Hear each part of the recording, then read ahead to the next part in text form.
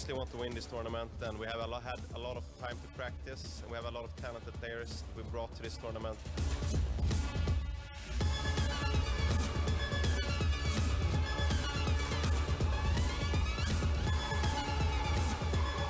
Toată lumea vorbește Iași. Iași e capitalul sportului în țara asta. Over 700 gamers from around the globe will join us to compete and battle it out for glory to earn their place in the pantheon of champions. Because of this event, so I'm really happy that I saw a lot of female teams. Like, it's an opportunity to play against them all.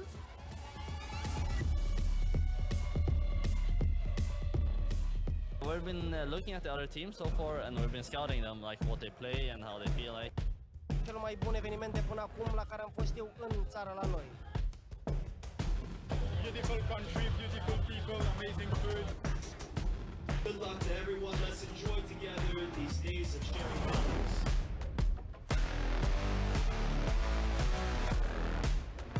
We have a couple of things prepared, so we're coming in with a little strat book, but enough to win our games.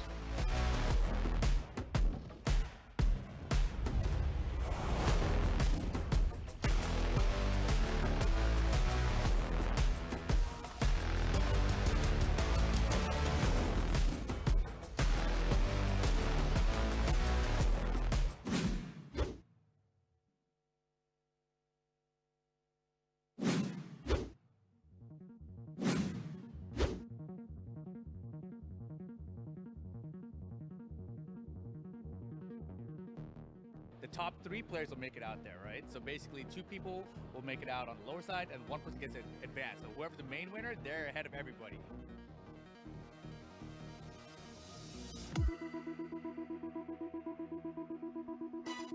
I used to be a competitor in it, now I'm a commentator in, obviously. But this game is itself, right? There's a lot of fighting games out there. This is a 1, 2, 3D fighting game.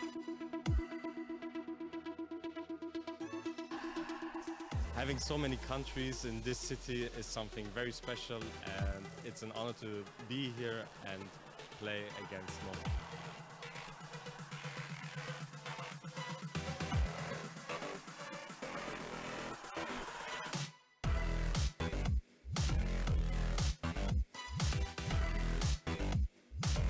Am văzut că sunt foarte multe echipe, sper să fiu nu prea mult mai apărat de meciurile, dar cred că USA o să ne surprindă foarte mult. I'm confident and I have plans for my opponents, but I know they are good players, so I'll do my best.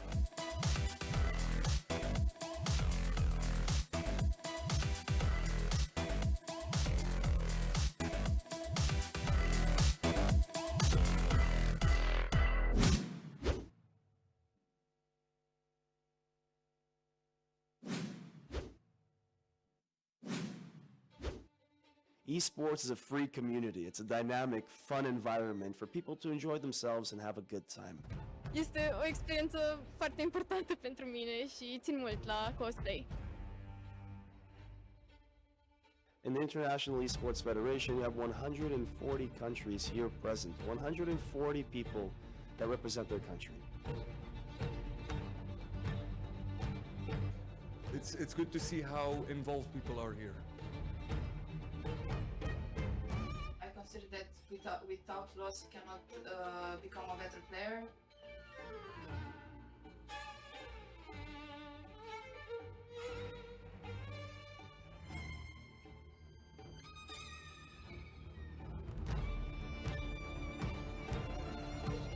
Cea mai frumoasă deschidere pot să zic că a fost la acest Iesf din România.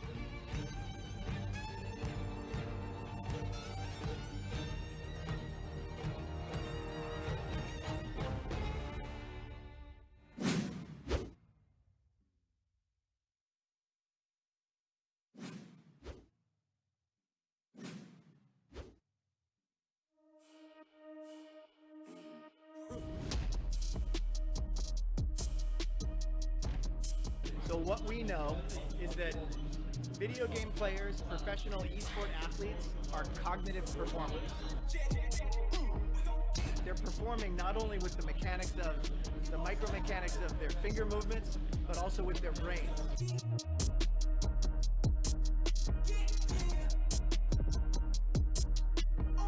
I think it is the best day of my life.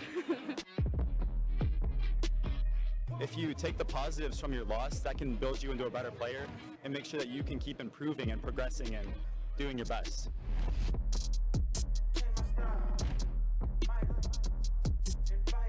It's our first time here in Romania for the Iesf tournament.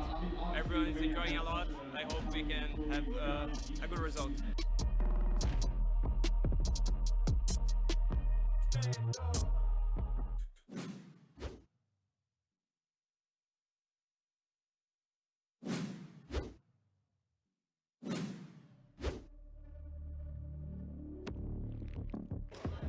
I never thought about playing professional like too seriously at the start, and then I just started getting opportunities, and I was like, okay, wow, this is getting like pretty serious. My high school friends, they introduced me to the game, and I don't know, I got addicted, and that's it.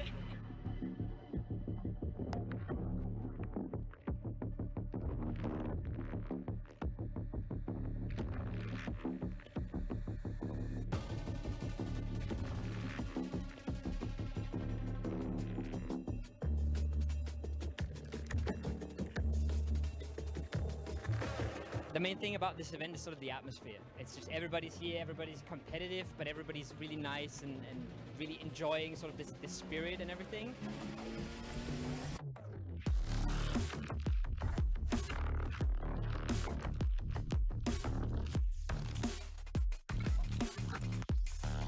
Mi se pare unul dintre cele mai faine evenimente organizate aici la Palace, în Iași. Îmi place foarte mult, e un vibe foarte fain.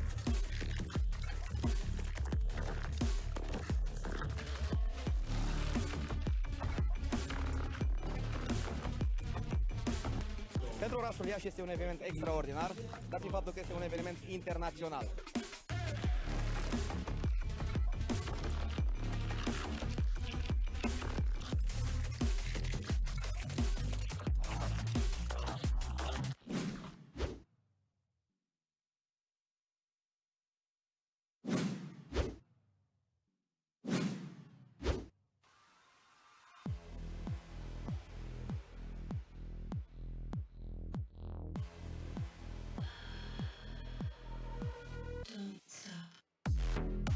For me to represent my country, it's an honor and a pleasure.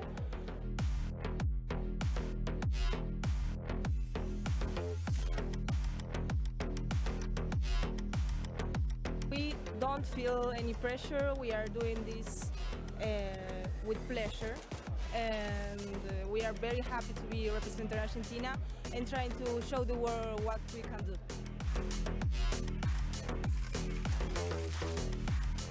It's so good experience, and also it's bigger responsibility to come out with Georgian name.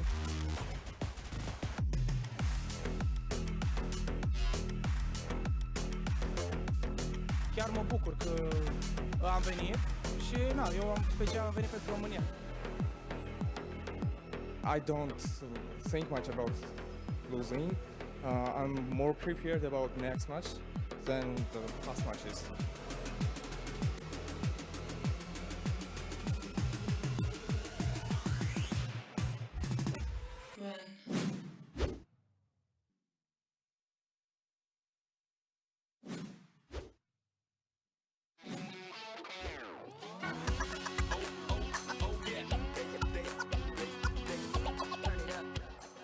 Today is the day of the independence of our country, Kyrgyzstan. It's a present for them.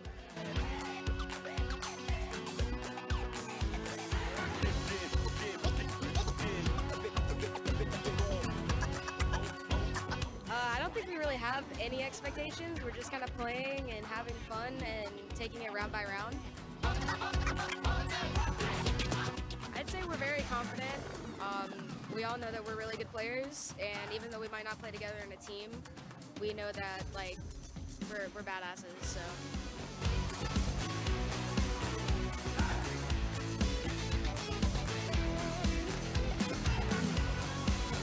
Full on hope. Let's go. Please keep supporting us. We love you all. Let's fucking go.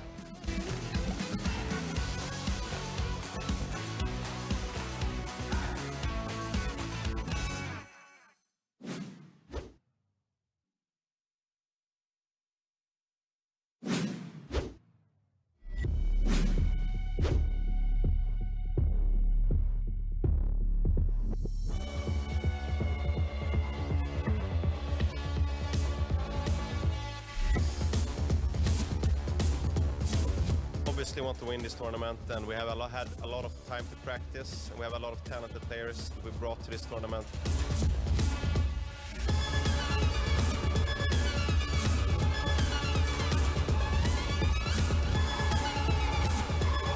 Toată lumea vorbește de Iași. Iași e capitalul sportului în țara asta. Over 700 gamers from around the globe will join us to compete and battle it out for glory to earn their place in the pantheon of champions. Because of this event, so I'm really happy that I saw a lot of female team. Like, it's an opportunity to play against them all.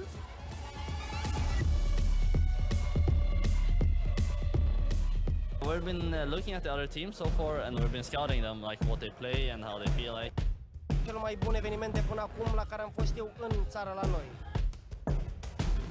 Beautiful country, beautiful people, amazing food. Good luck to everyone. Let's enjoy together these days of sharing memories.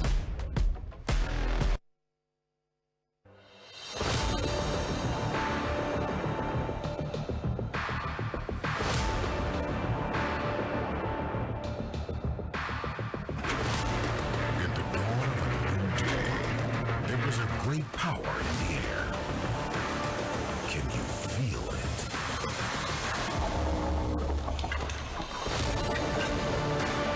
It can't be tamed. It knows and drowns. It can't be contained. It breaks all barriers. It can only be embraced, harnessed, and set free. Unleash the power. Let it guide you toward victory. Players, seize the moment and shape your destiny. Welcome to the arena where champions are born.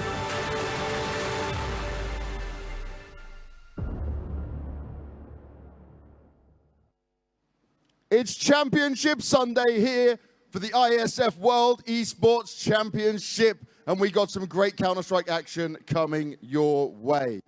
To start with, though, it's for those bronze medals. We got a third place decider, and then later on, it'll be grand final time where Sweden will be going up against Germany. How's everyone doing? I know it's early. I know you guys are waiting for this grand final to take place, but this match, it means a lot for these players and for them to try and represent their country and grab an important medal. A golden opportunity that they want to grab right by their hands if possible. So let's bring our first team to the stage. Please, guys, make some noise for Team Serbia! Serbia, Brigdas Kindo, Impulsive, Choiv, Dragon, and Vladan. Right now, they've got to this point, and this final game could be their chance of making it onto that podium. A prestigious place to stand amongst all the teams, and not many get the chance, only 3. Their opponent, though, please put your hands together for Team Uzbekistan! For Uzbekistan, we got Frog, Iasi, Wetfi, Manticore, and Kanshai. For these guys, they dominated in the group stage, but it wasn't too pretty when they got on to the next part. Now they have a chance of redemption to see what they can do here. And I want to start by asking, things look really good in the group stage, but you were struggling coming onto this stage a little bit. What was the difference in the game you played against when you were going up against the German side? Like, what was the struggles you guys had? Germany was ready for our stuff. Like, they just learned our game and we couldn't do anything against this. And what are you feeling like going up against Serbia? Are you ready for them? Yes, of course, we will just play our game without pressure and other stuff. Okay, I like it. Now on the Serbia side, you guys also topped your group, but then Sweden. I know when I saw you guys leave the stage, you were so unhappy. What do you feel like today? Do you feel like you must get this win and prove to everyone you can do it? I mean, it's going to be totally different game, a different team, different play style, so I think we are ready, yeah. And what do you think of the Uzbekistan team? I mean, I saw how they play. They're a young team, yeah. Like, so I don't know what to expect, but we'll play our game and give it our best. All right, well, I look forward to seeing it. It's time for us to get into the third place decider. It's time for us to see Uzbekistan take on Serbia. Let's get it on. Anders, Neo, take it away. Hello, hello, ladies and gents. It is grand final day, but not grand final time just yet. Third place playoff here. Both of these two teams went 5-0 in their groups and find themselves here fighting for that bronze medal. The question, of course, being who will take it. Uzbekistan have been the dark horses throughout this entire tournament, and now they've got one more matchup to find the top three. Yeah, I think both teams probably still have a lot to prove. Probably still both felt like they could have probably made the grand final, so must be feeling like, you know, at least finishing third here is going to make a big difference, you know, bragging rights going forward. So I bet they're going to be fighting real hard for this one. Let's take a look at the bracket as well, of course, to kind of map the story of how we got here. Of course, we do have one game kind of later today, but we can delve into all the details in a little bit more time once we get there. But of course, for both Uzbekistan and Uzbekistan and Serbia, they had moments where it looked like they were a little bit shaky, right? I think it's probably the best way to put it. Of course, to be at this stage, they picked up losses against probably two of the strongest teams here, and two teams that are still yet to drop a map. Of course, take a look over towards Serbia, 2-0 towards the Swedish side, and it really just showed the dominance of what Sweden can bring to the table. They looked so scary. Yeah, they look very, very comfortable. They have a lot of depth, I think, especially in the firepower department. They just they play smart when they need to, and they play pretty bold when they need to. They had a couple of times where they Bob XD's out hunting, but I mean, Plopsky certainly had a game the last map there where he was just having a great time, having way too much fun. So that made it very, very tricky. But other than that, you know, definitely, I think the Serbian team here, obviously the sort of the I-Nation core of it here, they should still be a quite a formidable team. Yeah, exactly. They've got a lot of players on that team as well who've got a pretty decent wealth of experience, because we saw them not too long ago at the EU RMR. Granted, they didn't pick up a win there, but even to get to that stage puts you in and amongst some of the best teams in the world. So that itself was a pretty big achievement. Over on the flip side, Uzbekistan, of course, they had a bit of a shaky start against Hungary when a map down, and it was looking like the side that everybody was sort of scared about was actually all bark, no bite. But then they came back, a good reverse sweep against Hungary, went in towards the German game, though, and Germany, as we kind of saw in the interview just there, they had their number. They knew exactly what they were coming against, and they did not allow the individuals to activate. We're talking, you know, Iasi, we didn't allow him to get too kind of prolific. We didn't allow Wetfire the AWPer, too, to kind of get the guns in motion. So that was the big thing. I think Uzbekistan could not just match in terms of a playstyle. Yeah, just a German team that did look really, really solid. So, I mean, it probably is going to make for an amazing grand finals here. There's no doubt these two look like the strongest teams, and that's why they're here. I mean, the process has been working, so I'm really excited for that one. But I still think, again, the hunger, I think especially maybe on the Uzbekistan side, just the feeling, but I imagine that they're going to be fired up to try and prove that, you know, maybe it was a bit of a slip-up in that semi-final game. They're going to be ready now to see if they can do a little bit more. Yeah, absolutely, of course. We look towards individuals as well, towards Uzbekistan. Iasi is probably the main man we're going to keep an eye on. Over towards Serbia, Dragons, what I'm going to throw out there again. He actually played pretty well in their previous game in the semis, but they really couldn't find the form as a team. You saw a couple of individuals look a little bit quiet. It's probably the way we're going to put it. Kindo really couldn't get the guns going. He struggled a little bit. Even Choi, the IGL, who'd been pretty prolific, wasn't as much in the action. Let's take a look through the roster as well. Dragon, Choi, Impulse, Vladen, and Kindo. Kindo is someone we're hoping we get a little bit more out in towards today. Impulse or the AWPer had a really shaky map number 1. Did find form late in towards map number 2, but unfortunately, by that point, it was too little too late. Yeah, unfortunately for them, right? A slow start. It's been an undoing of many teams in later in tournaments, especially playing up against a really well prepared opponent. It's gonna come back to backfire. But I mean, yeah, Dragon did look like a really, really strong player. So excited to see him. Love to see Impulse do a bit more earlier on. Obviously, you need the firepower, the money to be able to equip him. But on the other side, I think we've seen a lot more out of these guys than I was expecting. Iesf coming into it as sort of the name that you especially were talking about. Yes. But I would say across the board, they've all shown some strength at times. Like Manticore and Kanshines, maybe we've been told a little bit less about them, but they still seem like really interesting, propositions for the future. This is the big thing as well. I think for Manticore and Kanshine, they maybe not the kind of the biggest names on the team, but they're actually playing a lot of the harder roles. They're playing the anchor roles or the rotator roles, which is arguably, I think the rotator role is even more difficult because you're always rotating into a less than advantage situation. We can take a look through the veto in just a moment. Iesf is going to going to be the main man we take a look into as we get the maps on the board here. Overpass going to be the first map in this best of 3, picked by Serbia. Ancient going to follow suit as well, picked by UZBEKISTAN. And if we need it, Anubis looms in the back pocket. But wonderful. We're yet to really get the 3 map affairs. Got a lot of 2-0s across the board recently. We had a lot of those, yeah. I think it's going to be very, very hard to make a prediction about this one. I think historically, third place decided matches are just so hard to predict because there's a huge sort of spectrum of how much people are motivated to fight for something like this. Like I think everyone should, but some people just, I think mentally it can be hard to feel like we wanted to make our way to the grand final, we couldn't, and now we're fighting for a third place decider, and it's just it's a different level of motivation. I would say if you're a professional, if you are hungry for the game, all of that, then you should come in here with, 110%. Exactly. But I'm just saying, I've been casting this game for 11 years now. I've seen this happen a lot where people come in and you can just tell, man, they're not really super ready for it. And that's a shame because, especially in a setting like this, you want to prove yourself, right? Like, you should be in a position here where you are just trying to do the best that you can and really show that that you deserve to be here. That's it. We've got a bit of a player spotlight here. So Manticore is someone that we really hope does come online effectively coming in towards this game. He is someone who, he's had his moments of brilliance. He's had his moments in the spotlight, but it's not been consistent. And that's where they've really struggled. A lot of the time, we've been looking at Iasi Flown as being the one man, kind of, I guess, just firepower. He has been the big hitter over towards his backside. If they can get a couple more of those rifles online, Manticore can shine as well, then this team becomes unbelievably scary and unbelievably hard to stop as well. We do have a couple of highlights as well from him, which is pretty cool to see.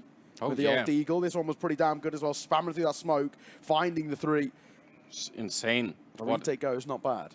Yeah, I don't know if it says, but I believe someone said 16, right? Yeah, I think I'm right saying he's 16. Yeah.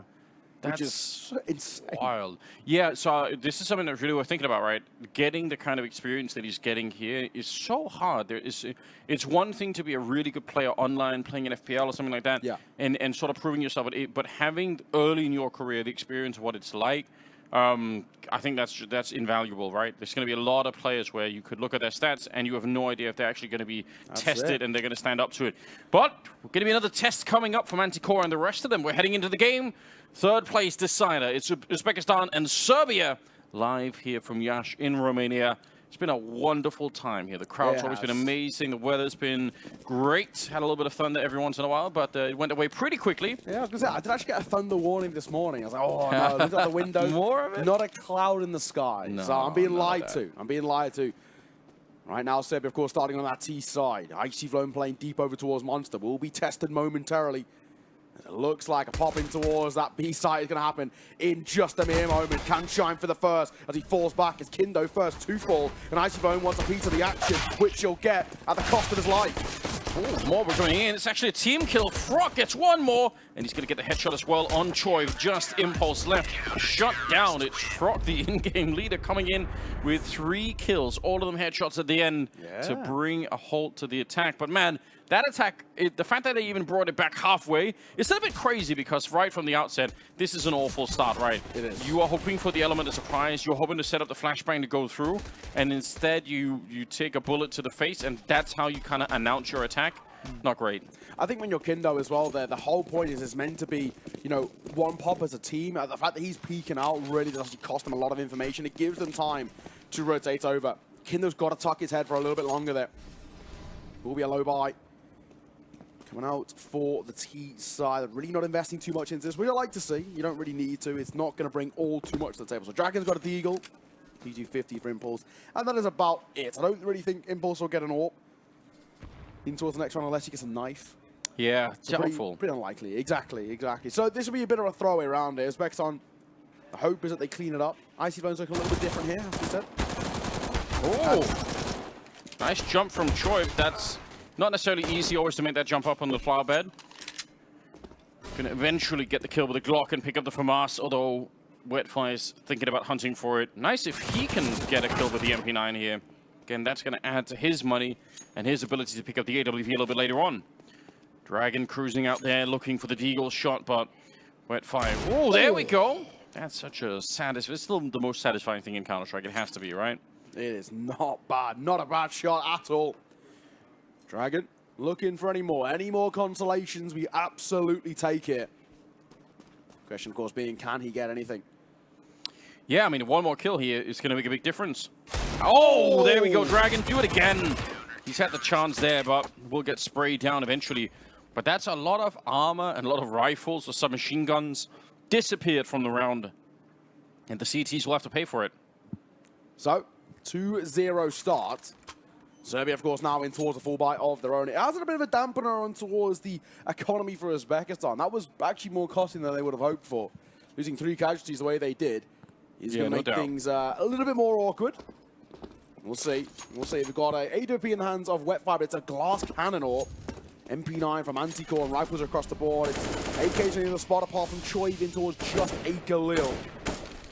Question, of course, being now, what do we find? Icy Flame for the first, Dragon's the fourth, an important kill. If you're going to find anybody to kickstart things here, it would be Dragon. So far, he's been hitting a couple of crispy shots.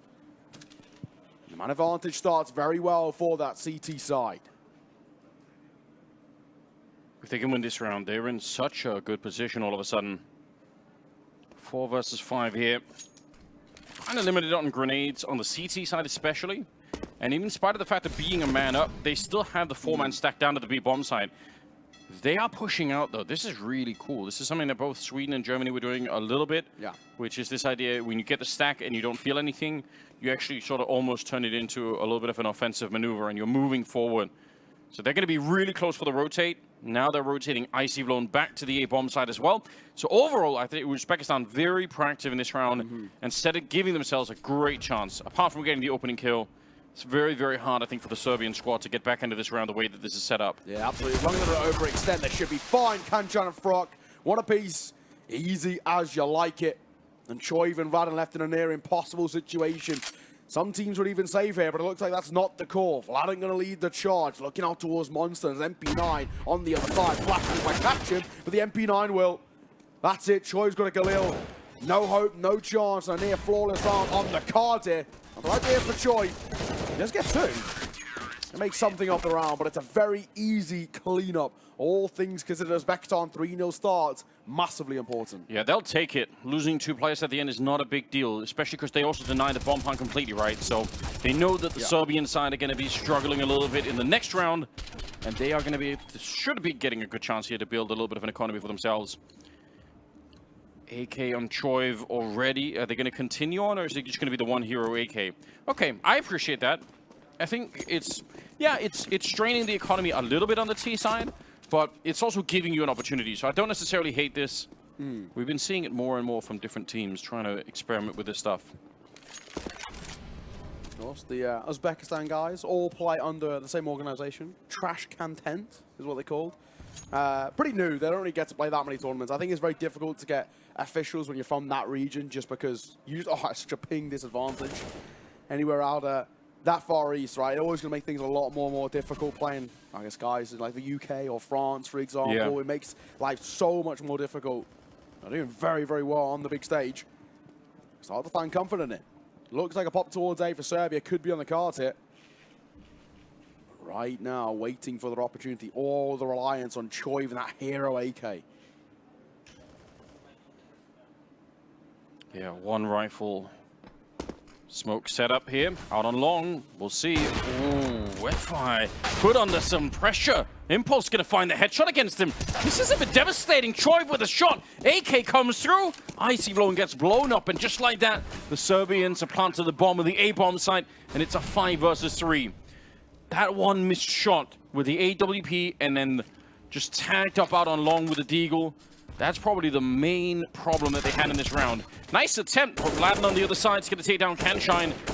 And Serbia are stealing a round that they had no business getting into. Vladan with a really good kill there as well to take down Manticore. Frog, you can stick around, you can try and make it expensive if you want, but the truth is you're going to need that AK in the next round. I wouldn't be fighting this all that much. Yeah, I'm with you. Just save it. There's just no point giving this a go. He needs to get out of there as well. He might still die to the bomb. Yeah. He's pretty damn close. Oh, just about surviving. Takes a fair chunk of damage. But it will be at least an AK kept alive. We'll have to wait and see what they can do around it. Nice buy, all things considered. That's a hero AK round, which has gone well for Serbia. That's the first bit of success we can talk about.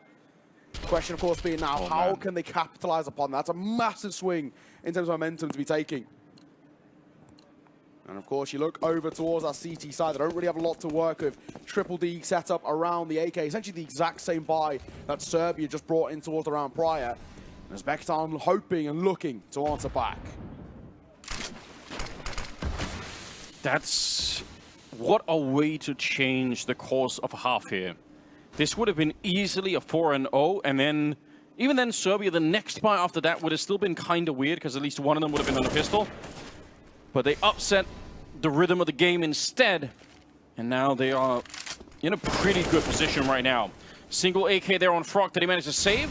Troyev handling this so well and trusting in Dragon, who's on the other side of the connector, to help him out. So overall, really good stuff here. Wetfire's going to be able to get a kill in return, but it shouldn't be any kind of a problem here. They are on the bomb site. Yeah. They pretty much have this locked in. Serbia have really changed how this first half is going to be played. Yeah, shouldn't make a massive difference here. I don't really think UZBEKISTAN can do all too much. Wetfire does have an AK, which is nice. Icy Flown with the Deagle, can hit a couple of crispy ones, but it looks like they're starting to be ever so slightly circled upon. If they start to peek their head out, Icy could be in for a lot of trouble here. Trying to save it is going to be difficult. Fighting his way out, probably going to be needed. Troyev seems to have an understanding. I don't know whether he spotted Wetfire on the way out of TopCon, maybe. But he's locked on an angle. He's pushing through. Oh, we might walk right into it.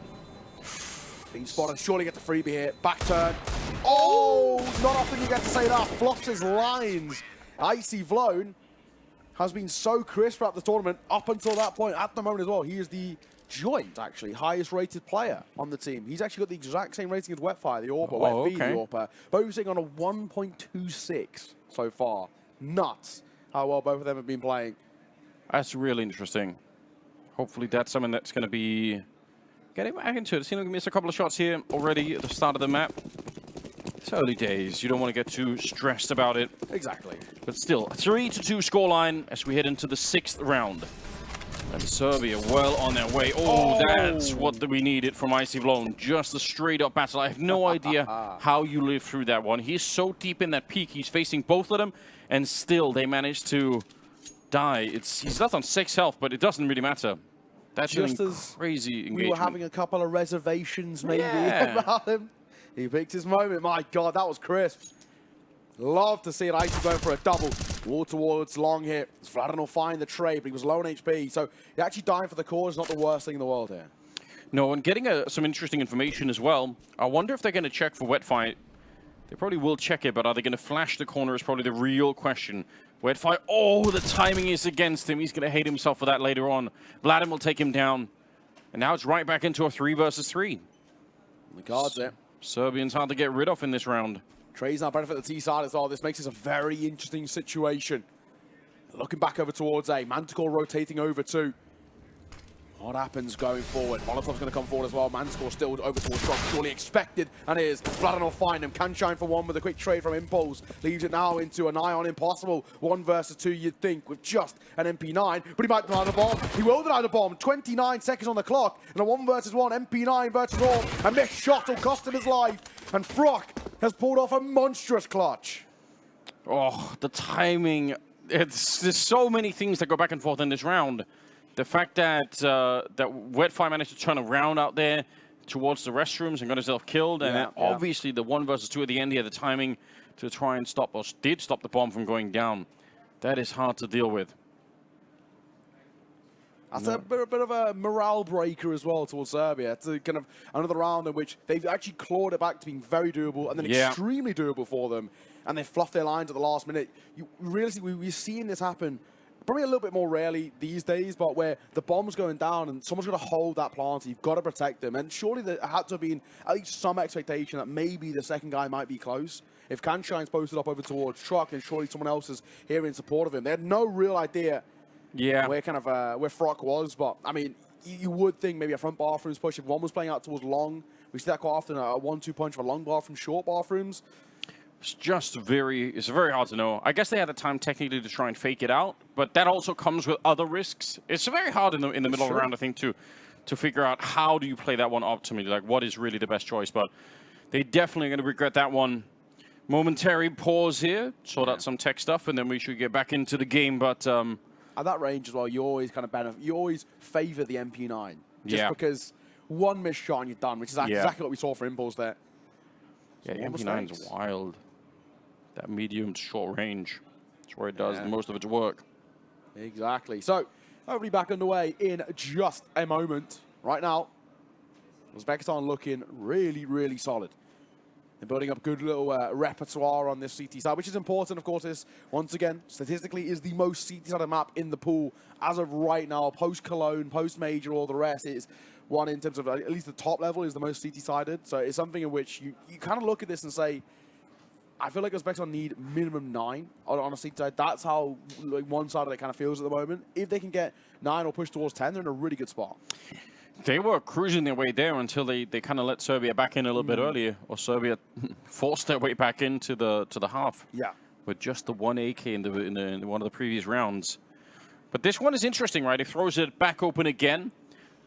Always very tricky when you have these kind of openings to any match where everything is fought for, right? Scoreline is 4-2 in favor of Uzbekistan, but it's really the money that they're going to be battling for right now. And it looks like Serbia have a little bit more than I was expecting. They're going to be able to put together a good buy, but even after this, they actually have a little bit of money, so that's interesting. And even without the bomb plan too, because you got the 9. So yeah, it does actually make things not too bad. That's fine. Doesn't want to overextend too much. Don't mind this as well. Could definitely get overrun towards mid, especially if they're expecting a bit of a half buy. Feels like a bit of a surprise to us with how much money they've got in the back pockets. Could be the same for Uzbekistan too. Iasi in towards connector. Arguably the hardest position to play on that side, but he makes it good for 1. Vaden quick on the trade. This time can't get a 2-for-1 special, but does get at least a bit of damage. Yeah, really, really important stuff. Get rid of Iasi alone if you can. Trading him out is going to be absolutely worth it. Wetfire showing up maybe 2 seconds too late to catch whoever it was walking down. I think it was Vladen who was on his way down.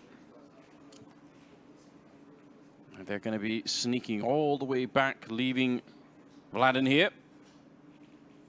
3 of them going to go around towards the B bomb side. Still got about 50 seconds left, so some utility as well to mess around with. Should be able to put together a reasonable execute towards the bomb site. Probably the big question is whether or not Kanshine's going to be able to stay alive outside of the site here. Yeah. This really curious about this. I mean, how's the setup looking? Oh, he's actually playing on the inside. Okay, that could get a little bit fun. Manscourt doesn't need to peek here. He can tuck his head and he might go overlooked. Here we go. They have more of a setup than I was expecting. Nice shot from Kanshine. Going to be able to take down Kindo. We're down to 20 seconds. They needed to slow this down on the Uzbekistan side. They don't have to fight that much. 18 seconds now. More backup is coming in. Good headshot to spray down Manticore. And now they're going to attempt the bomb plant, but they got to be careful if they can't hold it. There's a nice shot from Impulse, saving his teammate and allowing for the bomb plant. That's huge. Wetfire and Frock now in a really terrible position. Wetfire's going to get shot down as well. Impulse finding his aim with the AWP finally and leaving Frock in a 1 versus 3. He's already got one of them. Going to be up on the bomb. He does have the kit, but how do you find this defuse? If you wanted to do it, you almost should have done it when the smoke was still up, and Impulse up close, and he wins the fight. What a round from him. Yeah, that's really well played. Impulse as well. We've kind of had our question marks about him throughout this tournament. He's had these moments where he's not looked too clean. He's looked a little bit uncomfortable on the AWP, but my, oh my, not bad at all. 3 kills to his name, and 3 massively important ones too. That one he finds it towards Kanshine is arguably the most important one, because he was going to try and deny the bomb going down. Yeah. Saves his teammate, saves the round, Serbia up to 3, and as T-sides go, not a bad start at all. Will break the economy of Uzbekistan, and essentially forces it down into a pretty awkward situation now where we realistically should be all tied square. 4-4 should be the scoreline, and as T-side starts go, that's really not bad. Yeah, I think they're feeling very comfortable at the moment. Aim to work together in a round like this one, to not give anything up. Don't let them have any rifles. Don't go on any solo missions. Just make sure that you hold the line here, because the money will still be very, very questionable on the CT side, even after this round. They're in a weird position at the moment. Troy moving forward, and he's going to find himself a pretty easy kill there. Just Wetfire left. So you're right. Going to tie up the game, and they're going to start to feel pretty good about this first half right now. Yeah, just a P250. There's nothing really he can do. Again, so much of this comes off the back of that early round that they managed to win where they, you know, purchased an AK, and it was enough. Yeah. If they don't get that round, then this kind of a comeback starts so much later for the Serbian side. So really impressive. Sure, the IGL, of course, leading from the front there. Really got played. Nice little 3K from him, of course. It's just a low buy on the other side. So nothing to be all too worried about just yet, but a very decent one all the same. Make sure it's inexpensive for the T-side. Build some stability in terms of that T-side economy. Make it clean, make it comfy. It's exactly what we're seeing. And now Serbia sit very pretty. They obviously got all the money to work with, but what they've got left in reserves is really good. You know, Impulse 5.4K, 4.7 for Dragon as well. They're sitting so pretty. He coming over towards Shaw. Not really going to make any too much of an effect at all. Another low buy. Double eco situation for Uzbekistan. So back in towards just the Deagles for them. That's the unfortunate thing. You're forcing in with those pistols. Don't find success. You're left in a real rut. Yeah, they reassembled the boost, but it doesn't even matter. Vladan is already really far away. Not going to return to the scene of the crime. Just back up, get to your teammates. There's nothing much that they can really do here. Yeah. Yeah, you're praying for some Deagle shots, but until we see those ring through, then there's not much of a conversation to be had at the moment. Kindo looking in towards Connector, just making sure it's all clear there, which you'll get. Icy going to reclaim a little bit of space as best he can. Front bathrooms for him. Nothing being shown just yet. Might get an opportunity. Spots one, drops one, but traded more or less illegally. And Dragon makes it a 2-for-1. And he finds Wet-Fi 2. Now to Manticore and Kanshine to salvage this situation. But it looks nigh on impossible. 2 Deags and a Dream, and Manticore just gets picked off at range.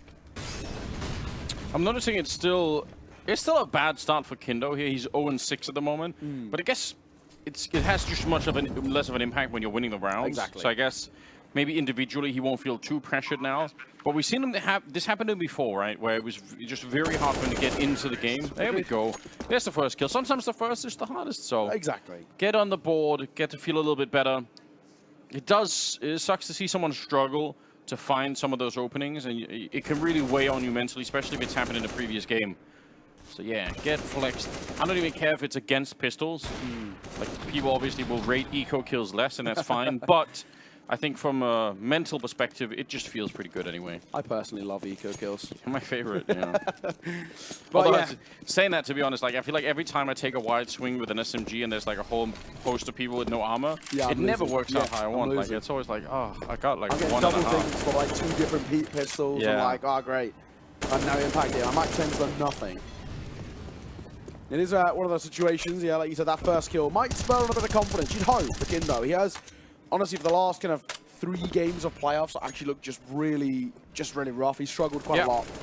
Oh dear, but here we go. He's taking on Wet-Fi, and Choi took down Icy Blown again. He's kind of the raid boss. We're going to highlight it every time he dies because it's been significant so far. Any team that's played him, that's the big struggle, has been taking him down. Kindo's going to continue.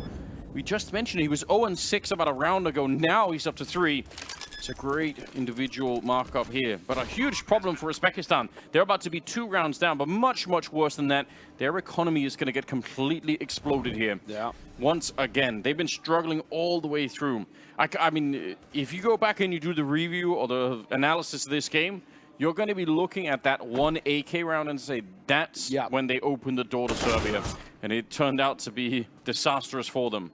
That was the round that became the catalyst to further success. That's what spurred on Serbia to start rocking and rolling with the punches on the T side. You can actually see as well why Serbia have picked into this map. Of course, these guys all playing for previously iNation, now just under X iNation. And they know each other super damn well. You can see why. If I can come over the corner.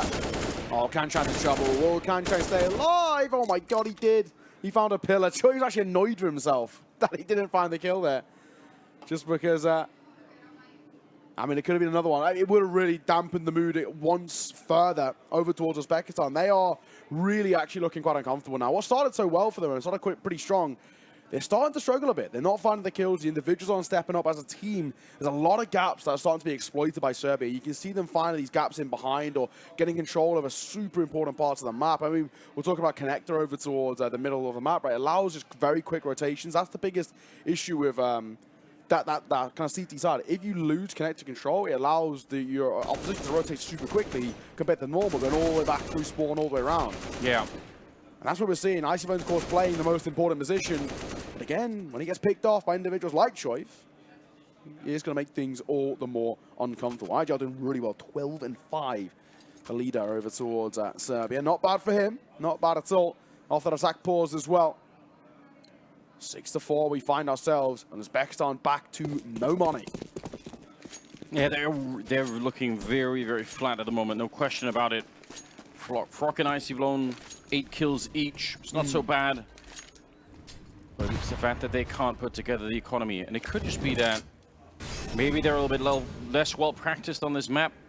It is a tricky map, you're right, in the sense that on the CT side, if you want to be aggressive like Icy Blown's been on a couple of other maps, you can easily just push so far away from the rest of the team, right? If you're pushing deep over at A-Long or towards the birthday party, even towards the playground, you're going to be miles away. And if you lose the fight out there, there's no one can help you, right? No. It's not like you're just going to be trapped. So for the minute, it doesn't seem like they're having a great time. Although I do like this, speaking of being aggressive, Icy Blown's managed to sneak his way up behind them and could get a chance to maybe find Vladen, who's out there somewhere behind the fountain. Wetfire, ooh, the timing might just work against him. He's going to spot it out, easy kill, and that triggers him to turn around. He does get shot anyway, but they almost had that backfire on them. They're still going to be fine in this round because Kindo and Dragon, especially with the double opening, will just take over the bomb side, and they're going to be absolutely fine. Dragon with the triple, a 7-4 lead now for Serbia. Man, they've made an incredible comeback early on in this half. Yeah, this is a very, very solid teaser being put up. And we look towards now what is a pretty strong opportunity. The way they're playing, honestly, Serbia could start pushing to double digits on a teaser out of OVERPASS. If that happens, there's just no competition here. This becomes a blowout map number 1. Granted, this is Serbia's map pick, so they obviously knew what they were doing picking into it. My God, they're playing so damn well. 12 kills for Choi, 11 for Dragon. Kindo is slowly starting to come alive himself too over on the other side. Icy's on 9. He's leading the charge, but down he goes. The hands of Dragon. They're looking towards short water. And Vladen finds Manticore, caught by that flash. And Frock will follow suit 6 feet under. This game starting to really open up for Serbia. They're in a lot of trouble. Wetfire had a gap above the smoke too, and he pulls off the angle, so he allows Vladen to cross. There's just no way now the Orpa's going to get any sort of success, surely. And down he will fall. All that's left is Kanshine towards B. They've spotted him, and honestly, they can just rotate back over towards A. They don't even have to fight him. Yeah, again, this is they probably win the fight anyway, but the difference is, you know, between sort of, again, 95 to 100%. And you might as well just go all the way in and say, let's just win this round. It's the easier way to go. Really, really impressive. I've got to say, it looked like there was a chance for Serbia to make this a 5 or even a 6-0 lead in their favor. But that one round made all the difference. Kanshine's still fighting for it here, but he's looking for a quad kill and a clutch to bring this one home. Bomb is making its way down. They're on the bomb site, ready to receive him. And again, it's very well known. Ooh, missed the shot there on the AWP. That's interesting, but it's going to open up for a bomb plant, and he's not ready. He's not expecting this. Vlad, an easy kill. Nice attempt from Kan. Trying to get him some props for it. He did put up a little bit of a fight in this one, but Serbia are running away with this game out of nowhere. It's so difficult as well. Dancing between the two sides the way he is. He's got such a difficult role at hand to be had, and hey, I mean, good effort, but in the end, not good enough. Good wasn't great. When it came down to that round, too many opening kills, too many early kills going the way of Serbia, left them in a very comfy position. And it's Uzbekistan once again back to an eco, back to just the Eagles to try and save face here. Realistically, Serbia should find a 9th here. What a T-side if that is the case. And it's a Mach 10 as well of Choi. 2 kills, that's kill bonus too. Oh my God. How did this happen? Whereas Uzbekistan, we wanted them to show up more. They did in the beginning, but now they are being flattened completely. And part of it is, yeah, it is the money. It is the economy of that CT side that's devastating. Ooh. Nice kill. Good for the cinematics on Icy Blown, but it's not going to change the round even a little bit here. Choi might just get angry. Might go hunting. That Mach 10 might want to get a little bit active. More kills for him. And even when he drops it, it's not the end of the world. He's got 10k. Why is he even on the Mach 10? I mean, he obviously knows he's coming against pistols in towards this round, so he wants to get, you know, up in their face, which I rate quite a lot. It looks like, as well, Uzbekistan sticking around. I don't think it's for a retake, but at least trying to make it expensive. They wanted the AK, but like you said, Troy is hunting for them, so Wetfire had the AK, now Icy Blown's got it. Gotta be careful, the bomb is at his back, and they're all gonna go down.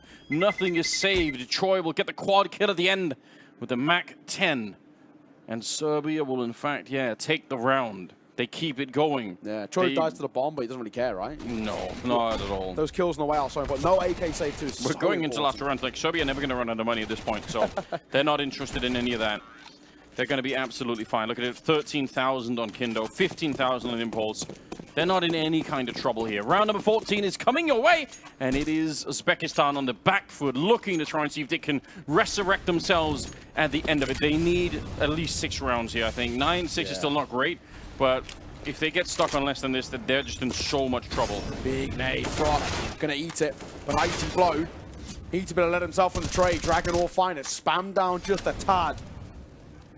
All the better. Big start as well. Serbia once again getting that all-important connector control. Just gives them another level of control of the map right now. And you can see Uzbekistan, they're forced to get proactive. They have to. They cannot allow themselves to sit on the side. They have to go looking for a bit of information. And Weffi going to poke and prod into his front bar for him. He's got the angle. Might find the kill here. Will. And falls away. Untraded. That's important. Dragon down, yeah.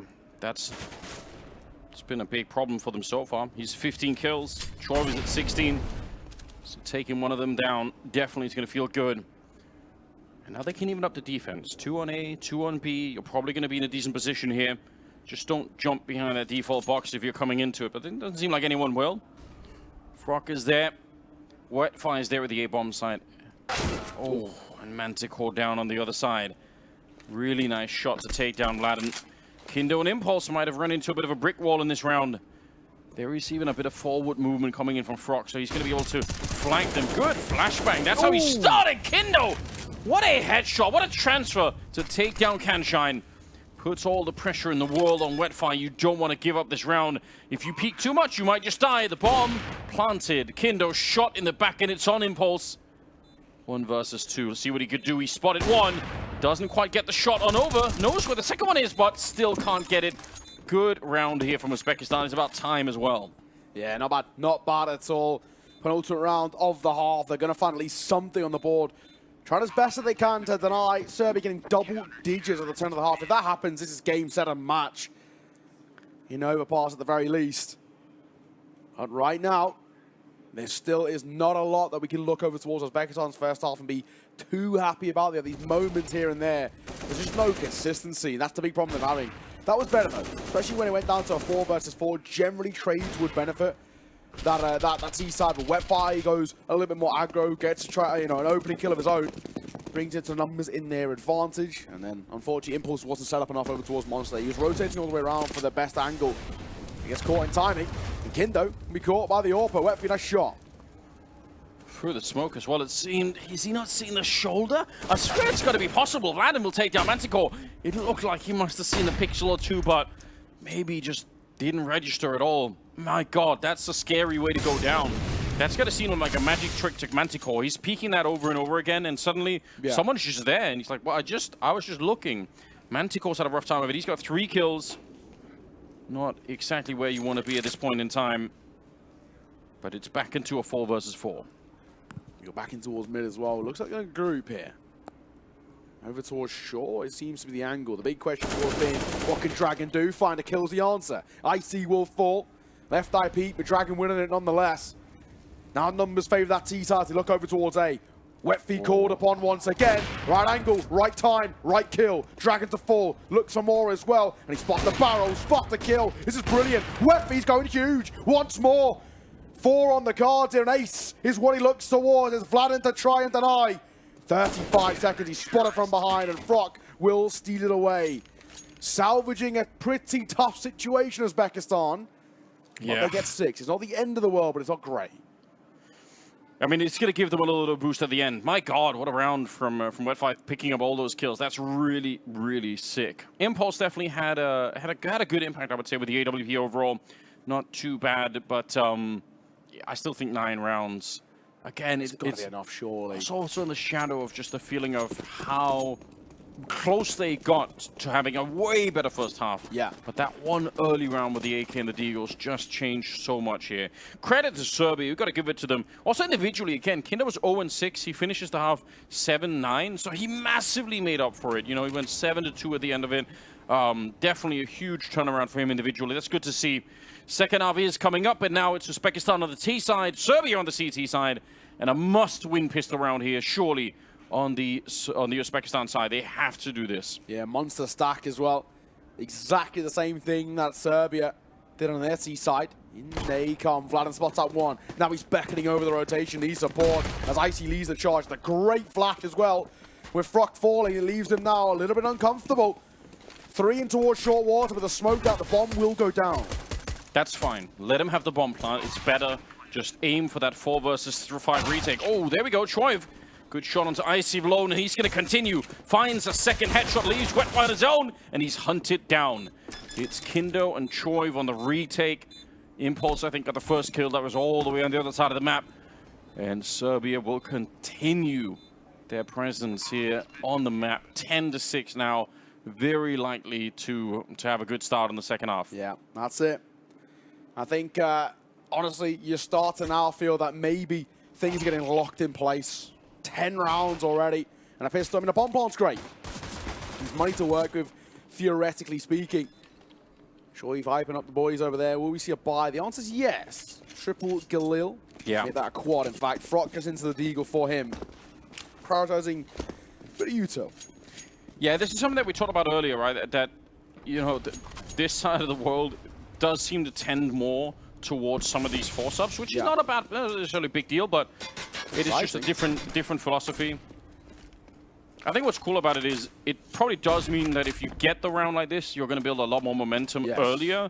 And they are trying to do a bit of a comeback here. I know from the score it doesn't seem like it's that much, but trust me, Serbia have way more momentum at the moment. So gotta be a topic of conversation on the Uzbekistan side is how do we slow this down? How do we find a way to make them feel way less confident and comfortable than they are right now? Vladen is here at the corner. Some shots are being pulled through, but it is Counter-Strike, so as soon as you pull out a grenade, you are going to get peeked. That's just how it is.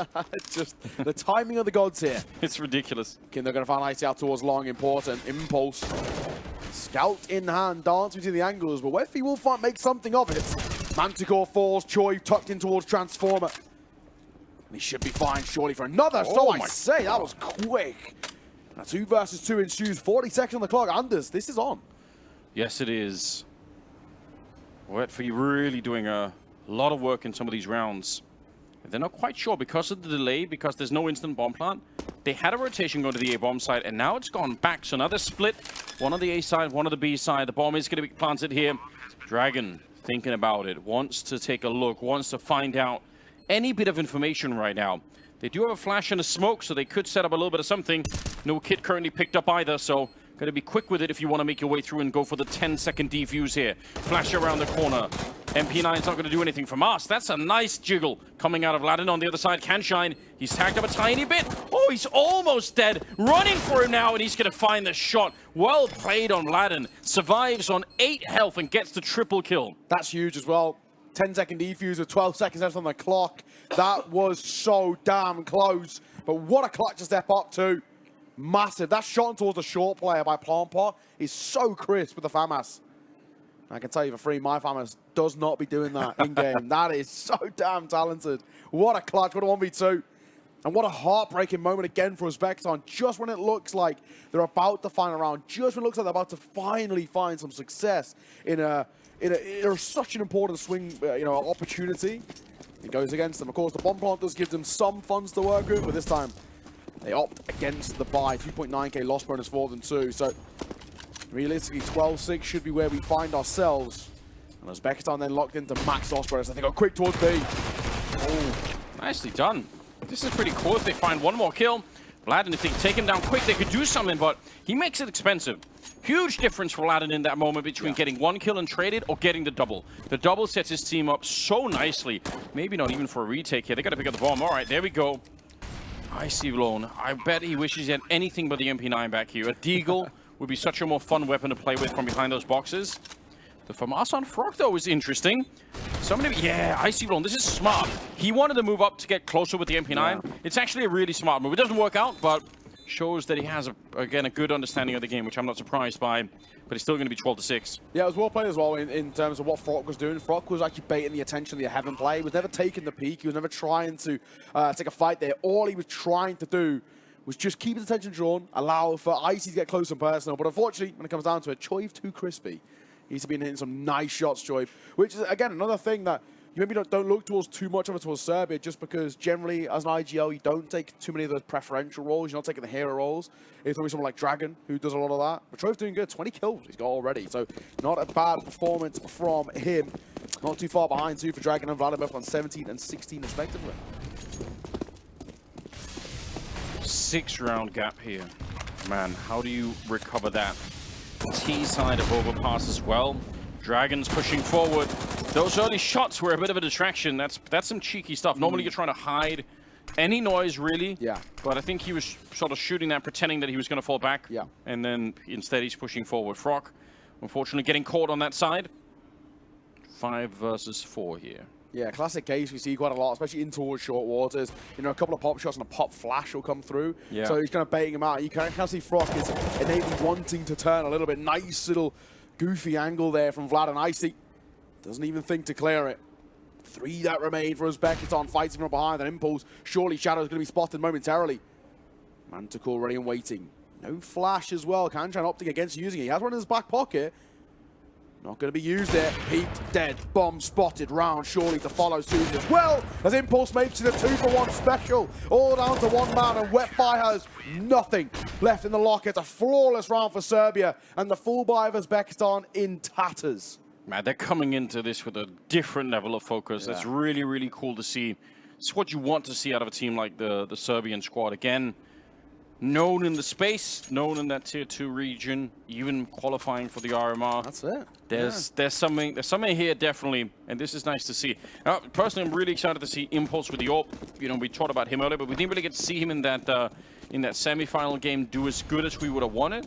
And also, again, individually Kindo. So some of these players really coming alive a little bit more. That's a good sign.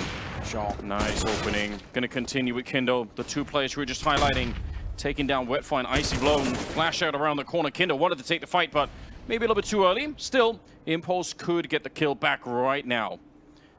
Could see he's definitely hearing, yeah, Manticore's locked in. Choi finding yet another one, landing himself at 22 kills. Not bad at all. For Kanshine, I probably think the core is here to save. They've got max loss bonus, but obviously he's not going to get anything saving on that T side. I really just don't think there's anything worth giving here. Rotating over, trying to take that bomb. Surely gonna die to the hands of Choiv. Kanshine. Ooh. Okay. We'll find a nice quick shot. It's not gonna change the round, No. but that's pretty funny. Again, 50 seconds. You don't have the bomb planted. You're already on half health, and you're so far away from any kind of action, and they know where you are. Gonna try and take a step out here. Gotta respect Serbia for playing it this carefully. Yeah. It's so silly to see teams. This is exactly how you lose a match. If you suddenly go hunting and you end up losing 1 versus 4, and the mental is just destroyed after that. So yeah, I respect it. Obviously, yeah, it's more fun to see them try and hunt him down, but I respect the Counter-Strike. It's more fun, but it's more stupid. Yeah, is how we put it. That's exactly that's right. as simple as that. Really well played. Again, Serbia, I mean, that's a great start coming towards this as well. Very simple, very effective. No real kind of sweat off their brow, basically, at all. That is just been the storyline so far. Very, very easy. Kanchan was in a near impossible clutch there. I'm surprised he kind of even gives it a go. He will be back into a hero AK here. Of course, alongside him on a lot in terms of support, just upgraded pistols. And 1 solo Mac-10 for Wetby. Oh, M4 spamming, getting mighty close, but not quite there. Wetby will find the opener. Surprised they lived through that in the tunnel, but they're going to be fine for the minute now. They got the AK, they got the AWP on wet feet. Oh, and Kindo getting the kill on Icy Vlone. It's been a minute since we had to call his name out. He's got the right idea. He's moving up. There should be no problem getting this one. Oh, but he's a little bit late on the trigger. And Dragon will take him down instead. Wants to continue and nearly gets the second kill there. Could see Kanshine down to 34 health. The bomb is miles away. And it's being flanked by Vladin at the same time. So not only will Kanshine have to try and stay alive, then they have to fight their way out afterwards. It's not going to be easy here for the Uzbekistan side. There's an AWP, though. There is an AWP down. Kanshine's low, and he will wield it. So Bogdan's law abided by. They should be able to get a plant off it. That's the big thing. And that will be the case as well Vladen not near enough yet in terms of the flank, but he's surely not expected. Surely not a known quantity. There's just no way. Well, 2 remaining as well. They've got a bit of util to work. It should be enough for a retake, surely. Yeah, and the backside should engage first and allow the flank to come in. So they just need to allow Vladen to get out because they need to hold that sandwich position at the moment.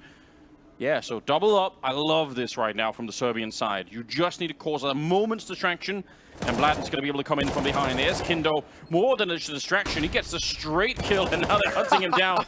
Jumped on by the M4A4, and it's 15 on the side of Serbia. They are wrecking the Uzbekistan side on this opening map. Map point on there, map pick, and without really even a second glance, not even second gear needed for Serbia. It's been so damn easy. They've been cruising to a victory here. On-plants do not bother the Serbian side at all because these rounds continue to fall in their favor time upon time. Look at the ADR as well. Choiv and Vladen, 104 ADR for them. Dragon not too far behind on 94. It's been a storyline of a few individuals really stepping up in a massive way and simply absolutely farming. But Wetfee's still alive and kicking. He finds his 15th. His impulse the open inside drop. Vladen caught by the flash, he re-aggresses as he looks to be around the smoke, and Dragon will fall in the hands of Iasi. Vladen picks his moment, can try to fall, but more needed, and he will find it. 2 for him, 2 for Choiv, and surely game, set, and match. Not even a good opening changes anything here. The Serbians are fierce right now. Wetfie's going to come through. He gets shut down by Vladen, and it's 16-6 as Serbia absolutely demolishes Uzbekistan on that opening map pick. That is so decisive. Simple, effective, clean, and composed. That was the storyline for Serbia. There really wasn't a competition on that map pick. And you can see as well why they went towards overpass. That was clinical. There was very, very few mistakes. And when we look at the run that Serbia have had up until this point as well, you know, their previous game that they played against Sweden, they just looked like a shadow of their former selves, a shadow of the team that we knew from the RMR, what iNation have done within kind of the Tier 2 circuit. They looked uncomfortable, not able to get the gears in motion. That just was not the case here. No, definitely not. You see it, Choiv at 25, Vladen at 21, and Dragon at 19. What a trio to lead the charge here. But yeah, individually, I mean, just really, really great to see them stepping up to this level. Again, we talked about Kindo and Impulse also finally getting a little bit of spotlight, which I think is well deserved. They really wrecked them on this one. There's going to be a hard recovery right now for Uzbekistan. They're going to need to really take a deep breath and get ready for that second map. Obviously, they're not out yet, but it's a third-place decider, and Serbia are looking hungry to claim that bronze medal. It's not an easy position to be in, right? We've still, of course, got potentially another couple of maps in the back pocket. Ancient's where we head to next. That's the pick of Uzbekistan. It's a map which they love. They've been playing it a lot in the groups, even in towards playoffs too. So we know it's a comfortable map for them, but a big, big arse needed. Of course, we saw them play it against Germany, and what they brought to the table maybe wasn't enough. Right now, Serbia just look unstoppable. An interesting position we find ourselves in. Ladies and gentlemen, we're going to throw this one to a break in just a moment. We head into Ancient next. It's Uzbekistan's map pick, so an opportunity for them to try and turn the tides. Let's see if they can. We'll see you after the break.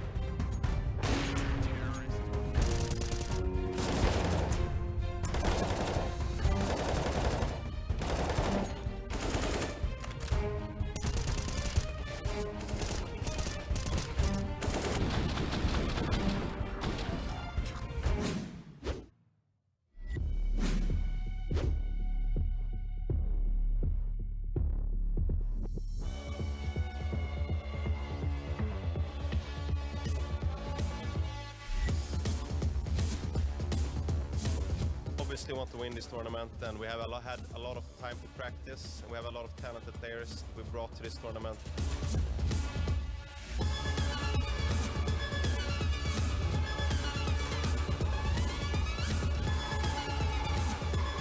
Toată lumea vorbește de Iași. Iași e capitalul sportului în țara asta.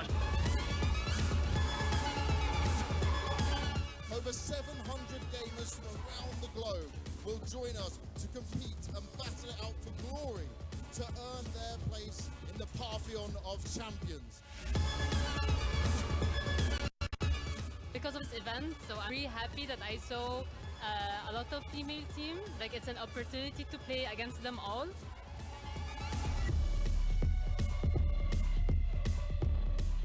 We've been looking at the other teams so far, and we've been scouting them, like what they play and how they feel like. Cel mai bun eveniment de până acum la care am fost eu în țara la noi. Beautiful country, beautiful people, amazing food. Good luck to everyone. Let's enjoy together these days of sharing memories.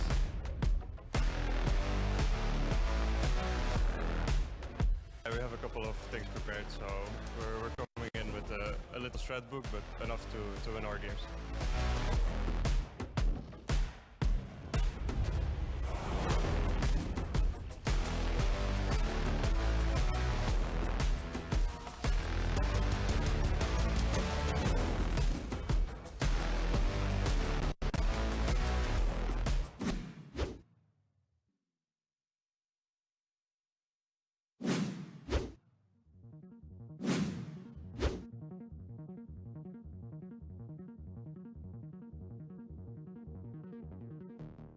The top 3 players will make it out there, right? So basically 2 people will make it out on the lower side and 1 person gets advanced. So whoever's the main winner, they're ahead of everybody.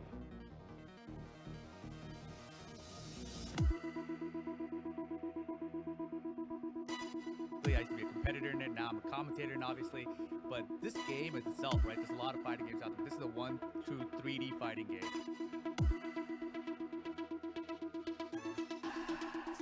Having so many countries in this city is something very special, and it's an honor to be here and play against Mo.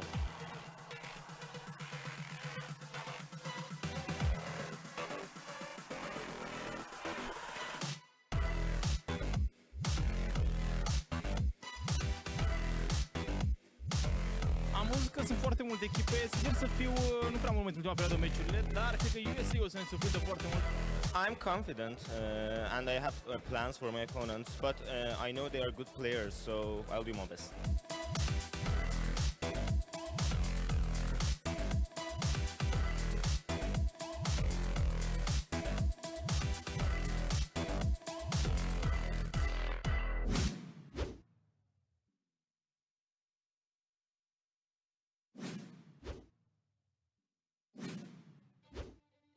Esports is a free community. It's a dynamic, fun environment for people to enjoy themselves and have a good time.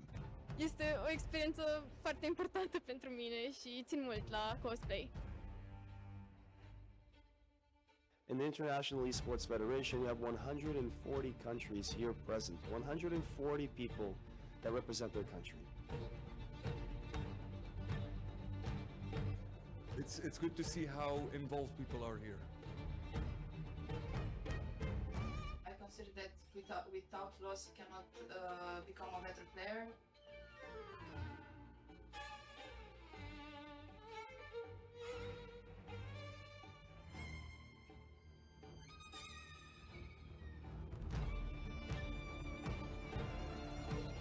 Cea mai frumoasă deschidere, pot să zic, a fost la acest Iesf din România.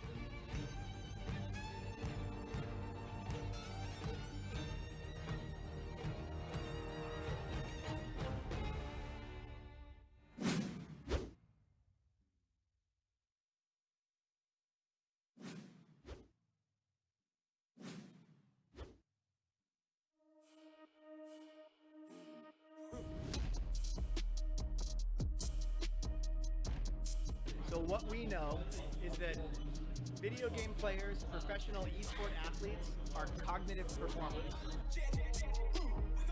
They're performing not only with the mechanics of the micromechanics of their finger movements, but also with their brains.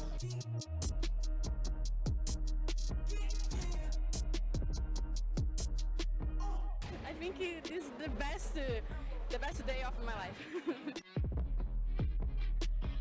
If you take the positives from your loss, that can build you into a better player and make sure that you can keep improving and progressing and doing your best.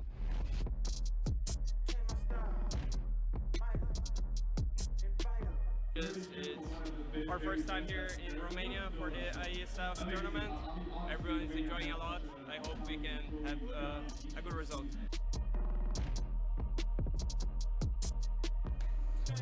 And we are back. Second map coming up. It is the third place decider here at the ISF World Championship in Iași, Romania.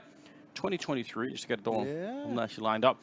Yeah, this is a crazy game already. I really thought Uzbekistan was coming in here with more motivation and maybe even a slightly better team. Yeah. But Serbia, they clean house on the opening map on Overpass. They've been 16-6. Yeah. So now this was their map pick, I guess. That's the only really asterisk that we can put in here. It was It's a hard time for the Uzbekistan team. There really wasn't too much of a competition. It was a slaughter in the server. Overpass was only really ever going one way, and this has really put this kind of whole best of three up in jeopardy. Uzbekistan just have not come alive yet. The individuals have not looked comfortable at all. So it does make things pretty awkward. And of course, there is a lot on the line in terms of just stakes as well. It's a third place playoff. It means a lot, but also by getting the third place, you're getting the money too, right? It's $20,000 on the line compared to fourth place, which is nada, nothing, right? I do like that. That is there is some worth behind this game in a way, right? And it does make this all the more important. Sure. Serbia right now have taken the first blow in what is a very interesting series. And we go in towards Ancient next. This is a map which Uzbekistan love. They have picked into this map every single chance they've been given. Yeah. However, it's not always been successful.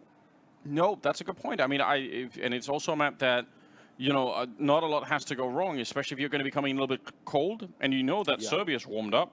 Choiv here, probably the main example. 25 kills at the end of the first map. But you want to see probably mainly Iasi Vlone as been the front figure for the team the whole time on the Uzbekistan side. You want to see him really lead from the front this time. Yeah, and honestly, he had his moments of brilliance, but it just was never consistent. It was never anything where we were loving what we were seeing in terms of, hey, say, this is the Iasi Vlone that has dominated games. This is the one that everyone's been scared of. Everyone's been looking about his demos and saying this could be someone next up. He really hasn't found that form so far today. Choiv looked brilliant. The IGL leading from the front. 23 kills, I think he finished on. Was an incredible performance in map number one. And if he can continue that, when you look across the Serbian side, the thing that makes him so scary is that he's never one we really actually look towards as the prolific fragger. We're actually looking at Dragon, Vladen being the two main guys. Impulse on the AWP potentially can have his moments. Choiv is never really in that conversation. And if he's now playing like this and he joins the fray, that's kind of 3-4 guys who can all drop 20+ kills in this team. That becomes incredibly scary. They nearly did in the opening map. So if they can keep that up, it's looking really, really good. Certainly, I mean, on the other side, they had a couple of players that really tried to break through everything. Wetfire had some good moments. Also, obviously, it's not like Iasi Vlone wasn't doing anything. Yeah, exactly. He was. He just didn't take over the game. And the problem is, if you have one of these players that's sort of meant to do that, or whether a lot of the team relies on that, then it's going to be a big problem if you can't do it. So very curious to see how this is going to be playing out on Ancient.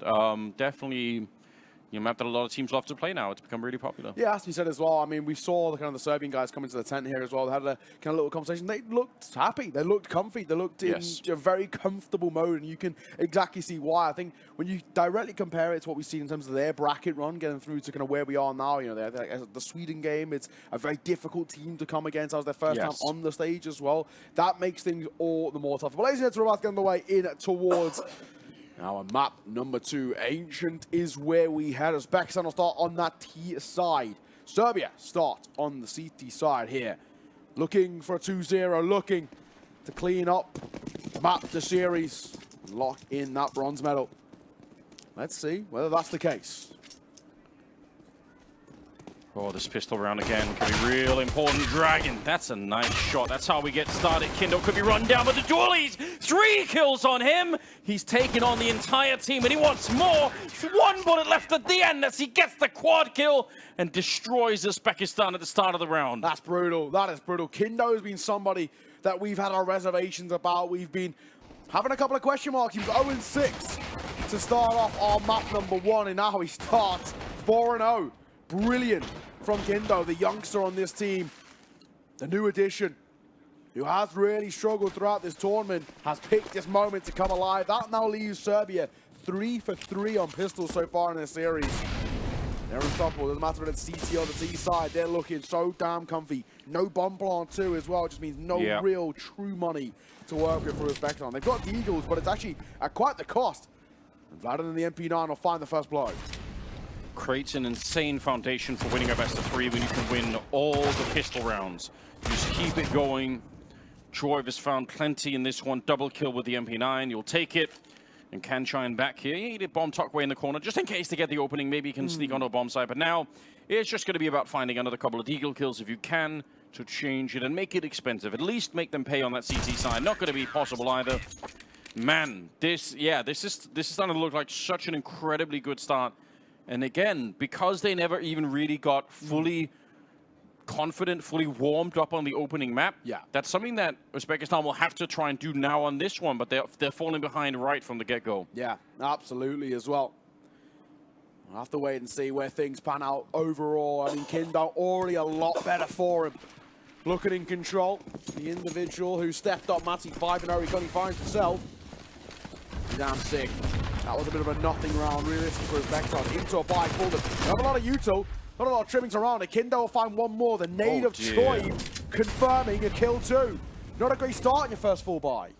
And Frock, by all accounts, should have been dead as well. Don't know how he lives through the spray and the HEs in there. By the way, I think that was 3 people pushing middle on the CT side to begin with. Yeah. And I think they threw 3 HEs. That's something that I think more and more teams will start to pay attention to, because if you have a setup for the A bomb site and you just have one person on the T side listening, if you hear those 3 grenades, you know that there's nobody at the A bomb site. There's 0 chance that's going to be happening. So then you can pretty much reliably rush it. Yeah, counting those grenades in the middle. And it's not that uncommon nowadays that you put 3 people in the middle on the CT side. Yeah, you essentially leave A empty. It is a standard call that a lot of teams go for. Of course, Serbia don't need to do that now. This would be an easy clean. There's no chance. Joyv finds Manticore. Even if he didn't, the trade would have been there as well. Kindo posted. As Impulse's M4 rains off for 1, looks for a second just around the corner, and Fruck's cleaned up by a Dragon. It's kills across the board, simple and effective. Serbia, a flawless round. The first full buy of UZBEKISTAN doesn't even scratch the surface. Yeah, just, what a spray down, wallbang through. But yeah, they got demolished on this one, unfortunately. Didn't make it through the middle, didn't really even make it to the B-bomb site. 3-0 in favor of Serbia. What a ridiculous beginning from them. So they are loving life. Yeah, so easy. Kindo started the other map at 06, now he's 6-0. That feels like some justice right there. They try and get into the middle, close with the Tech 9s. And they get the trade on Vlad, and that's not necessarily a bad start. Might even be a chance for a bomb hunt here. Oh! There we go. Iasi so crisp when there's the Eagles. Makes it so easy. Bomb will go down. First in for the fight as well as Impulse. We'll find one. Being flanked. Iasi finds another. He himself gets traded out. 2 versus 2. But HP benefits out of the CT side, and so does the firepower. Oh, but look at the smokes. These smokes are so important. Kindo making a bit of noise, so they're going to know he's there. It doesn't matter. What a shot that is. Flashbang around the corner. Kanshine's a bullet away, and he's going to get it. It's a headshot as well. 8-0 on Kindo, and a very smooth retake. But I was going to say, even the smokes they had could have put so much pressure on those 2 players in the donut. Yeah. So, nicely done. 4-0 in their favor. My God, they are speed running this 3rd place decider. The youngster continues to look so clean as well. Really well played. That shot is just monstrous. Of course, the kill towards Kanshine more or less confirming itself, and we only have 13 points of HP. 4-0 start. This is a map which is no longer traditionally seen as being so heavily weighted over towards the CT side. To see already Serbia just dominating the early control momentum, it just shows that the playstyle, the game plan that they're coming towards this game with, UZBEKISTAN don't have an answer. No, they don't. Frock. Oh no, from the smoke right into the fire. Burns alive. He had a job to do, and he wanted to see if he could do it. Kindo is seemingly immortal at the moment. Can't be killed. He's so easy for Kindo. So easy. What a difference as well. I know.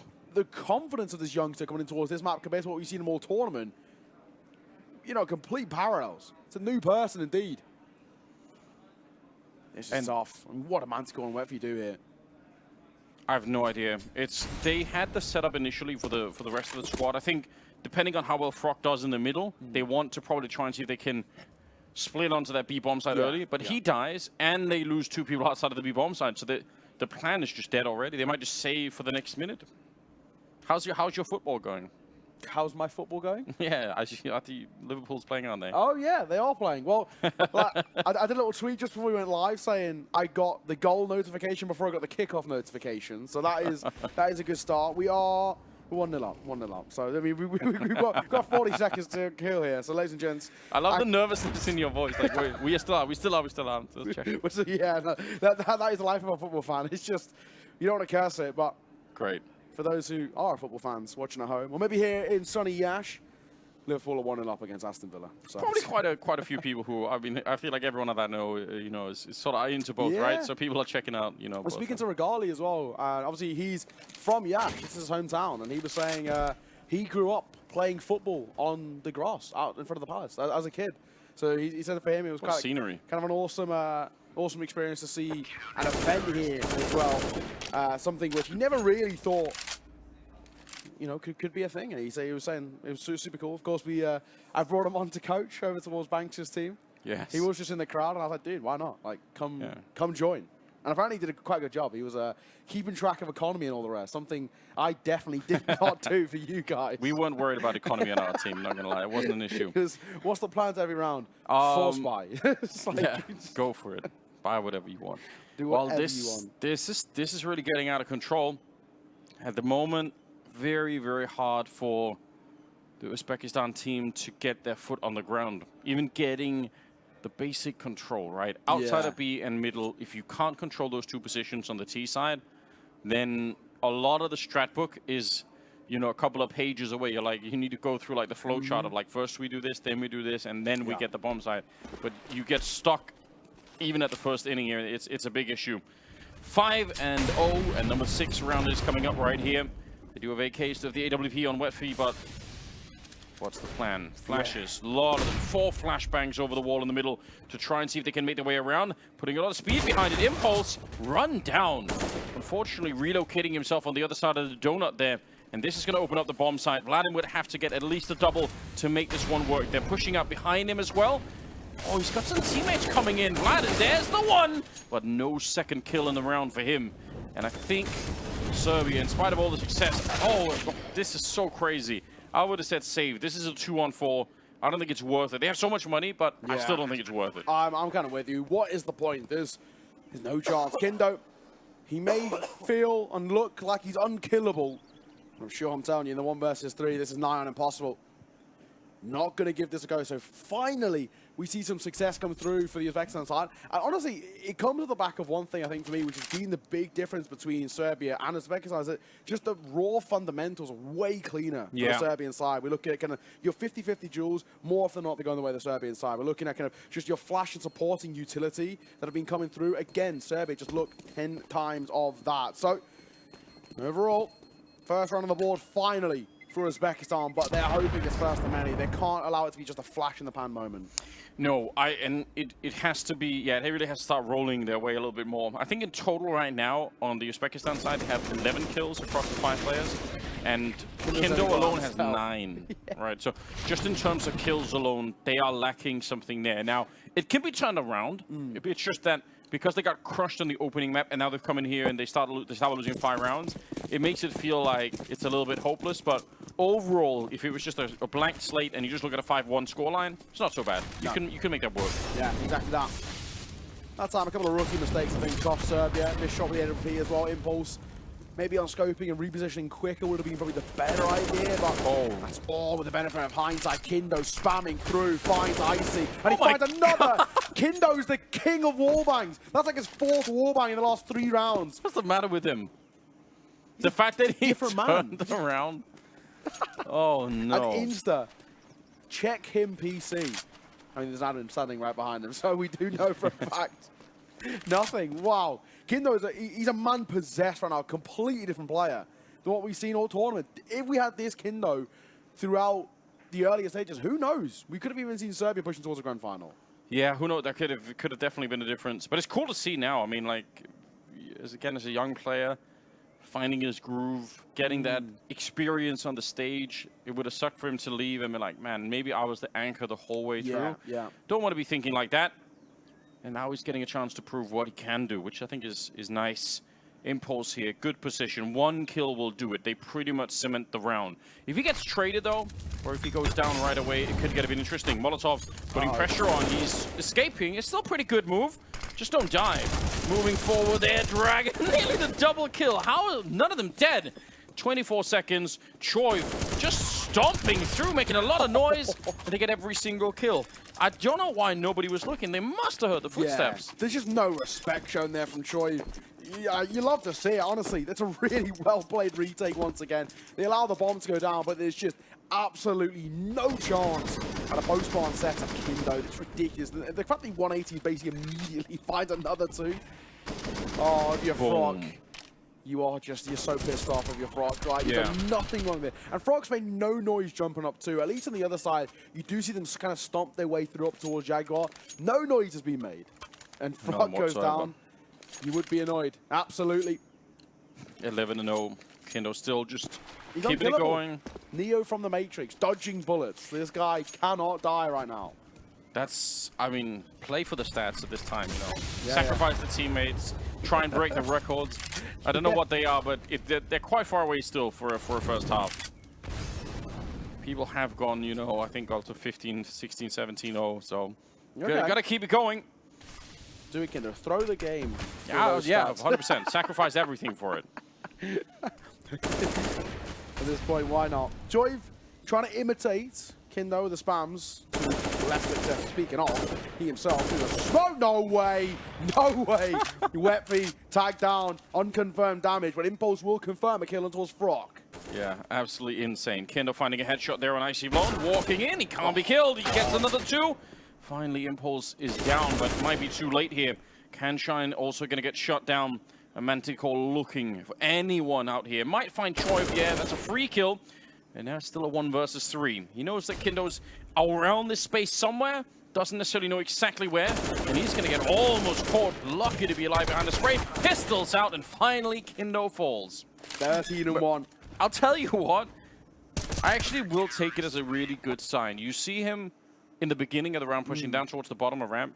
So I definitely imagine there are some players where having a really big scoreline could throw you off almost like you... Yeah, they can run away a little bit, right? Yeah, or like you are playing to sort of keep it going. You're worried about your own score. Obviously, we're memeing a little bit. You shouldn't be worried about your scoreline. You should be playing to win the game. So it seems like that's what he's doing, you know. He's the first in entry fragger, and then on CT side as well, he plays a lot of the really tough rotate roles, so he does not actually get the preferential positions kind of at all.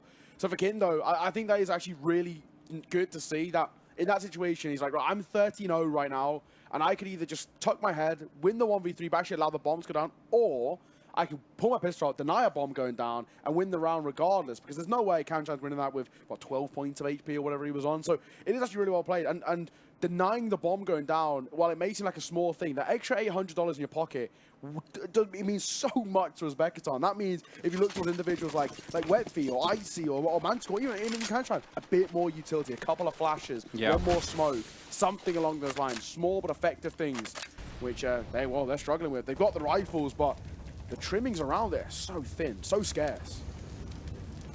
7-1 in favor of Serbia. Nice grenade, it'll soften them up a little bit, but on the positive side, the teams, they've taken over the bomb site. The bad news is the bomb is miles away. It just now got picked up in T-spawn, and before they can get it there, they started to lose control again. Kindo back at it again, finding his 14th kill, and they're going to double team Wetfy. He goes down, Frog and Manticore, 2 versus 4. The bomb is finally here, but now the entire army that was in front of it is dead and gone. So unfortunate times. Still, they're going to go for the bomb plant. It's going to be a 2 versus 4 retake, and they have so many grenades on the CT side. And they've got Impulse as well, getting a chance to flick a little bit with that AWP, finally finding a little bit of fortune for himself. Proc is going to get smoked off, and they can throw 2 or 3 more smokes at him, no problem. Oh, missed shot. That's fine. The 5-10 will clean it up. Proc, there's just no chance. Absolutely no chance. Even if he doesn't die there, he's not going to spam down on time. He's such an awkward play regardless. 1 versus 4, simple, effective. And there's 8-1 is where we find ourselves. This is monstrous right now. There is just no competition. Uzbekistan look like a shadow of their former selves. When we look towards games we've seen of Uzbekistan coming throughout this tournament so far, the hungry one, the big one for me, on Ancient, they looked really good. That's when Iasi dropped 34 kills. Look at Kindo's ADR. Yeah, oh my gosh, 158. What is that? Let's go. Oh, he's having a whale of a time on the server. I'm going to need someone to make a graph of Kindo's stats throughout the tournament and then just into this third fight. It's going to be such a ridiculous spike. But again, I think it's one of the things that I just personally really enjoy, watching someone struggling and then watching them turn it around. Struggling is kind of synonymous with the Uzbekistan team at the moment. Shine goes down. Icy Blown's next. It's Kindo pushing out again. He's not playing a passive game, trying to save his stats. He really is fighting for the team right now and bringing the whole crew along. Nice little adjustment there for Impulse. Could have got him killed, but Frog not able to get the headshot that he needed. Manticore and Wetfee 2 versus 4 again. This is a crushing series so far. That was Serbia really showing what they're all about. Yeah, he spotted the bomb earlier as well, Kindo. He drops a smoke, but he can just leave Choi if he wants and actually go and support. They're going to double stack, stay towards B. The rotation coming through. Off train. Easy, effective double off on the hold here. 1-4, but Dragon still posting towards Donor. He will be smoked off himself, but this is surely a 9 a possible round. And the Molotov dropped on the standard post plant. Where's he going to push through it? Oh, it's been accounted for. Dragon is kind of seeing it coming, or he's at least aware that it could be a possibility. 40 seconds on the clock here. Smoke's about to fade in front of him. Wetfee just waiting as it goes. Dragon is there. No problems whatsoever. 9-1. We haven't seen anything like it. We've seen a couple, I guess, of one-sided games, but in the best of 3 territory, even if it's been 2 maps, it's been a little bit closer than this.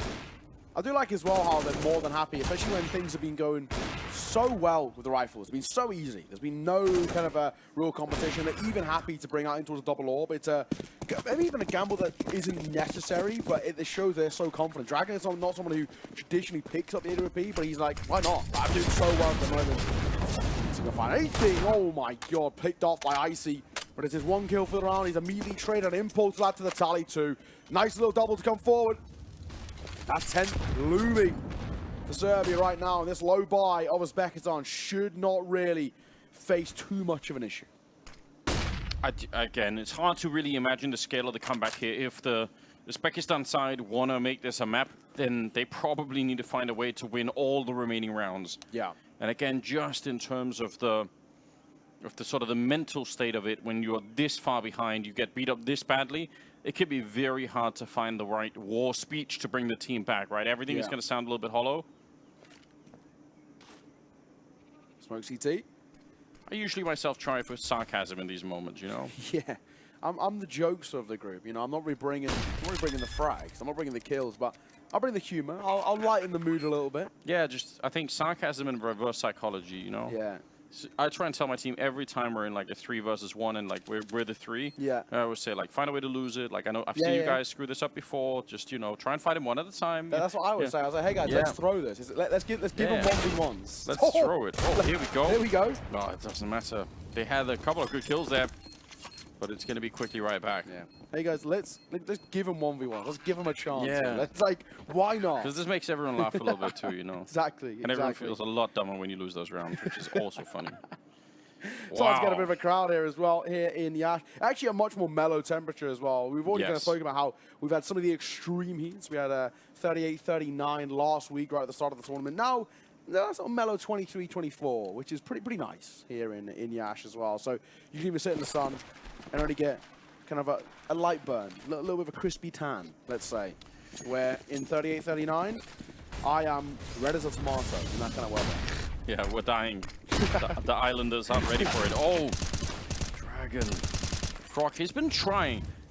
What a job that Frog has, right? What a miserable position to be the one that has to do this. Dedicated but he's doing it over and over and over again, right? And when it doesn't work, you just feel so miserable. Here we go, pushing on through Choi. They will get 1 kill there, but Wetfee's still getting traded. And this is uncomfortable. They wanted to push into the V-bomb side, but now they have to double back to try and deal with Choi, but they finally will. Actually, Manticore pushed up far further than they were expecting. Vladin into 1 versus 3. He's getting the first one. The spray. Oh my god, what a headshot. Icy Blown peeks right into it. Confident as ever. I feel like every time I see Icy Blown play, there's never that moment of doubt where he's wondering, am I going to screw up this challenge? Yeah. He's just doing it every time. So that's a level of confidence that's really hard to come by, especially when you're losing like this. But they finally get another round. Yeah, honestly, Icy Bone leaves me dumbfounded at times. The sheer nerve, the gall to go into every 50-50 and just say, I am mechanically better than you. Like, there's no way you can compete in a 50-50 with me. So much credit. And they're going to need a bit of that to change the tide. Dragon will fall for the first time there. Frock finally finding a little bit of success, a little bit of space, and he gets instantly traded. But that's great. Like, all you need is one opening. It's mission accomplished as soon as you get that. If you're the entry like that, you don't need anything. It's a huge bonus if you get 2 kills, or if you get 1 kill and live. But even the trade is going to be just fine. Double setup at the B bomb site, and it's a lockdown once again. Crossfire here by Kindo, who's finally been killed a second time. 16-2 at the moment, looking to keep it going, although he's going to swing into Iasi, who's made it a 1 versus 2, but he's dead in this corner. I don't think he can ever make it out of this one. Just completely locked in. Impulse going to be able to get him, and Serbia at 11-2. That was quick. That was nice. Not too bad. Not bad at all. DV's come through as well in the penultimate round. Up to 11 now for Serbia in this first half. The map, this series looks like it's in jeopardy for Uzbekistan unless they can change their story here. They're going to need a monstrous comeback. Even getting 4 rounds at the turn of this half. Starting to look like a little bit of a big ask. 11-2 is where we find ourselves right now. I mean, 11-4 would be nice, but honestly, it just feels so out of there. And there is the other side of the thing too. Even though they got kind of max loss bonus in a way, even if Uzbekistan lose around and don't get a bomb plant, they're going to be flat out broken towards next round regardless. Yeah. Oh, look at the push up here. Vladin moving forward. He's got Troy with him. This is an aggressive move, but if Uzbekistan win this duel, then they have a free bomb plant. Oh, the turnaround! Vladin with the spray down. He's knocked them all the way out. Icy Blood and Frock way on the other side, not in the position to do anything. What a triple, and the 180. He had a teammate with him that maybe could have taken care of that kill, but he's like, nah, I'll take every one. That is crisp. That is so damn crisp. Vladin has been a monster at times. And now, for Frock and Icy, the IGL, the star boy for Uzbekistan, they have got a tall order here. In round number 14, a 2 versus 5 and no bomb. Surely, I mean, absolutely impossible. Yeah, unfortunately, Well, it is. Definitely now. And so much time as well. It's not like you can, it's even making the choice to go save is hard to do, right? Because you know that they're going to come look for you. Saving for a minute is just a long, long time. Frog discovered in the middle. Beautiful headshot. Needs to not 4 more of those. Gonna run right into Vladin. He'll find a quad kill. You see him shaking his fist in the air. He knows they're so close to doing it here. This is very, very comprehensive at the moment. Yeah, this is so clean, so comfortable coming through. Vladin looks so damn good. That main hold was perfect.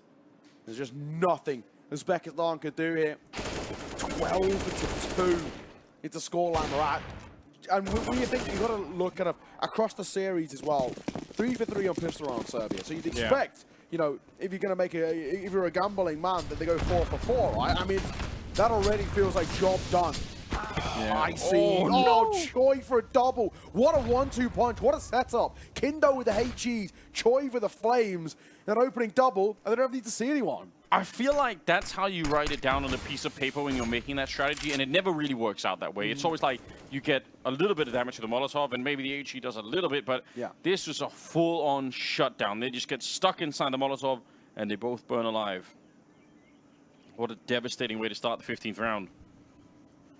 This is an experience for a lifetime if you're on the Uzbekistan side, because every player that wants to go pro or is pro will have a game like this one where you just never could do anything, right? You never get your feet on the ground, nothing's working, and it's the only environment in which you can learn how to emotionally deal with that, right?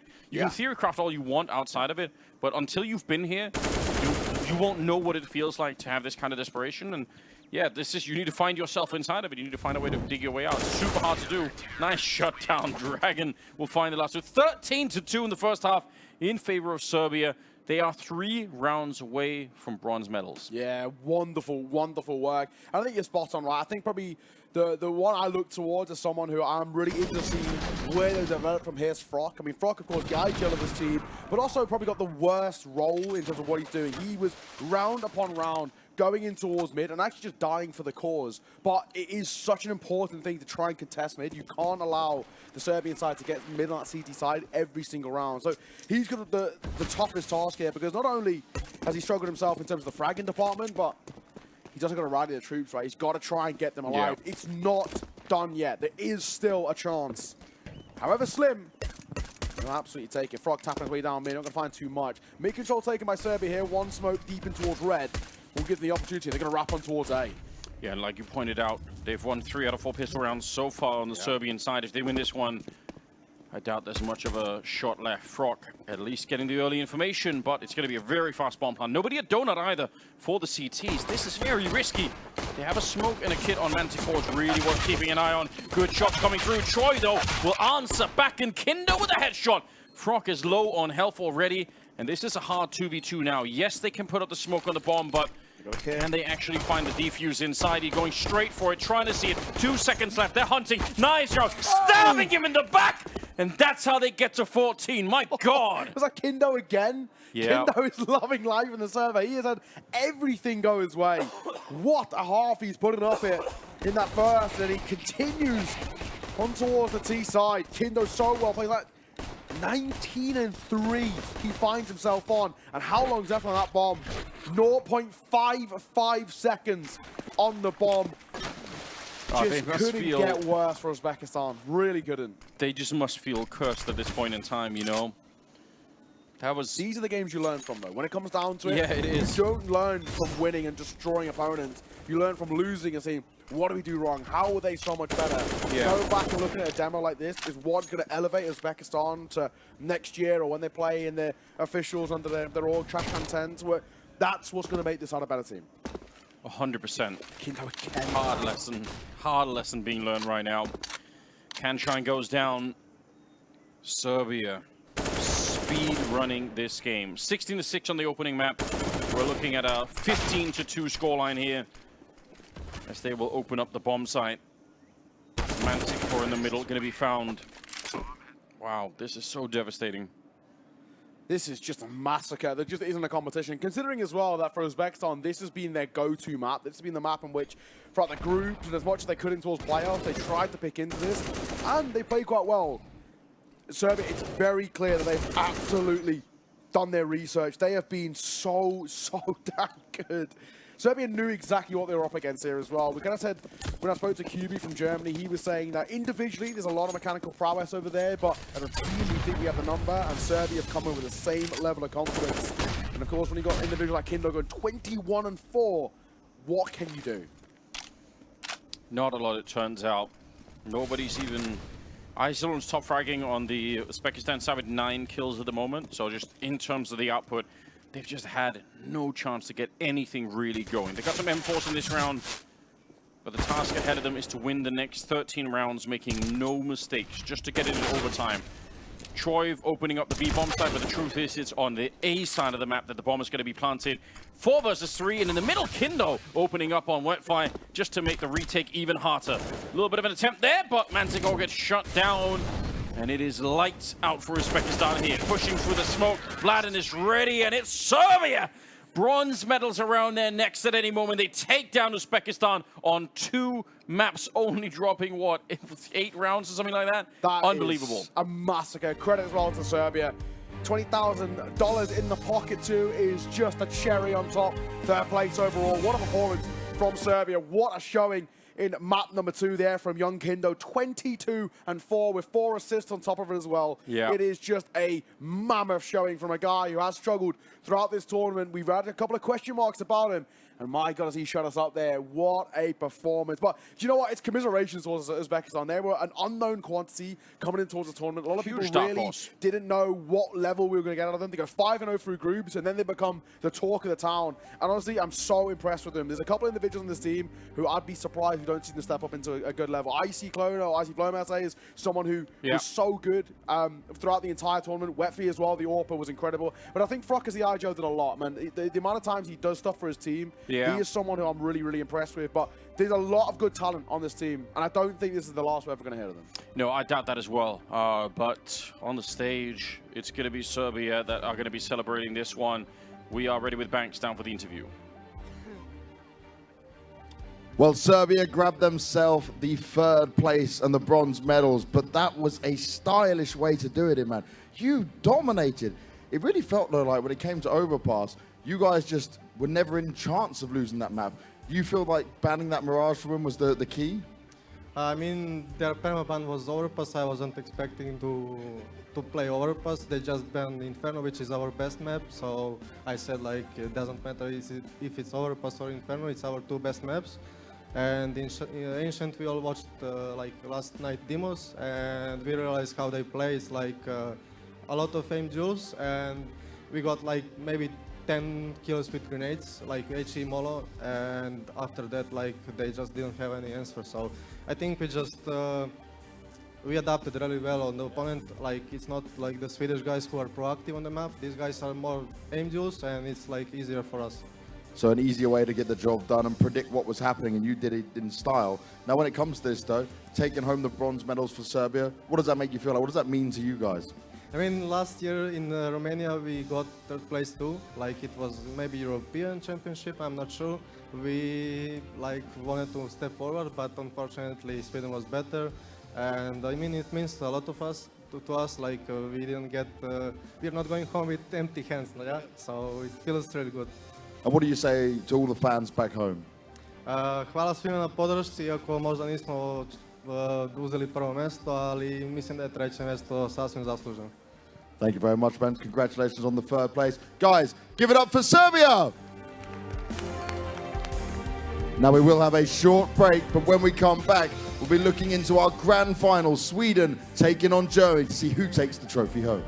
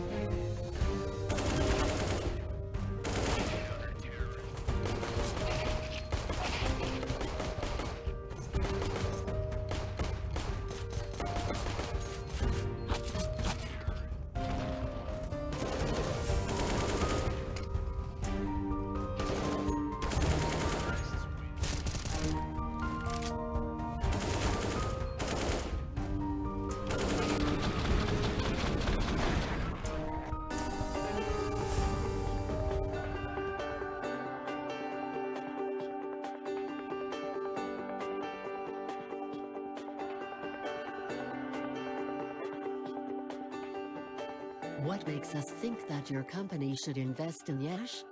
Here are the most important reasons, summed up in just 5 minutes. First, who are we? We are Iași, the most important Romanian city on the eastern border of the European Union. You see, from the start, this geographical position gives us strategic advantage in our economic relations with Asian and Russian markets. Investors will find it easy to come here, since our airport is only 8 kilometers away from the city center and offers direct flights to many places across Europe. What can Iași offer to your business? The answer is quite simple. Highly qualified human resources, a well-developed business infrastructure, renowned commercial partners and good access to local, regional and international markets. Yes, Iași is the cultural capital of Romania, another reason for us to be proud of the city's monuments and distinctive architecture. Yet, more than that, Iași is also a center of excellence in education. And it's done. Team Serbia make it to top 3 and actually take the 3rd place and $20,000 out of the prize pool. Good, congratulations, Vladan. I want to ask you, how do you feel about this match after you beat Uzbekistan? We didn't know much about them. They surprised us with the Inferno ban. That's why we picked Overpass. But we just played our game. We were pretty confident, unlike the match against Sweden, and it showed on the server. We dominated and took the 3rd place. Do you feel like Team Uzbekistan has been had a lot less performance rather than the other matches because they went out of the group 5 wins, 0 loses? They're a good team. I can say that they are 5 really good individuals. They can shoot like crazy, but we were just better. We outdueled them every round and played better as a team. That's why we dominated 16-7, 16-2, I guess. And considering this, do you regret not playing this way against Sweden? Yeah, of course. We could have done a lot better against Sweden. We were a bit scared.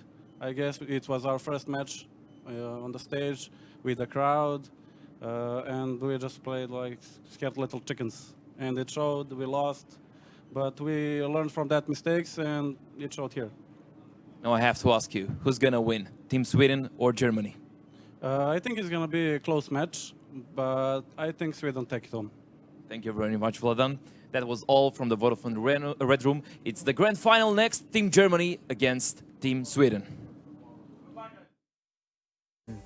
We have here the oldest university in the country, Alexandru Ioan, as well as top departments and faculties grouped in Technical University, University of Medicine and Pharmacy, University of Agricultural Sciences and Veterinary Medicine, or University of the Arts. The over 60,000 well-trained students who get their graduate degrees each year in Iași are a highly valuable professional resource for our city.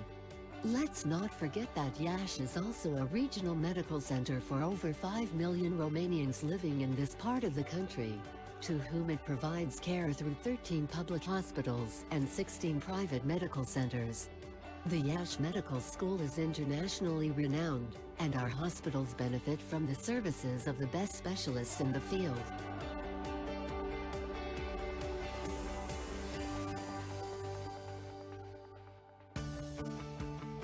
At the same time, the Iași municipality has invested heavily in rehabilitating the infrastructure, modernizing the local administration, and supporting the business environment. Tens of millions of euros, mainly from European funds, have changed our city's appearance in record time. This is why we are proud of our business community, which is currently growing in several key sectors, such as IT&C, agricultural, medical or biotechnological research, textiles and many others. The figures speak for themselves. There are over 10,500 companies registered in the city of Iași. Together, they reported a turnover of over 3.5 billion euros. Industry giants, like Amazon, Oracle, Condant, Continental, Pentalog, and a host of others, have already opened branches in Iași, showing that the business environment here is thriving. And these figures are constantly rising. During the last 2 years, the number of people employed in the IT&C and outsourcing sector tripled, reaching over 20,000 people, who work in a total area of over 250,000 square meters of offices in new, modern buildings. A good example in this respect is the Palace Complex, a city in the heart of the city, which boasts new, spacious and modern office rooms, with many leisure and fun areas. What are our plans for the future? We are preparing the launch of the largest industry development park in northeastern Romania, Fortis Industrial Park, which, spreading over 23 hectares, will become an effective platform for all kinds of investors. We are one of the most transparent local administrations in Romania. Our door is always open to serious investors who wish to develop their business in Iași. Innovation and creativity are the key words of our city development strategy. We are looking forward to meeting you in the city of Iași.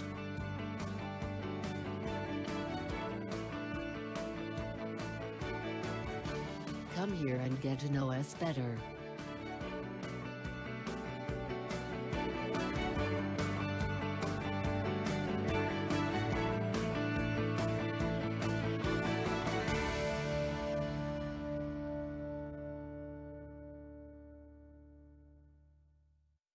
This is where I'm dreaming to be floating away.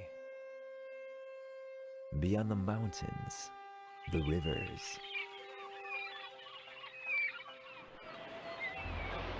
the colors, beyond time in all seasons. Only in this way could I embrace everything. This place does exist and is alive. You can feel it pulsating with life.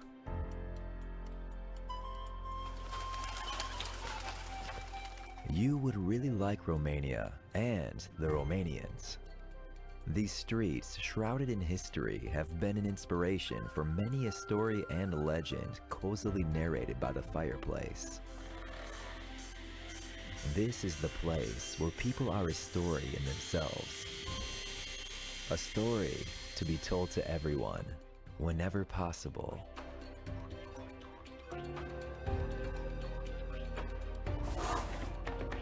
This is the place where Count Dracula and the vampires were born. You could fall in love with our healthy lifestyle in the countryside, our traditional food, our music, and zest for life.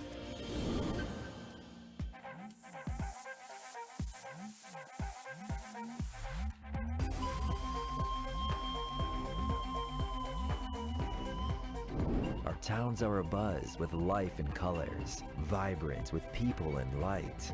Go to the Parliament Palace. It is the largest building in Europe. Visit our museums, art galleries, and memorial houses. Watch in admiration the architectural monuments. The fortified churches and the monasteries so deeply veiled in spirituality. The palaces and castles built on a rocky peak. A petulant mixture of history, culture, and pleasure. Dive down. We have reached the center of the earth. Climb up. We have reached the peak.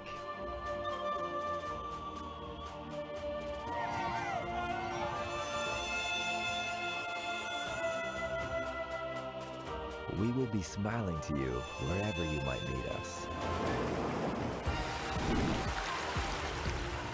Romania is humming with life. Discover the land of parties and electrifying music festivals. Romania never sleeps and never tires. We love sports and we go for top performance. The first #1 in the history of tennis is Romanian. Please visit Romania. For me, Romania is #1. We have everything in the world. You have all the time in the world. Come to Romania.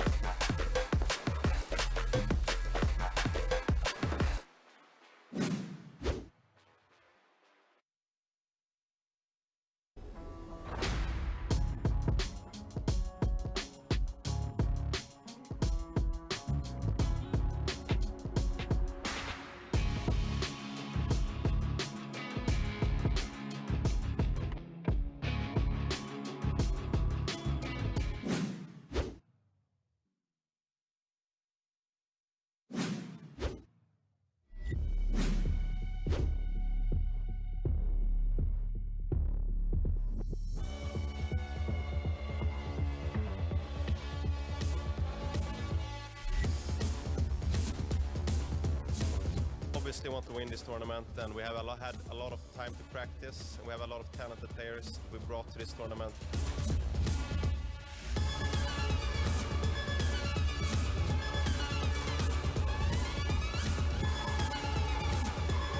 Toată lumea vorbește de Iași. Iași e capitalul sportului în țara asta.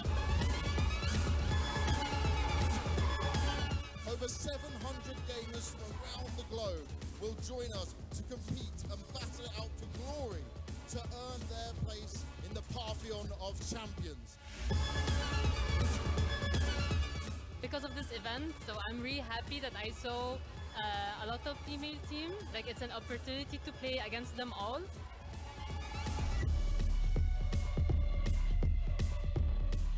We've been looking at the other teams so far, and we've been scouting them, like what they play and how they feel like.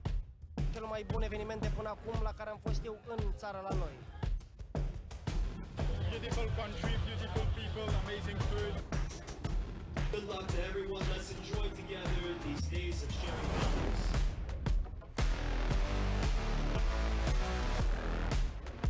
We have a couple of things prepared, so we're coming in with a little strat book, but enough to win our games.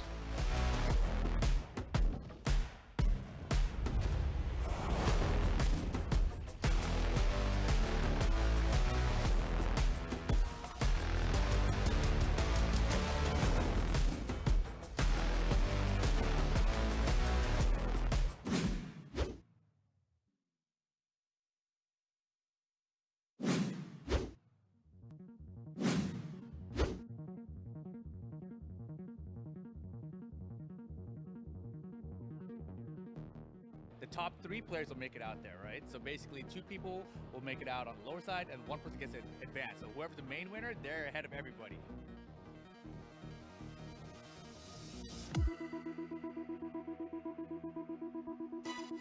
I used to be a competitor in it, now I'm a commentator in it, obviously. But this game is itself, right? There's a lot of fighting games out there. This is a 1, 2, 3D fighting game.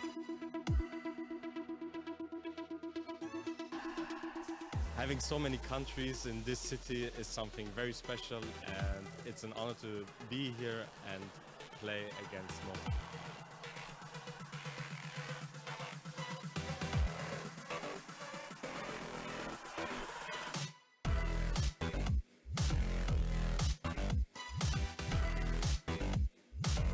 Am văzut că sunt foarte multe echipe, sper să fiu nu prea mult în ultima perioadă meciurile, dar cred că USA o să ne surprindă foarte mult. I'm confident and I have plans for my opponents, but I know they are good players, so I'll do my best.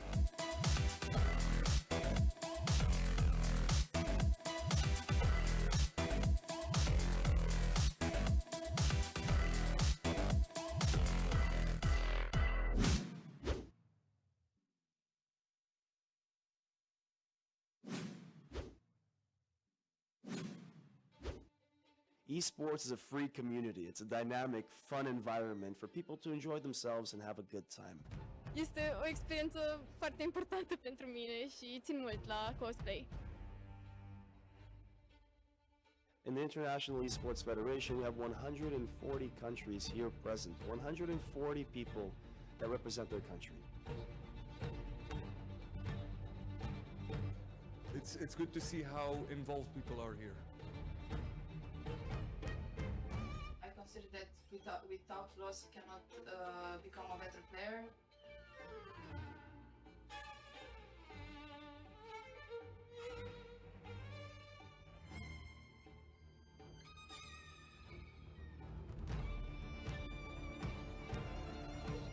Cea mai frumoasă deschidere pot să zic a fost la acest Iesf din România.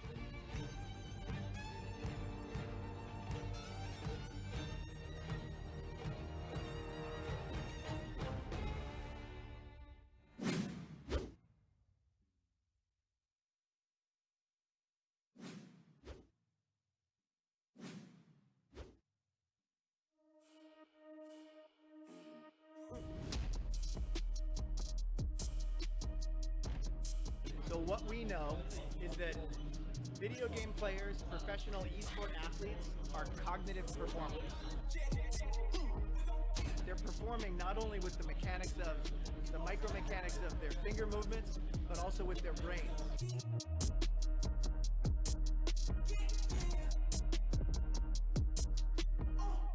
think this is the best day of my life. If you take the positives from your loss, that can build you into a better player and make sure that you can keep improving and progressing and doing your best.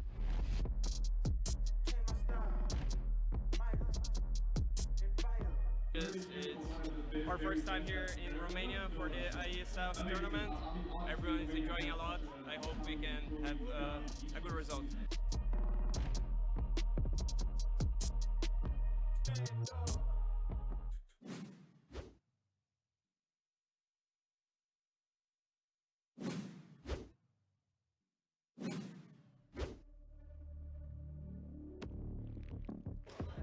I never thought about playing professional too seriously at the start, and then I just started getting opportunities, and I was like, okay, wow, this is getting pretty serious. My high school friends, they introduced me to the game, and I don't know, I got addicted, and that's it.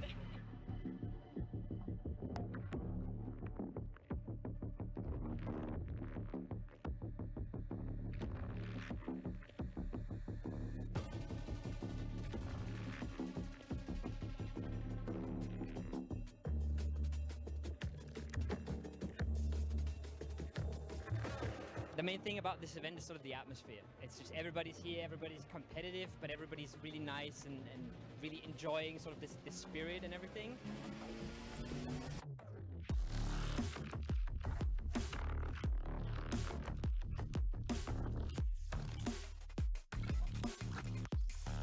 Mi se pare unul dintre cele mai faine evenimente organizate aici la Palace, în Iași. Îmi place foarte mult, e un vibe foarte fain.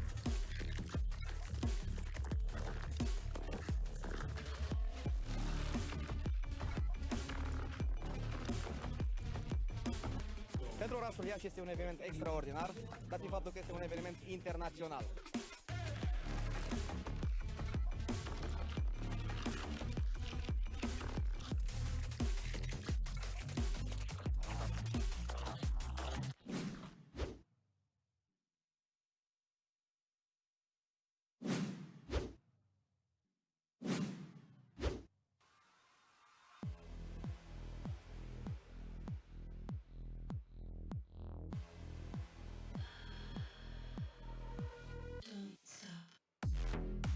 For me to represent my country, it's an honor and a pleasure.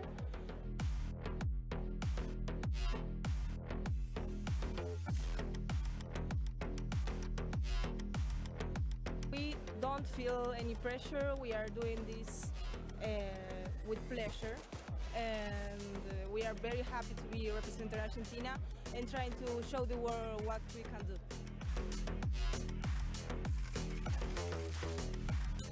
It's so good experience, and also it's bigger responsibility to come out with Georgian name.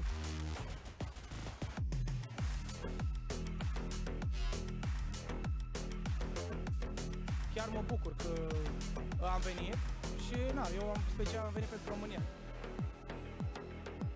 I don't think much about losing. I'm more prepared about next match than the past matches.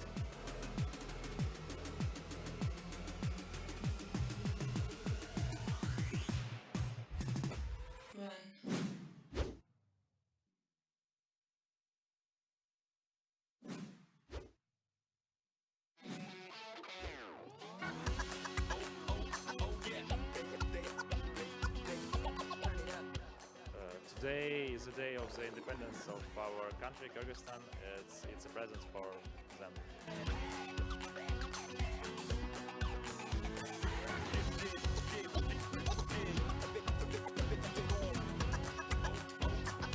I don't think we really have any expectations. We're just kind of playing and having fun and taking it round by round.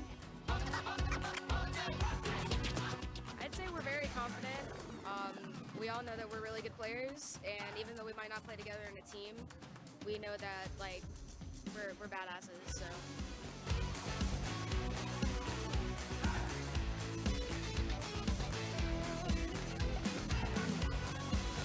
Olympic, let's go. Please keep supporting us. We love you all. Let's fucking go.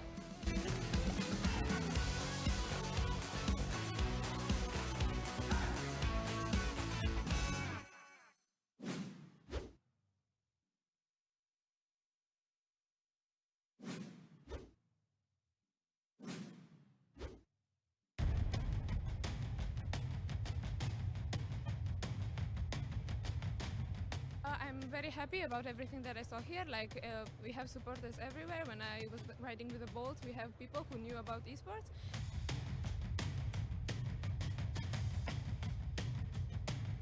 It feels amazing, and it's an honor to represent the Philippines in this amazing tournament, huge and amazing tournament, and I'm so lucky to be part of this.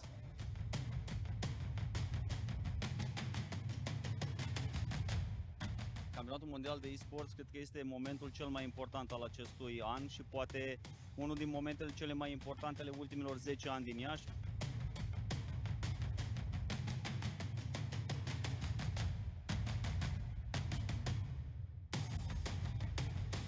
I still can't believe it, but I'm so happy we won. It was a hard game. I think we just meet next year again and prepare for this event to play again and win.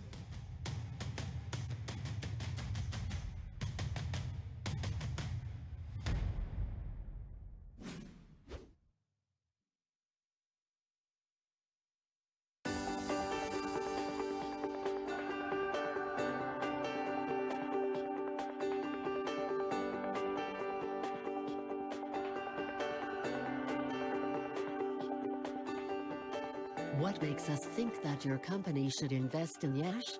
Here are the most important reasons, summed up in just 5 minutes. First, who are we? We are Iași, the most important Romanian city on the eastern border of the European Union. You see, from the start, this geographical position gives us a strategic advantage in our economic relations with Asian and Russian markets. Investors will find it easy to come here, since our airport is only 8 kilometers away from the city center and offers direct flights to many places across Europe. What can Iași offer to your business? The answer is quite simple. Highly qualified human resources, a well-developed business infrastructure, renowned commercial partners and good access to local, regional and international markets. Yes, Iași is the cultural capital of Romania, another reason for us to be proud of the city's monuments and distinctive architecture. Yet, more than that, Iași is also a center of excellence in education. We have here the oldest university in the country, Alexandru Ioan Cuza, as well as top departments and faculties grouped in Technical University, University of Medicine and Pharmacy, University of Agricultural Sciences and Veterinary Medicine or University of the Arts. The over 60,000 well-trained students who get their graduate degrees each year in Iași are a highly valuable professional resource for our city. Let's not forget that Iași is also a regional medical center for over 5 million Romanians living in this part of the country, to whom it provides care through 13 public hospitals and 16 private medical centers. The Iași Medical School is internationally renowned, and our hospitals benefit from the services of the best specialists in the field.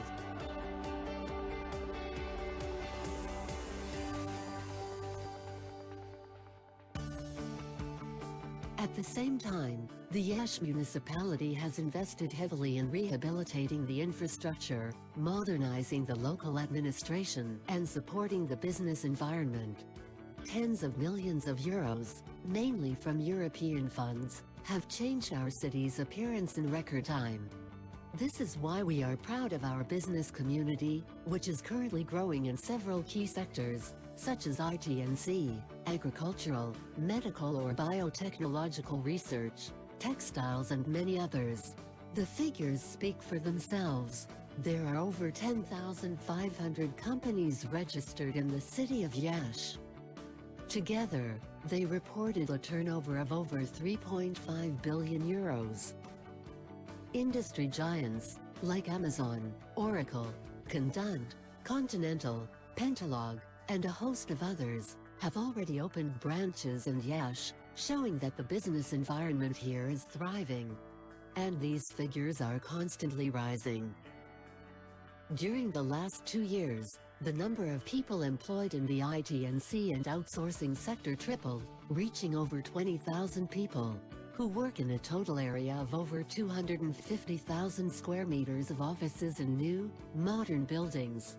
A good example in this respect is the Palace Complex, a city in the heart of the city, which boasts new, spacious and modern office rooms, with many leisure and fun areas. What are our plans for the future? We are preparing the launch of the largest industry development park in northeastern Romania, Fortis Industrial Park, which, spreading over 23 hectares, will become an effective platform for all kinds of investors. We are one of the most transparent local administrations in Romania. Our door is always open to serious investors who wish to develop their business in Iași. Innovation and creativity are the key words of our city development strategy. We are looking forward to meeting you in the city of Iași.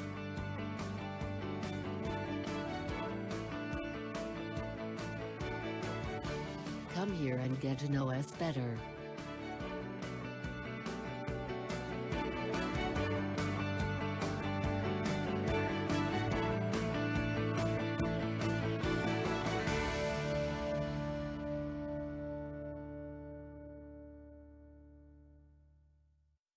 This is where I'm dreaming to be floating away.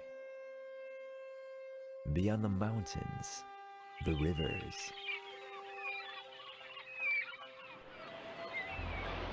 the colors, beyond time in all seasons. Only in this way could I embrace everything. This place does exist and is alive. You can feel it pulsating with life.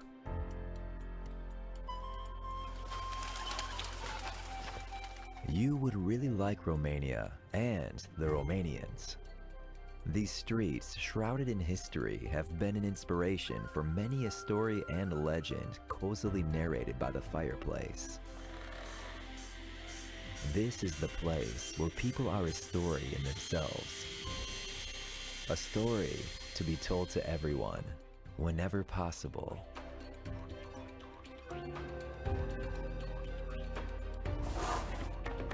This is the place where Count Dracula and the vampires were born. You could fall in love with our healthy lifestyle in the countryside, our traditional food, our music, and zest for life.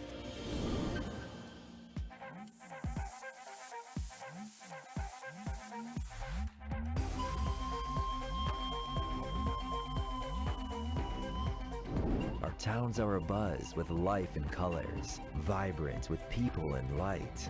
Go to the Parliament Palace. It is the largest building in Europe.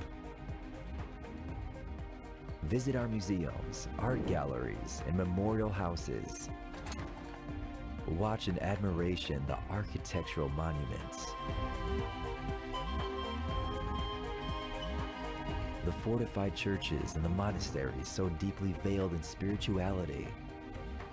The palaces and castles built on a rocky peak. A petulant mixture of history, culture, and pleasure. Dive down. We have reached the center of the earth. Climb up. We have reached the peak.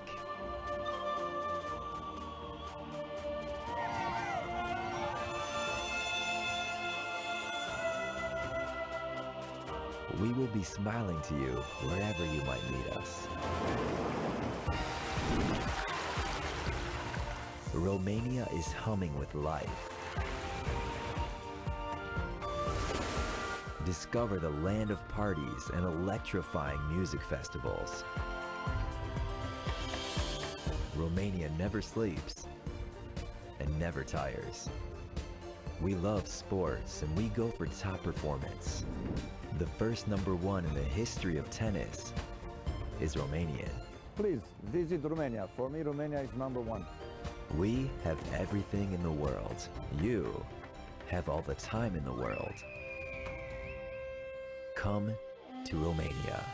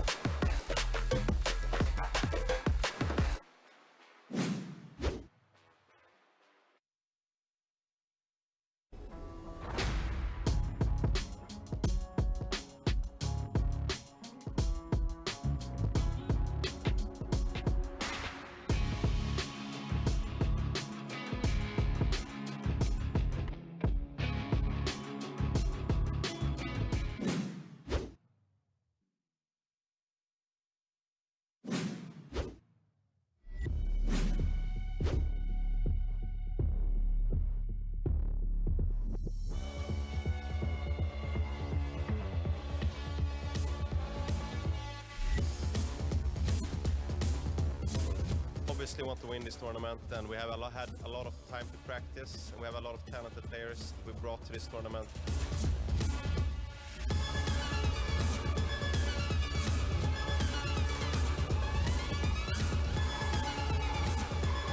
Toată lumea vorbește de Iași. Iași e capitalul sportului în țara asta.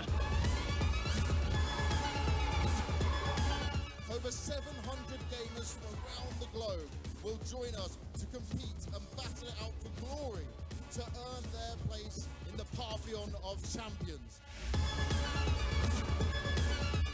Because of this event, so I'm really happy that I saw a lot of female team. Like it's an opportunity to play against them all.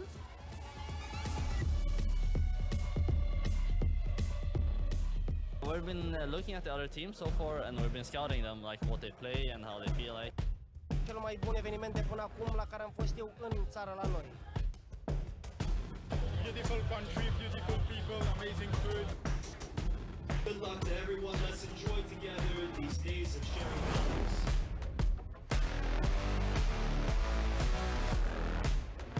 We have a couple of things prepared, so we're coming in with a little shred book, but enough to win our games.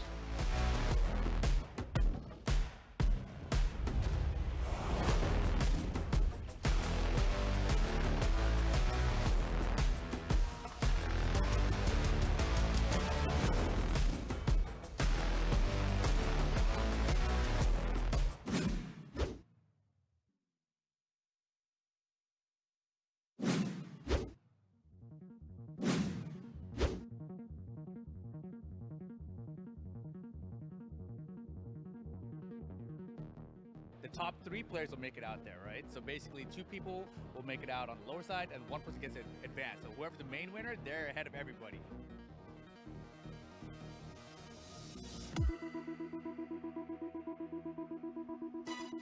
I used to be a competitor in it, now I'm a commentator in it, obviously. But this game as itself, right? There's a lot of fighting games out there. This is a 1, 2, 3D fighting game.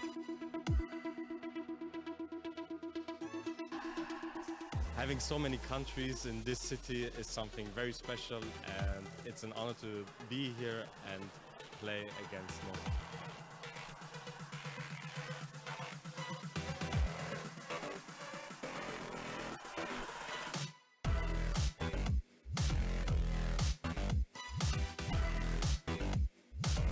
Am văzut că sunt foarte multe echipe, sper să fiu nu prea mult în ultima perioadă meciurile, dar cred că USC o să ne surprindă foarte mult.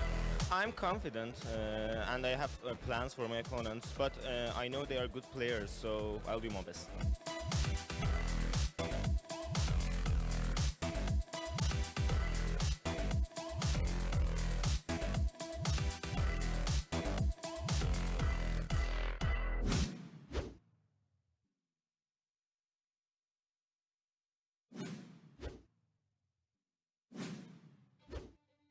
Esports is a free community. It's a dynamic, fun environment for people to enjoy themselves and have a good time. Este o experiență foarte importantă pentru mine și țin mult la cosplay. In the International Esports Federation, we have 140 countries here present, 140 people that represent their country. It's good to see how involved people are here. I consider that without loss you cannot become a better player.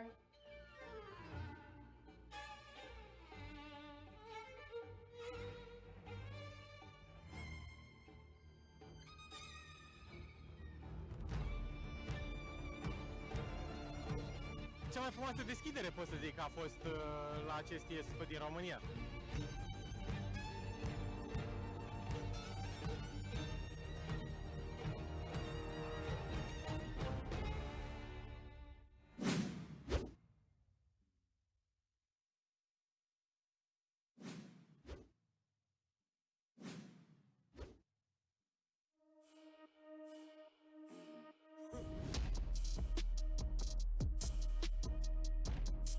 So what we know is that video game players, professional esport athletes, are cognitive performers. They're performing not only with the mechanics of the micromechanics of their finger movements, but also with their brains.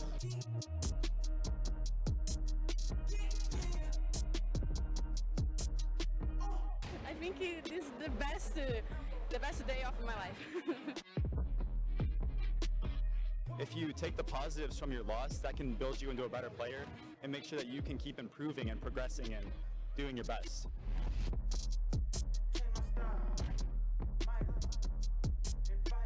It's our first time here in Romania for the Iesf tournament. Everyone is enjoying a lot. I hope we can have a good result.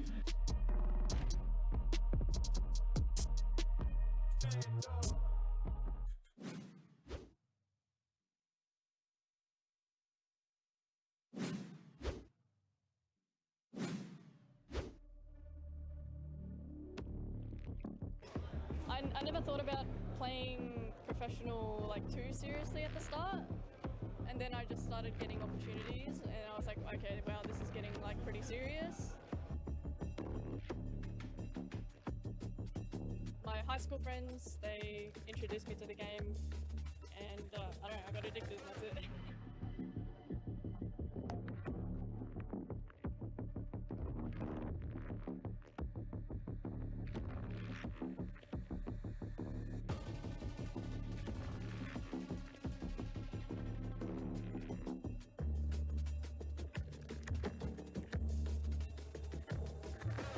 The main thing about this event is sort of the atmosphere. It's just everybody's here, everybody's competitive, but everybody's really nice and really enjoying sort of this spirit and everything.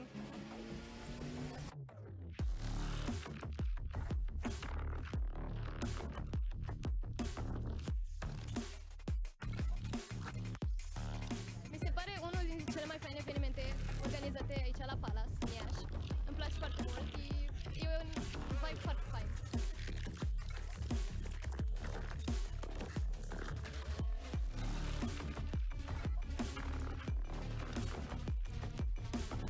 Pentru orașul Iași este un eveniment extraordinar, dat fiind faptul că este un eveniment internațional.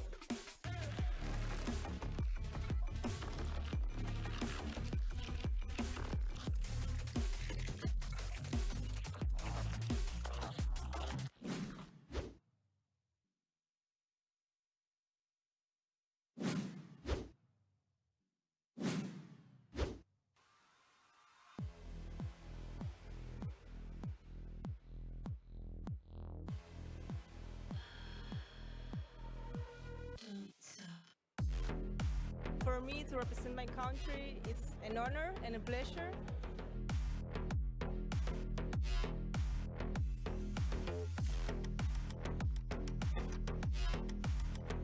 We don't feel any pressure. We are doing this with pleasure, and we are very happy to be representing Argentina and trying to show the world what we can do.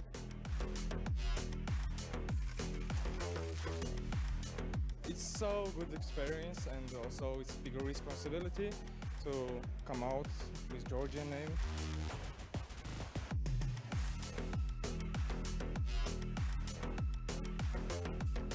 Chiar mă bucur că am venit și eu special am venit pentru România. I don't think much about losing. I'm more prepared about next match than the past matches.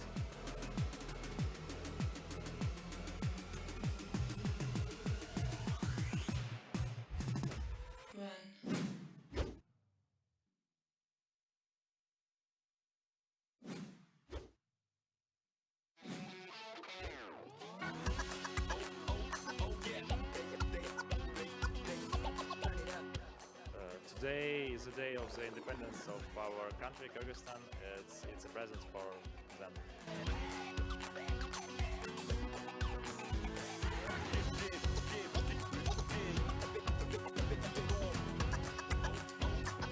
I don't think we really have any expectations. We're just kind of playing and having fun and taking it round by round. I'd say we're very confident. We all know that we're really good players, and even though we might not play together in a team, we know that we're badasses. So.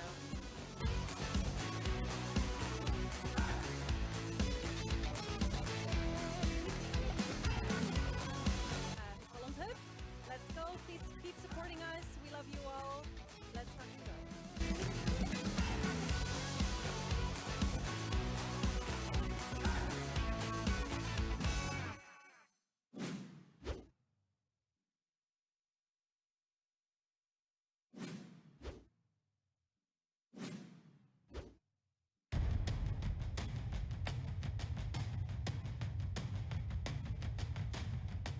I'm very happy about everything that I saw here. Like we have supporters everywhere. When I was riding with the boats, we have people who knew about esports.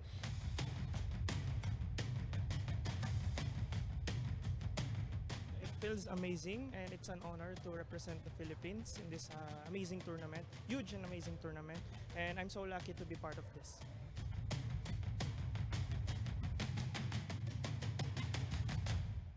Campionatul Mondial de Esports cred că este momentul cel mai important al acestui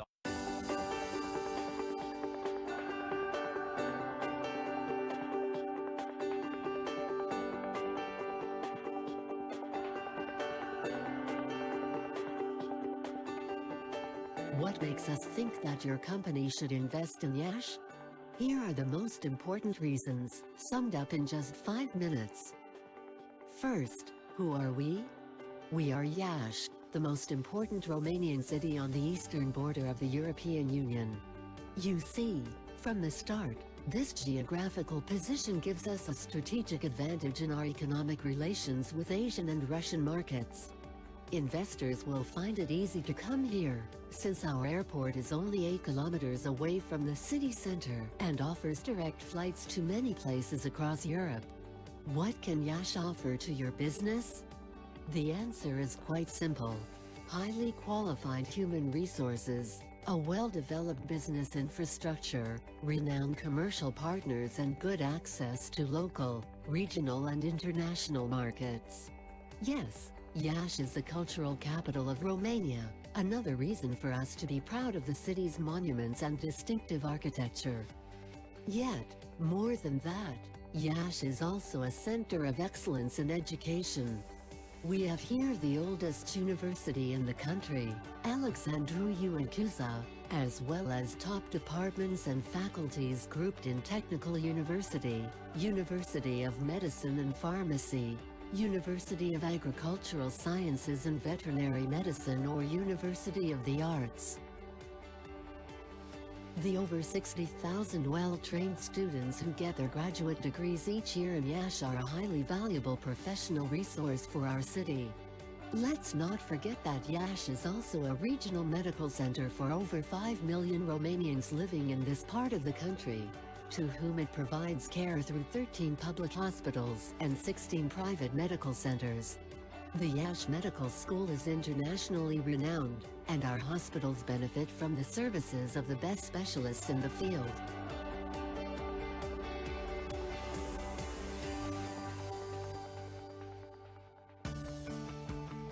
At the same time, the Iași municipality has invested heavily in rehabilitating the infrastructure, modernizing the local administration, and supporting the business environment.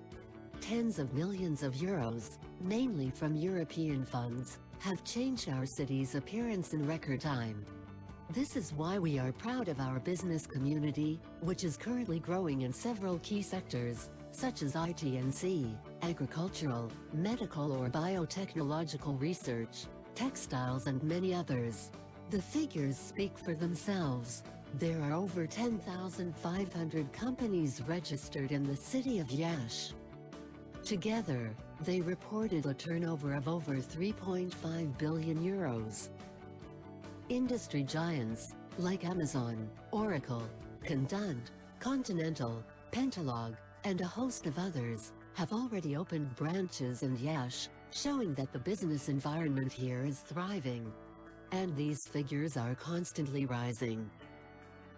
During the last 2 years, the number of people employed in the IT&C and outsourcing sector tripled, reaching over 20,000 people, who work in a total area of over 250,000 square meters of offices in new, modern buildings.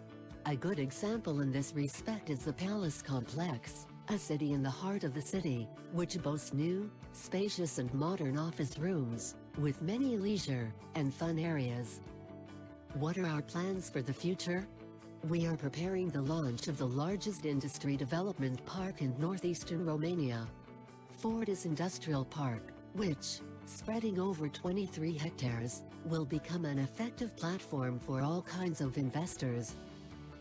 We are one of the most transparent local administrations in Romania. Our door is always open to serious investors who wish to develop their business in Iași. Innovation and creativity are the key words of our city development strategy. We are looking forward to meeting you in the city of Iași.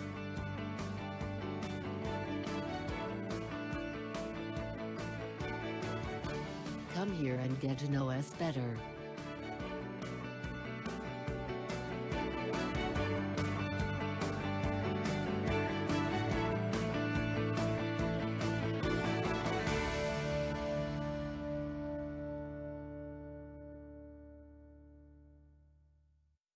This is where I'm dreaming to be floating away. Beyond the mountains, the rivers,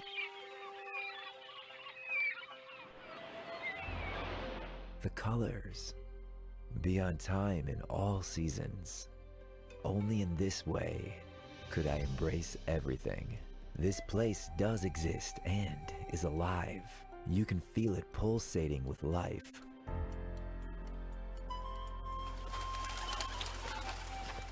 You would really like Romania and the Romanians.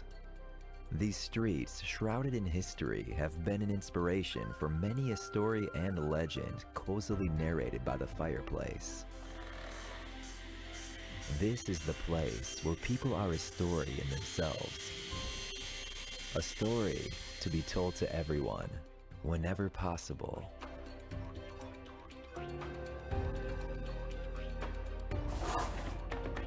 This is the place where Count Dracula and the vampires were born.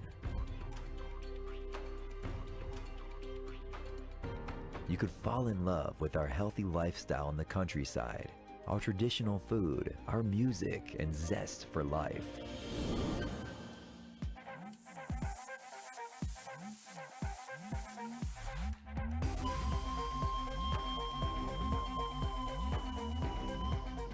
Our towns are abuzz with life and colors, vibrant with people and light. Go to the Parliament Palace. It is the largest building in Europe. Visit our museums, art galleries, and memorial houses. Watch in admiration the architectural monuments.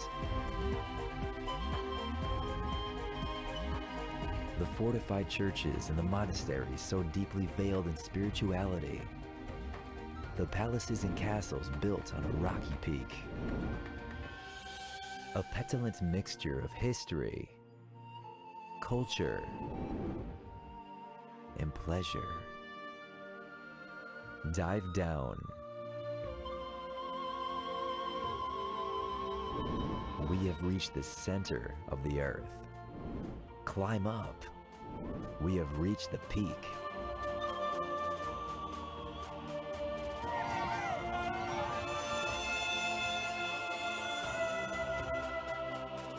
We will be smiling to you wherever you might meet us. Romania is humming with life. Discover the land of parties and electrifying music festivals. Romania never sleeps and never tires. We love sports and we go for top performance. The first #1 in the history of tennis is Romanian. Please visit Romania. For me, Romania is #1. We have everything in the world. You have all the time in the world. Come to Romania.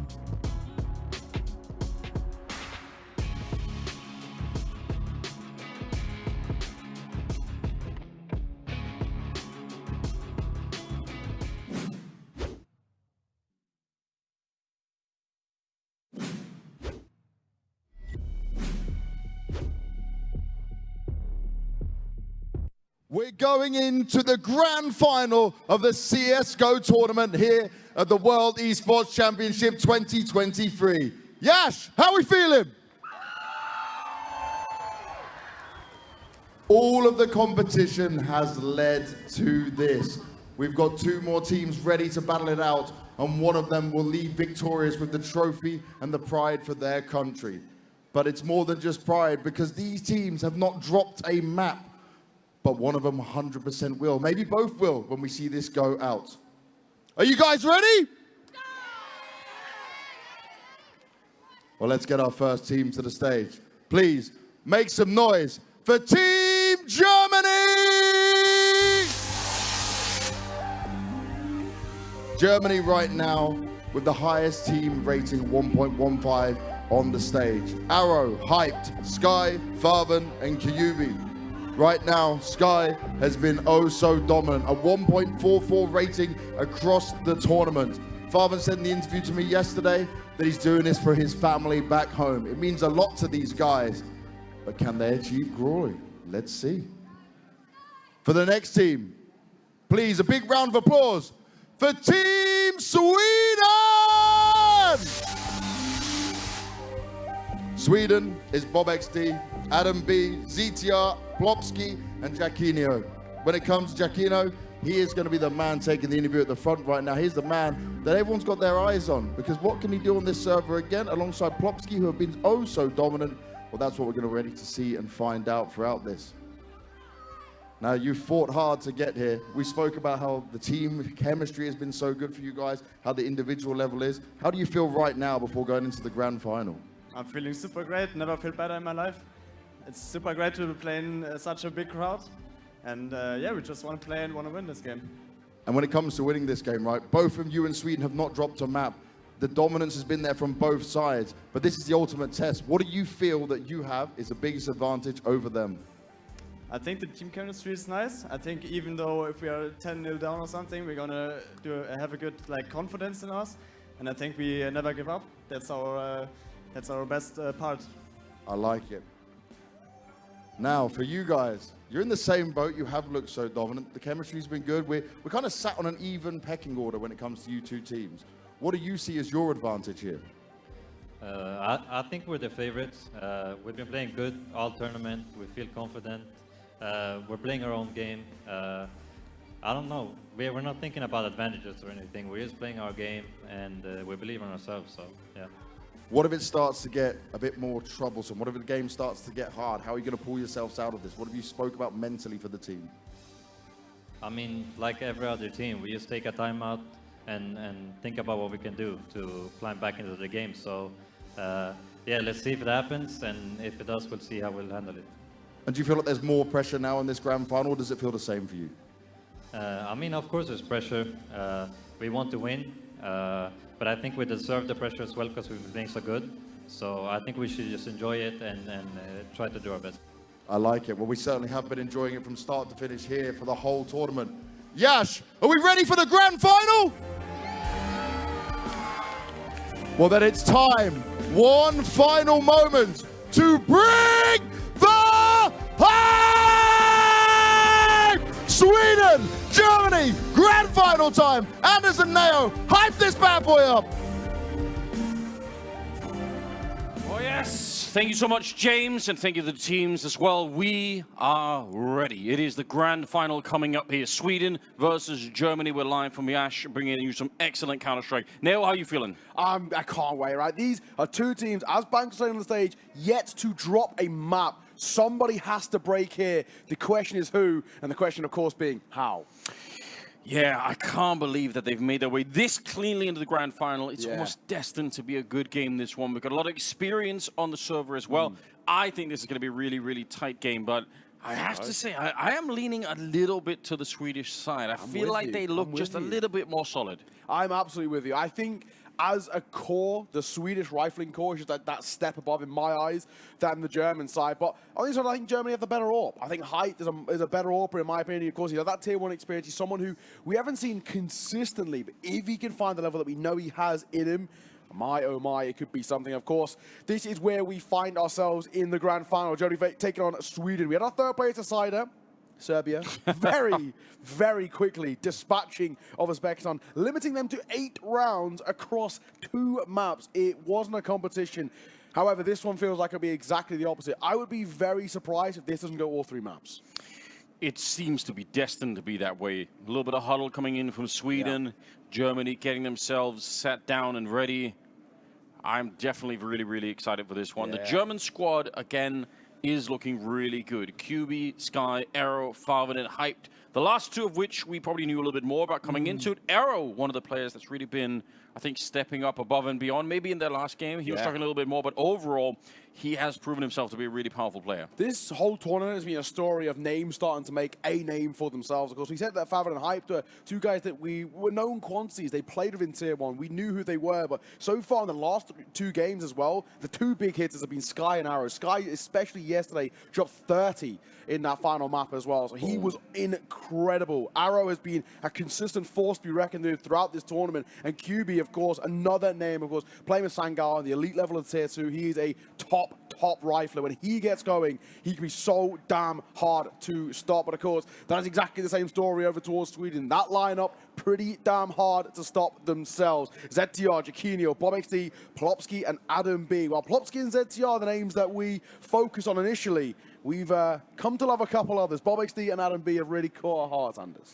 I would say so, yeah, for a couple of different reasons, right? Adam B just seems like someone who's consistently putting up some good numbers and making smart choices, and Bob for his wild shenanigans, pushing, aggressively, elusive player, really, you see him flanking. It's rare these days at top tier Counter-Strike. It's very hard to do these kind of things, but he seems to have a little bit of a knack for it. To have a lurker that's as proficient as BobXD is so rare. The last time we saw someone at the elite level playing that and doing it pretty well was BMaster in his prime on Mouse, and that was a good few years ago. BMaster has now been without a team for a while until he joined ITB recently. So lurking as a role which has been at that elite level really isn't something we see all too prevalently anymore. But BobXD, man, so damn talented. He's won rounds on his own for the team. Let's take a look through the veto as well, where we'll be heading, what the narrative is in this one. Mirage, Inferno, Ancient. It's the 3 puggiest maps in the pool to decide our grand final here at Iesf. Yeah, why not? I mean, again, that probably does push it a little bit closer to the idea that it could be all 3 maps. You have to assume that both teams are going to be feeling okay about this. So quite excited for it. Ancient is the deciding. I don't necessarily hate it either. I think this could be a really, really interesting game. I have a feeling Ancient is going to be needed here. If I had to make a call, I really do think this is setting itself up for them taking their own picks. I mean, so far as well, when we look towards these 2 sides, both went 5-0 in their groups, comfortably. Not really too much of an issue. Dispatching some pretty decent teams as well. Over in Group C with Sweden, they had Poland and Australia. Not a bad team, both of those at all. Over in Group A with Germany, that the local guys of Romania, and of course Hungary too, who I was speaking to a couple of people, and people talking about Hungary. BTM was saying Hungary, he thought in his eyes were the best team coming in towards this tournament, probably the favourites in his eyes. Oh, okay. So for them to have been dropped that early, of course, that's all credit to the Uzbekistan guys about what they did. But we take a little look at the player spotlight before we get underway in towards this game. The warm-ups are happening here. I don't think it's too much of a surprise at all for Sky to be the highlight here. He was incredible in their semi-final game over Uzbekistan. He looked so damn clean, especially when they went towards Ancient. Yeah, he's, again, sort of an unknown quantity, at least for me personally, coming into the tournament, but definitely has been stepping it up, I think, at all the right moments. I think some of the kills maybe not necessarily super, super flashy. He's one of these players that seems to sort of sneak up on you. Yeah. You know, suddenly you realize, oh, he is kind of getting a kill every round or every other round and just kind of adding to the overall effect. So I say super important. I mean, obviously we notice the flashy players more, but the consistent players, I think, overall can just, you know, add a lot more value to it. So really happy to see him play this well. He's going to have to step it up today as well, taking on Sweden, because, again, they've been looking very, very solid. So they need everybody. No, exactly this. I mean, they're going to need everybody to step up to the plate here. This is the thing with Sweden. Sweden, when you look across the board, they've probably got the names who are more likely individually to drop something like a 30 bomb, right? It could go across the board. You go anywhere. Plopsky's been incredible all tournament. ZTR, the same for him. Adam B, up until the semi-finals, was the highest ADR on Sweden as a team. Bob XD had his moments too as well. So this is the thing. I think the only thing they've maybe slightly struggled in the AWPing department, but when you're winning, who really cares, right? It doesn't matter. So this is the first thing when you look towards this pound-for-pound matchup, firepower-wise and name value-wise, Sweden take maybe the cake, just a tad. However, Germany have continued to play at such an elite level, and they've probably got, arguably in my eyes, the better team synergy. Of course, primarily 4 out of the 5 playing in a big academy. They prac and play with each other day in, day out, which really isn't the same as much. We've got 3 out of 5 on Godsend over towards Sweden, but it's not a complete line of the way these guys are. And of course, QB, who's slotted in, he can kind of play any role in any fashion. One of the things that I think about when I think about the German side is that I think they do look really, really good. And once Farven picked up the secondary AWP role and started to have a little bit more fun, it did look like they were really, really proficient. The one thing is, I feel like they opened themselves up to a lot of potential comebacks in that game against Uzbekistan, even if they'd end up winning it. It's one of those things where I think, well, if you do that same thing against Sweden, then you're going to get punished much harder. And the Swedes on the other side, I would say mostly have been pretty reasonable at playing, you know, the sort of must-win rounds, the rounds where you're in the 4 versus 3s or the 5 versus 2s or whatever. Like, they're really making sure that they're winning those rounds every time. There's not a lot of messing around on the Swedes. So I think if the Germans come into it with the same slightly lackadaisical approach where they're sort of, you know, strolling into it, maybe we can hunt a little bit more, maybe we can give up a couple of rounds and just try and see if we can find the last couple of kills. I think that's going to be hard to do against the Swedish lineup. So I'm expecting that if it plays out the same way, then Sweden will steal some of those rounds, and that could really hurt Germany. Yeah, and this is the thing we saw a little bit as well in that semi-final. It kind of felt like there really wasn't a level of respect shown by the German side because they just knew individually how good they were. But Sweden, they've always looked calm. They've always looked composed in every situation. I'm glad we've got this man highlighted on the screen. The amount of rounds Bob XD won individually, especially on Inferno, was insane. And when we look back on towards Inferno, that's the man I'm going to be keeping an eye on. When they're on that T side and the bulk of the team's poking and prodding over towards Banana, you know he's deep and out, just waiting to catch someone rotating. So for me, this is a perfect person to highlight. Bob XD has been so talented. He's really made a name for himself this tournament. Yeah, you got to think as well, that's probably a conversation on the German side is, you know, someone's going to be highlighting that saying, hey, just watch out for this guy. You know that if there's a little bit of quiet on one part of the map, if you think that smoke is going to be, you know, one's going to be walking through it, well, maybe not. Maybe not.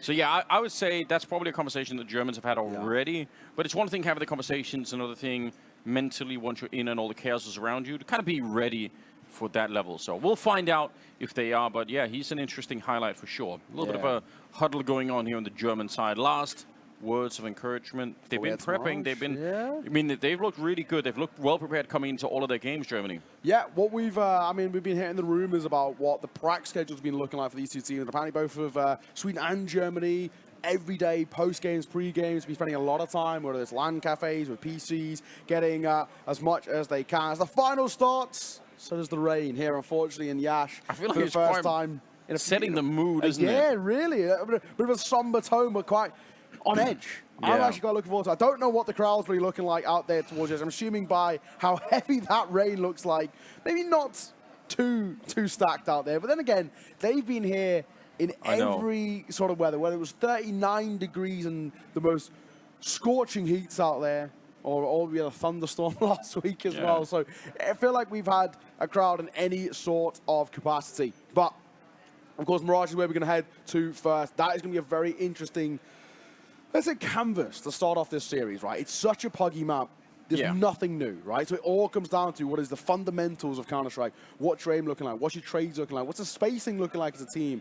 And that's what generally we're probably looking, maybe say that Sweden are the slight favourites in that sense. They just don't seem to make that many rookie mistakes. No, that was where Plopsky was running wild. I think he had like 26 kills, so maybe close to 30 on the last time they played Mirage. So I expect that, yeah, Sweden are going to be feeling really, really comfortable on this one. But, I mean, always the other problem is it's a new day. You never really know how it's going to be playing out. Obviously, we saw in the third place side that Uzbekistan was, you know, really a huge dark horse, an interesting team.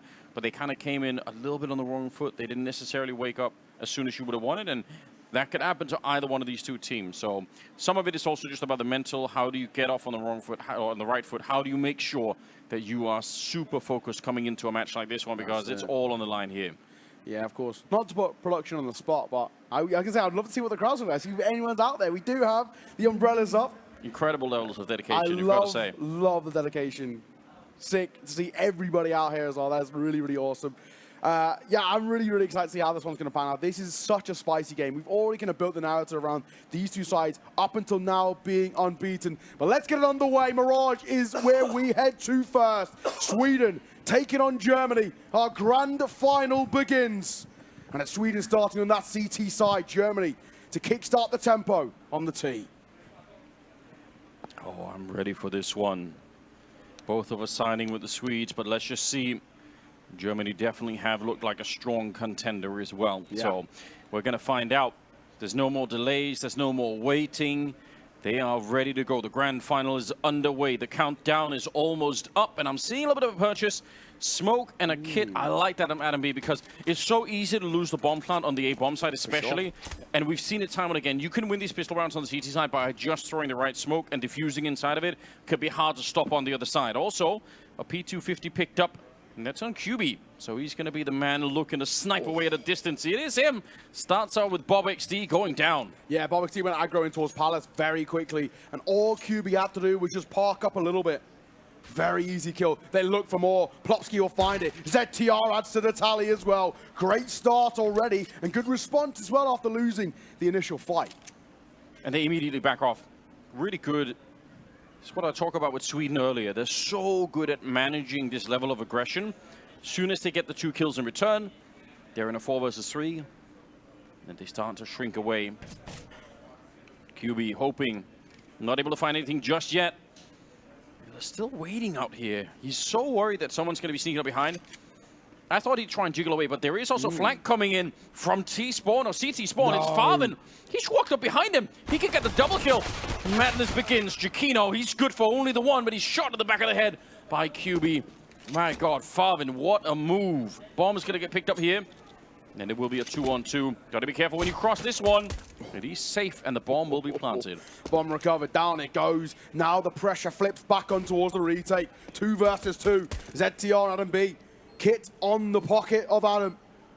What can they do? They slowly move their way in. They've got time to work with, but Util Slim, just 1 smoke to work with. First fight goes the way of Adam. A response from Sky as he looks for more. Tapping away, and ZTR toying with his food. Kit collected. Same can be said for the smoke, but Sky's going to see it off. Germany take the first round. That's a huge round to win. I think they had both the smoke and the kit. I don't think he actually picked up the kit at the end. No. That could have been a thing. If he'd gone for the kit and just stuck around and defused, it's really, really hard for the last T player to do anything. But yeah, a lot of confidence on both these teams to begin with.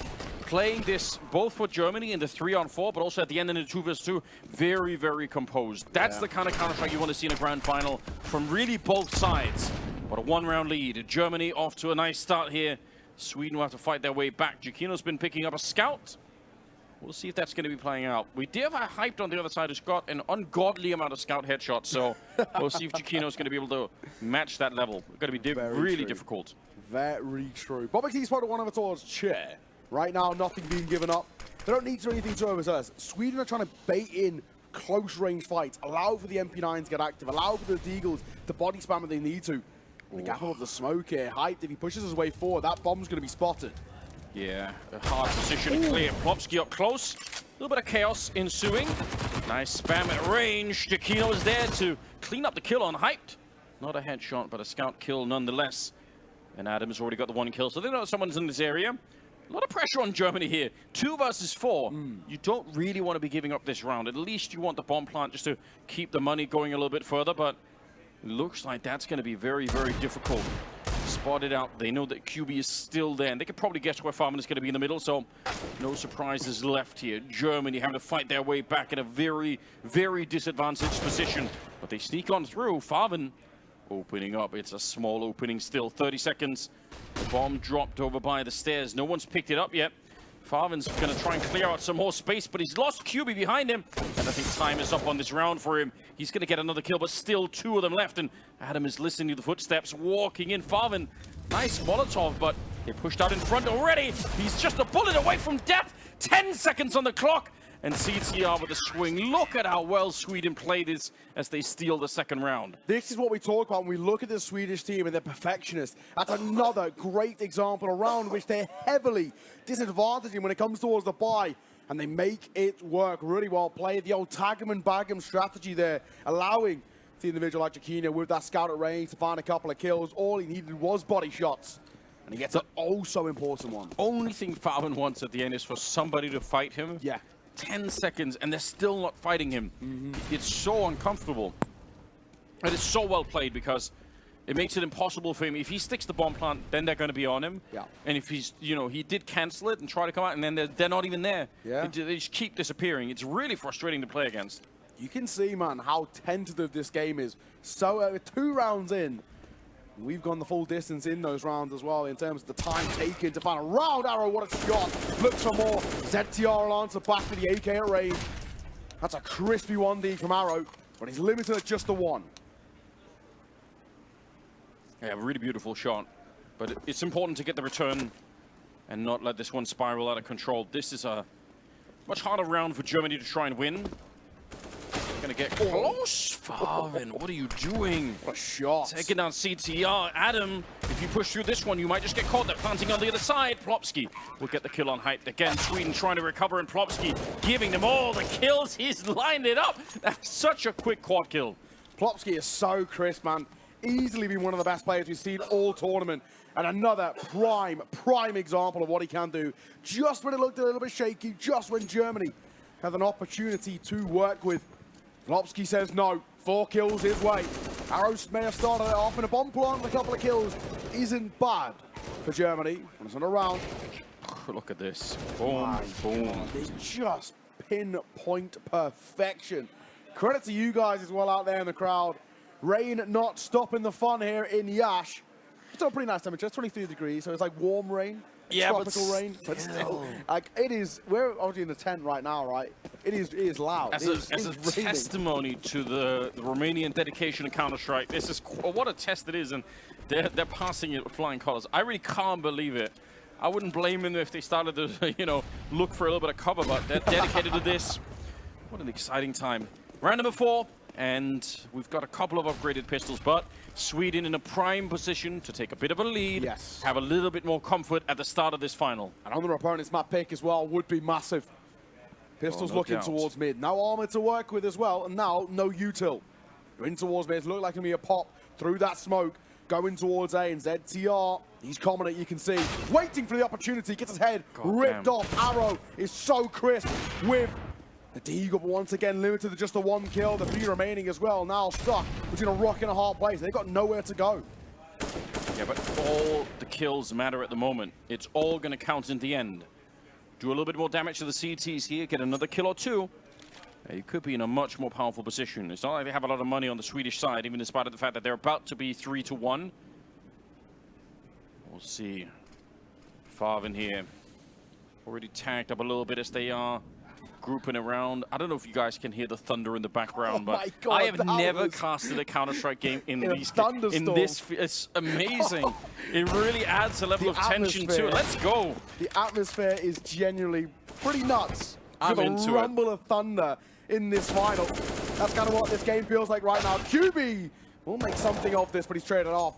Third round picked up by Sweden. That's not a bad round at all. No armor, a couple of good pistols, 3 out of 5 kills. I think you can take a silver lining from that. I'm just saying, if I am going to get hit by lightning, at least let it be while casting a game of Counter-Strike, right? Like, no one's going to be able to match that ever. I'm going out big in that case. Oh, absolutely. Absolutely. I mean, I know we had a thunderstorm last week, and it was kind of popping just above the palace. So I'm sure fantastic. Anybody out there in the crowd, you probably got a pretty decent view if there's going to be any lightning. Here we go. Full buy out for Germany. AK's on deck, hyped in towards the orb. 0-4 right now. We need to see him activated. He's absolutely one of the key players that we need to perform well for the German side. And again, we know that he's got the pedigree to do it. But that's one thing. Another thing is the level of pressure is different in a grand final. And also, you have to get off the ground first. You have to really, you know, get that AWP warmed up. They've already lost forward in this round. And they're getting pushed a little bit towards the B side here. Flash into the middle arrow, hoping for a kill. But he's going to be careful. Shikino taking him down. And now it's a 5 versus 3. And a lot of safety here for the Swedes. Chiquinho's come over to support as well. He's rotated through short, back pillar for him. Bob XT's got a little bit aggro in towards apartment. And he might get an opportunity. QB waiting for the smoke to dissipate. Bob XT could be in trouble, but he just about falls away in time. 50 seconds to work with. They look towards B. There's 2 players here ready to meet them. I mean, I don't think it's going to be a nice greeting either. No. Oh, flash in. It's such a setup, but QB had his back turned already. He was looking away from it. What a brilliant move. This can be done. They can still win this round. Germany, they're not out of it yet. A lot of damage onto Shikino. 35 seconds. Backup is being called for. Grenade lands. But Sky is still alive. Shikino, he's seen one. There's the second grenade. And it blows up Sky. 25 seconds. This isn't over yet necessarily. Just one player left in QB. He's going to spray down one. And Adam's showing off. The timing is godlike. And Sweden will live through the round. But that was close all the way to the end in spite of the 5 versus 3. That's dedication. Use the handbag as an umbrella. I mean, I gotta respect it. Sacrifice it all. Anything to watch Counter-Strike here in Yash. What a round as well. That went down to the wire. For Sweden, again, take a notch on the board. CT side, slowly but surely, pulling further and further away. While Lost Bonus is maxed out, no bomb plant's not going to give you stability in terms of the buy. So just an AK to work with for QB, the hero rifle. What can he do? The answer is looking like an entry kill. Good trade on towards ZTR. I would say for the first couple of games that we saw throughout the group stage for Germany, QB was a little bit more held back. Yeah. But in that semi-final against Uzbekistan, he had some really disgusting mechanics. It was really sick to see.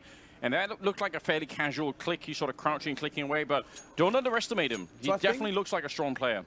So I think what they've tried to do is, obviously he doesn't play for Big Academy, right? He plays for Sangal, so he's not a part of this team, doesn't practice with the team, so they're kind of just putting him and slotting him into roles that are maybe not what he's used to, but within Sangal, he is part of he's part of the pack, essentially. He's a pack player, can play entry frag really, really well, mechanically easily one of the best players coming out through the tier 2 scene. So I think at the start they were using him as just a bit of a filler, and now they've realized, actually, we should probably use him as an entry fragger all the way through. He is mechanically so gifted. Look at the freeze that was being called here by Germany, testing the patience of the Swedes, saying, I wonder if they are going to be... This is something that Sweden just have not been doing. They don't bite on this kind of stuff. They're so patient. Adam, I don't know if he's heard any footsteps. Doesn't seem like anyone's rotating, so I doubt it. They won't expect him towards ramp, though, surely. He's in a very powerful position, right? This is crazy because, they also don't have the grenades, right? They have one smoke. I doubt they're going to throw it behind him. Ooh, this is scary, though. If he walks in and dies, this round is right back on. The timing for him is pretty good. He's going to get that first kill. Swinging a bit wide, perhaps he's going to get the double, and that's all he needed. Well played on him. 8 seconds here. The ball making its way across. You've got to be real careful. Molotov landing in the back there, but it's not quite going to burn Arrow, and they'll get the bomb plant. They can still win this. 2v2. Rifle on the floor as well for Arrow to pick up over towards ramp if he can get there, but the answer's no. Jaquinho will pick him off with the AWP. Now the numbers advantage, 3 versus 1. QB's got to go nuclear, and Bob XT in from behind. Sweden add to their tally, add to the lead, 5-1. Once again, we can talk about silver linings. We can talk about small wins here for Germany. In the hands of QB, they've got a couple of kills in the bomb plant. That's not awful. And that crowd's not awful as well for how wet it is out there. We're going to continue to mention this is dedication. I don't think we get this in the UK. No, definitely not. people know to stay inside. 5-1. This is really shaping up nice for the Swedes. Maybe you could say the economy is not that great on the CT side. That's the one thing. Oh, that's hyped. First kill of the match for him. And Farven giving a high five here and taking down CTR. Double push coming in from the catwalk. Takes a long time on that first spray. And they will trade it even better. 3 versus 1. If they would have got the kill instantly when they double pushed that, it's a different matter. But it took just a little bit too long. And Arrow is good for the double in return. So well worth it. Giacchino in a 1 versus 3. He might win the race. He might win the race towards B. He sets himself up well. Yeah, but there's definitely a possibility I say fights. It's going to be so hard. Yeah, they can. There's so many grenades. They can flash a million times over this wall. If they just walk in or run in here, yeah, that would be a massive mistake for the German side. It's a good angle. Oh, he pulls off it. Through. This is dangerous. Have they seen him? I don't think so. There's the first one. Is there more to come? 2 people left on the other side. If he misses a shot, he's dead, surely. Being held by the AWP on the one side. No. There we go. QB's dead and gone. Hype is right there. Oh, he tries to see if he can shoulder peek him out, but Hype is too quick. Nicely done.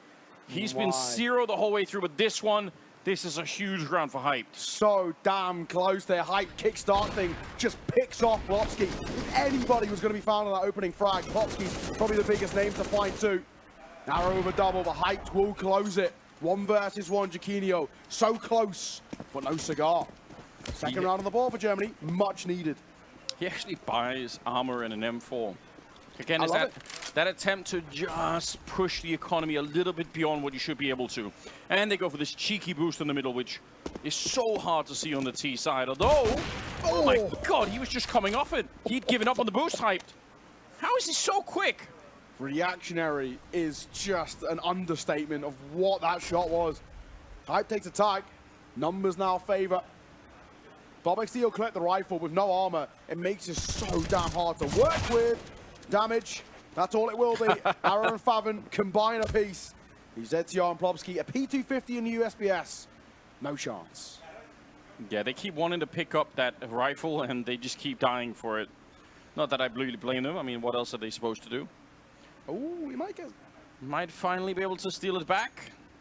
Ooh, did it get blown away? No, he's got it. Oh, okay, okay. Am I going to kill as well? Faven. Oh, he did not spot the barrel. But Faven falls off.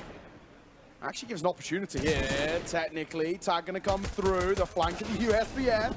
Just being a nuisance. They're actually making it kind of expensive. If they can get any more. I don't know. Oh, there we go. I was going to say, why doesn't he burn in the corner? I feel like that Molotov was right on him, but eventually he did.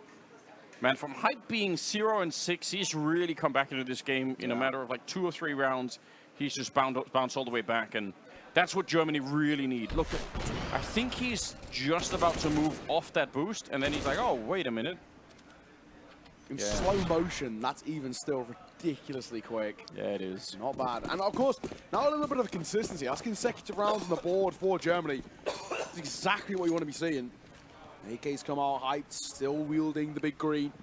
Same can't be said over towards the CT side as well. Giacchino really got a lot of typing. I think with a lot of typing and no one really going for a peek, I think I'm right in saying this might be a round reset here. Somebody, I think, has crashed. Probably. This will be the case. I'm assuming... Water in the keyboard. I'm looking to see who it is. Everyone seems to be okay, but everyone's moved out of spawn at least. You ever managed to spill, you know, a drink on your keyboard or something like that? So, no, I haven't, but I have a desk about the size of our desk, like here at home. It is like ginormous. Okay. It's extra large, so like my keyboard and mouse are here, and my drinks are like way over here, and they're not on my mouse hand side. Okay. So I specifically design it that way with my desk. Like I'm kind of looking this way, so my drink's always on my left. So I can't really ever knock them. I mean, I've knocked them onto the floor, but like, you know, who cares? The carpet, you know what I mean? You've planned ahead. Yeah, exactly. For the eventual disaster. I'm an idiot, so like, I need to like put some things in play to deny it here. We do have a tech issue looking, judging by it, I think it might be over towards the German side. So hopefully get it fixed in just a second. I don't know if you guys at home can pick it up, but it's so I can hear the rain through the mic on our side. It is loud here, dude. So I don't know if you guys can. Oh yeah. Oh, he's been waiting for this moment, hasn't he? He's been planning. He's been ready and waiting. People using trees as refuge here as well. They're doing it all. We love to see it. Honestly, I'm so pleasantly surprised by the dedication. That man in the grey hoodie is gone from a light grey to an extremely dark grey. Yeah. With wet. It is seriously opened up here. I don't know how long it's gonna last. I really hope that it stops raining towards the end of the game. You know, we at least like have some time not in the rain, but it's coming down heavy here now. Seems like there's a really good foundation for, you know, supporting more events in Romania. I'm sure the Romanian Esports Federation, part of the Iesf, is going to be, you know, sort of pleasantly surprised by how all of this has been playing out. I've got to say, I'm really, really impressed. Again, we knew a little bit about Cluj, obviously having had a major there, and we know about Bucharest, also a couple of events being held there, and a lot of qualifiers and all the rest of it. But this this situation here is crazy. Iași, obviously, comparatively a smaller city than the other two. And it loves esports. You but can tell. yeah, huge student population and a lot of support for it. We've Really got awesome. Some big crowds, right? I mean, if we looked at us last weekend, apparently we had about 6,000 to 7,000 people here on the lawn in front of the palace, which is just, it was shoulder to shoulder, which is super cool to see. Oh, here we go. Adam faked out a little bit, flashed around the corner. It's Arrow. He's been finding the openings with the Deagles. Now he's got the AK, and they're going to be hunting down Giuchino, who just had a scout in the back line. Might have get a couple of tags, but did not get the kills needed. And this one should more or less be done. Unless there's some really wild shots with the smoke here, this should be around that they're going to be winning on this on the German side. Ooh, Bob. This is dangerous. We did warn you that he was a sneaky player. He's got a really important gap here, by the way. Like, there's nowhere that I expect him back triple. If he just stays here, this is so strong. It is. But he also has a Molotov and an HE. I wonder if he's going to be able to throw one of those two. He could outright kill. Yeah, there we go. Arrow's in a little bit of trouble. HE on top. Going to catch maybe one of them. Oh, they're quick to push out. Nice movement from the German side. They could have been in a lot of trouble in that corner. ZTR is out of there. Yeah. He wants nothing to do with it. Don't blame him. Bomb goes down. Round will be confirmed. And that, of course, is going to be fourth on the board for the German roster. Not too expensive as well. I think the big question for us, and this kind of has been the question throughout the tournament so far, is what Favon do we get coming in towards a lot of games, right? I think he was so quiet for a lot of this tournament where he really wasn't showing up. Maybe to the way we would expect, but yesterday, with the double AWPs, he was so good. When he was secondary AWPing behind Hype, he was crisp, he looked confident, he was taking fights. That's the Favon we want to see, right? And actually, especially when we go towards the seed side of Mirage, I would love to see them go back in towards a double AWP setup. They looked like actually a better team than what we've seen. And Germany have already been incredibly strong throughout this tournament so far. Having a double AWP setup which amplifies the individuals, I think is the best way to try and combat a super strong Sweden side. Yeah, I mean, I've got to say as well, it's obviously hard to, I'm doing a bit of mind reading here, but it did look like Favon had more fun. Yeah, like, it looked like he had more fun playing with the AWP. Because some of the AK, oh, wow. Let's go, guys. We've got a CS game at 4, but you got motorbike racing at 5. Yeah, hell yes. Come prepared. They love the rain, right? Just turns into mud and more fun. Yeah, more sliding. Who needs brakes when you've got mud? All right, we're in the 10th round. It's still too early to really call this one. 5-4. A lot more money on the German side currently than the Swedes are working with. They got that 1 M4. They got a couple of Deagles. Not going to find the kill there, but significant amount of damage onto Arrow will at least tag him up a bit. Should be another good bomb plant that's coming through here. Waiting for something, right? All comes down to the ZTR, and that rifling tools connector can do anything. The answer's probably going to be no. The bomb a little bit unconfident going down. Favon and Sky finding one apiece. And now with ZTR falling, that will confirm things. I don't know whether he spotted something. Well, that was a pre-fire. That's nuts. Plopsky's all that's left. PT-50, no armor. No chance. Looking at where Hyped is, I'm confused as how he even got the kill. I would love to see the replay. Maybe he was on the other side of the box when he took the shot, but that looked really funky. Well, not a bad round. T-side, found in form. I mean, of course, that was a bit of a no-buy, so there's nothing really to write home about. Yeah, but still pretty good, right? Really straightforward stuff coming in here from the German side. Yeah. There's not a lot of sort of going back and forth. They show up, they throw the right flashes, the right grenades, they execute straight onto the bomb side, and the Swedes don't have the utility to stop them. Yeah. Really simple play coming through as well. In towards mid. That window player ZTR in trouble. Giacchino even more. Down he forced the Hype to get on the orb, who's coming alive round upon round. Hype is finding form, and Sky might want a piece of the pie. Takes a tag. Only ever so slightly. The nade, though, could do quite a lot, and Favon onto 41 alongside Sky. They're both reeling a little bit. Here we go, Hype moving forward. This kill could decide the round, and he's going to get it at the same time as Favon's picking up CTR. And the whole middle of the map gets blown wide open, catching the feet. Bob XD trying to be sneaky, but Arrow just a step ahead of him here. My God. Germany answering back in a massive way. Rolling it back and going to take the round lead here, 6-5. Got to point out as well, as Adam is taking this last little battle here. Basically, they're going to get a couple of kills at least. But Hype was 0-6, now he's 8-6. He's at 8 kills without dying. So what a way to return into a match. Absolutely. Ding gonna come through there as well. What? Oh, what is that? Just as we were saying about Hype not dying. Adam, what are you doing? Yes, he's ridiculous. What an exit. He's on for the ace here as well, and he has tagged QB. No way he clears him, but my oh my. Adam has made something of that round out of nothing. He's made that so expensive. I don't understand how he got any of the last 2 kills, if I'm perfectly honest. When he got the kill on Hype, there was 18 seconds. I don't know if he had a kid or not, but I wonder, I think that's why they were running back from the middle. They were worried that he was going to just beeline it to the bomb side. I don't think he could. I doubt it as well. I think it takes about, off the top of my head, it's got to be like 13, 14 seconds in rotate. Probably, yeah, what I was thinking. I don't think he would have. I mean, it would have been super interesting to test. Yeah, but I doubt it as well. But you can tell that Germany were worried. They were thinking about it. They were like, oh, wait a minute. Either way, back to pistols. Or continuing on the pistols, really, for the Swedish side here. They've had a lot of trouble with the economy. Yeah, their finances have been rough, man. They've been breaking. It has been this brutal cycle, full buy-in, no success, rinse and repeat, where they're constantly left reeling. And this is where sides like Germany can just chain together around, get that snowball effect under the belt, and before you know it, they've taken quite a healthy lead on a T-tard of a very CT-tarded map. Germany again, waiting, hoping to bait out the Swedes a little bit. Eventually going to find some openings. But the bomb is quite far back, so they're not committed to anything. They're playing this one about as safe as you could have wanted. This is the level of attention to detail that you want to see out of the German squad, because these are the kind of rounds that they gave up too many of these kind of rounds against Uzbekistan, which made it just a little bit scary, to be honest. Made me worried. But they're not doing it right now. They're playing to the level of their opponents, and they are looking good. Yeah, it feels like innately they're taking us just a tad more seriously. They know what's on the line. The difference between $30,000 and $50,000. So, I mean, it's a pretty decent bump up in the prize pool. And, of course, first place, too. Take all of the bragging rights here. Timeout going to be good. You can see Abdi, the coach, over towards Sweden, calling for attack. Honestly, you can understand why Germany are starting to run away with things just a tad. This opening map for them looking really good, especially when initially it looked really poor at the start.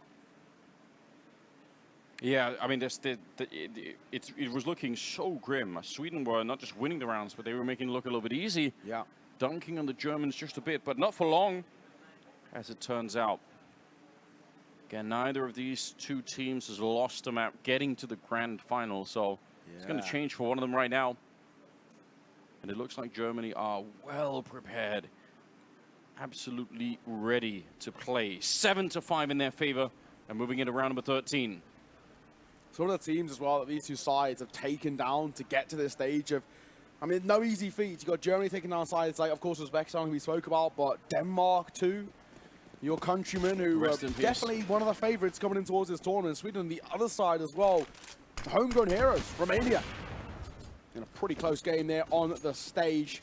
And then Serbia yesterday, who we know how good Serbia can be from that third place game earlier today. So there's no easy feat to get where they are right now. Absolutely, without a shadow of doubt, the two best teams in this tournament by quite some margin. I think there is a pretty significant gap between first and second, and then third and fourth. A nice variation of trying to take connector control here for the German side. They smoke off the window, then they triple nade the connector instead of Molotoving it. Because the Molotov is the more standard way of doing it. But this way, you're sort of, because if you Molotov it, you're just denying the access. If you triple nade it and someone's trying to play there, they're going to be dead. So I kind of like it. More grenades looking to be thrown in, but actually, Swedish nades so far a little bit better. Going to be landing on Sky and Arrow. But mid control either way for the T side, which is what they were looking for. And now that they've got it, they might just park a couple of people here, rotate back, and then pinch the bomb side. Yeah. BobXT just jumping over towards Van here as well. He hasn't got too proactive. He's been looking for information into his apartments. This time, I'm just going to sit back a little bit. I don't mind this. Just I say that, he's going to start getting a little bit active. This is what BobXT does best. This is how he takes space. He goes back over towards A, so it won't really make a difference. That'll be confirmed information, but it might be a little bit too late. Yeah, that's the big issue, right? Do they realize? Are they going to rotate any of these 2B players into the middle? They need to. Hyped again. So strong all of a sudden. Adam B in a lot of trouble. And QB, I don't know how he lives through that. He got dinked in the first instance, and still QB's good for the double. This round is won. There's nothing that Sweden can do about it.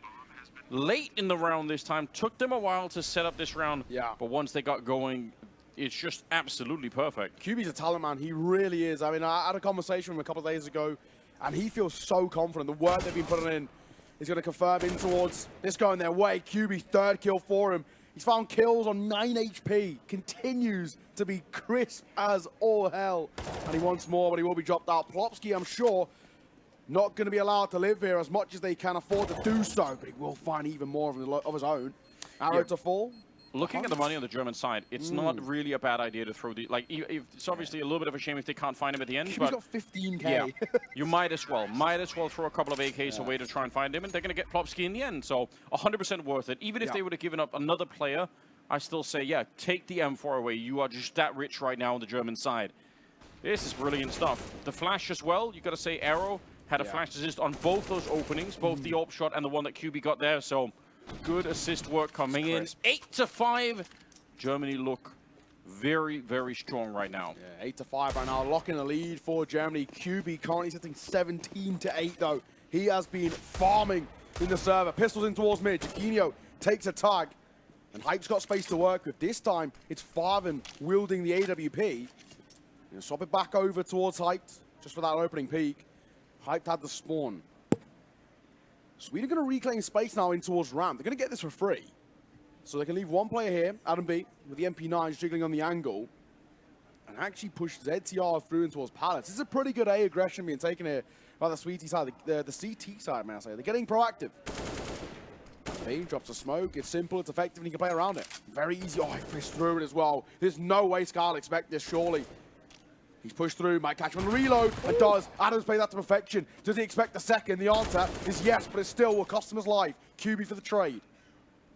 That's a cool little mission that he was on, though. If he could have got the kill on QB, this would have really turned the round in their favor. Arrow moving up.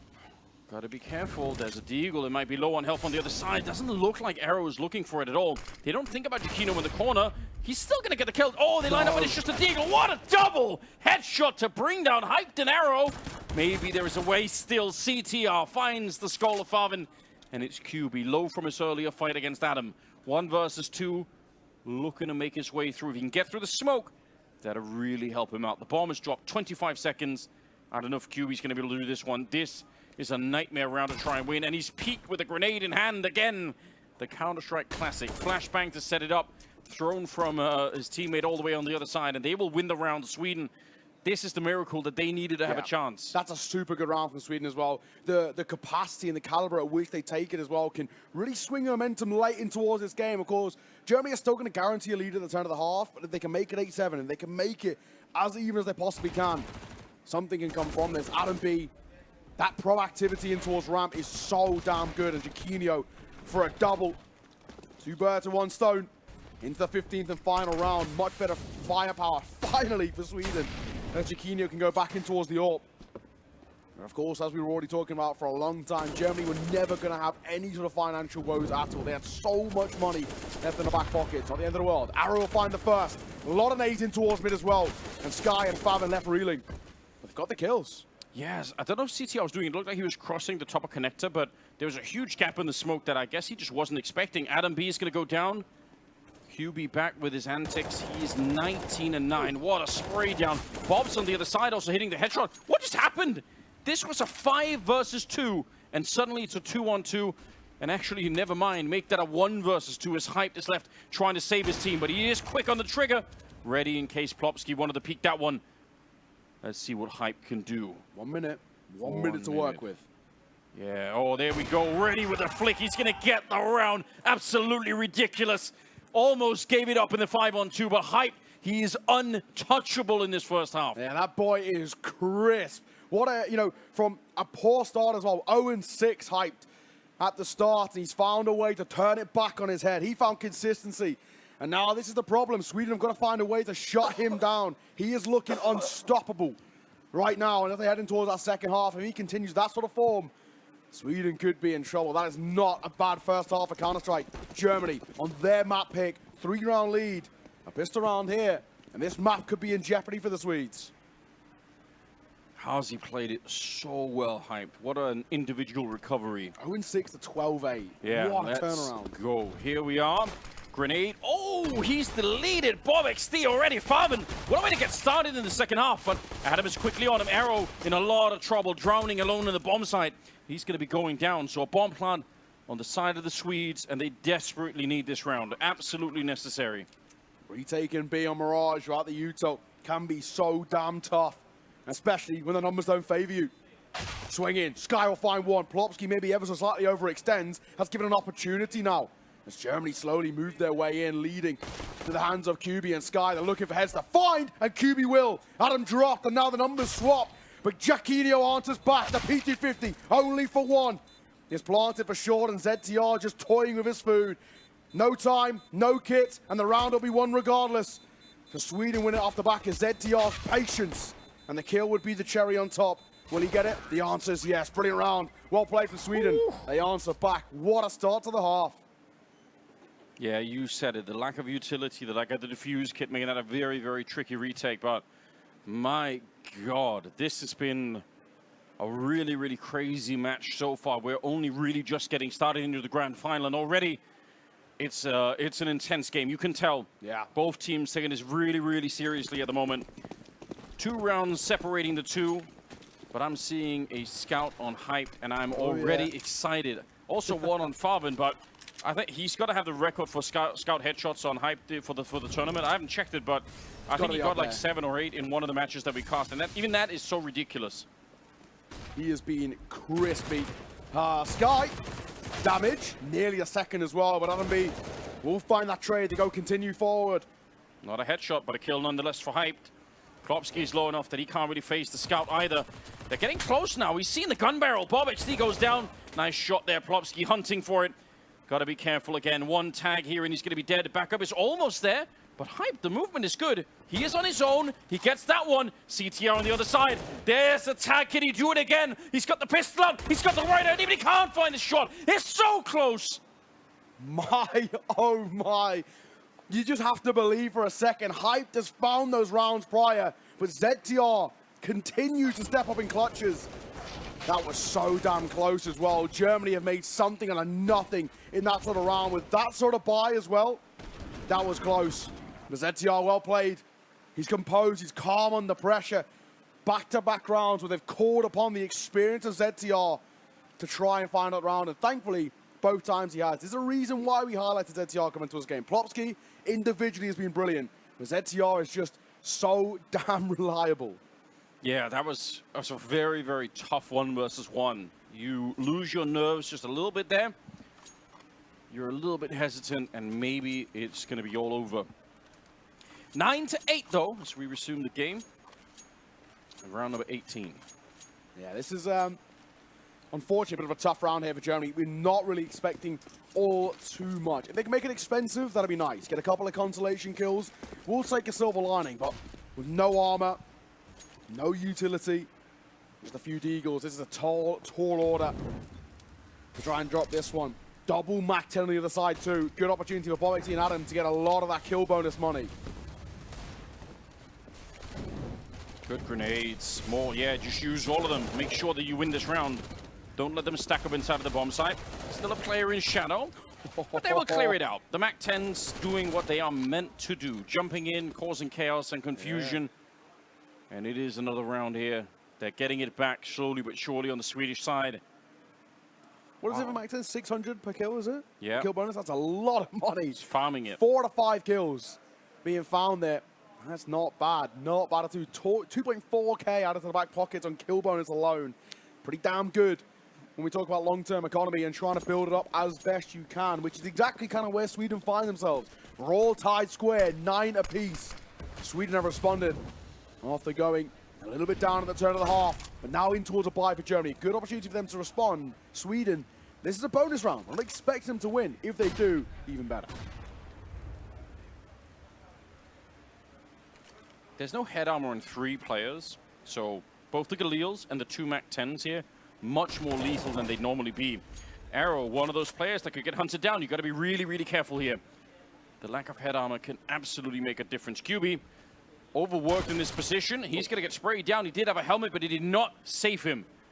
Adam B with a strong opening.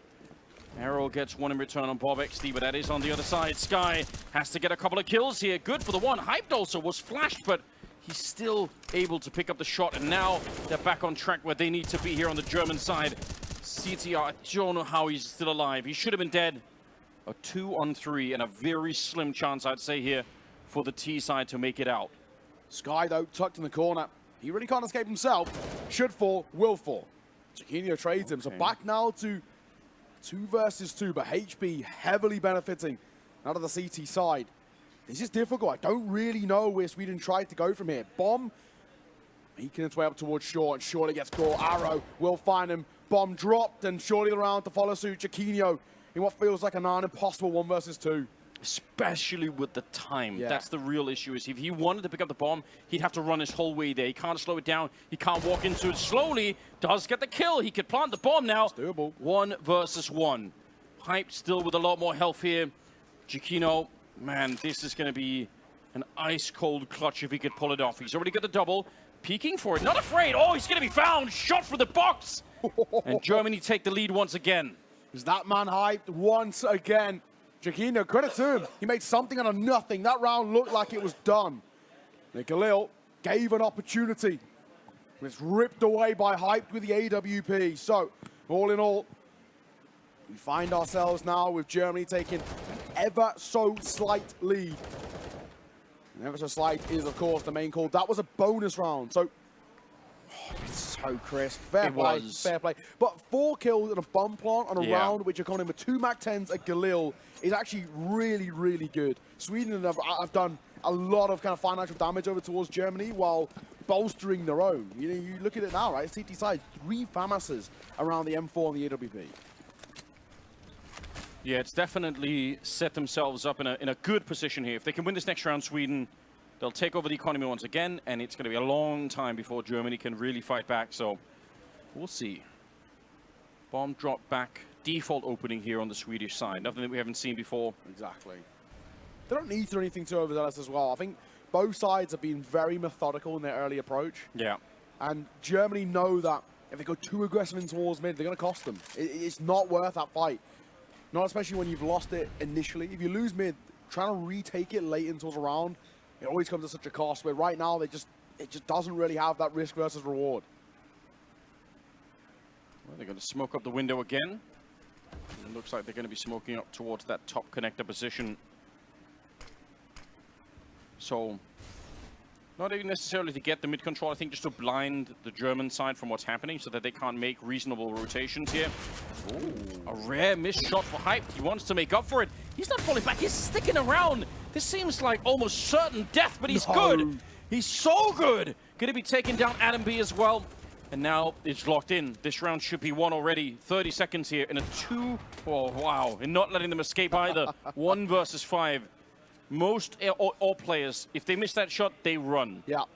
Hyped is so ballsy, man. It's just such a difficult way to play. He's tagged down to 14 points of HP, and he sticks around. He re-aggresses in and around the flames, in and around the nades.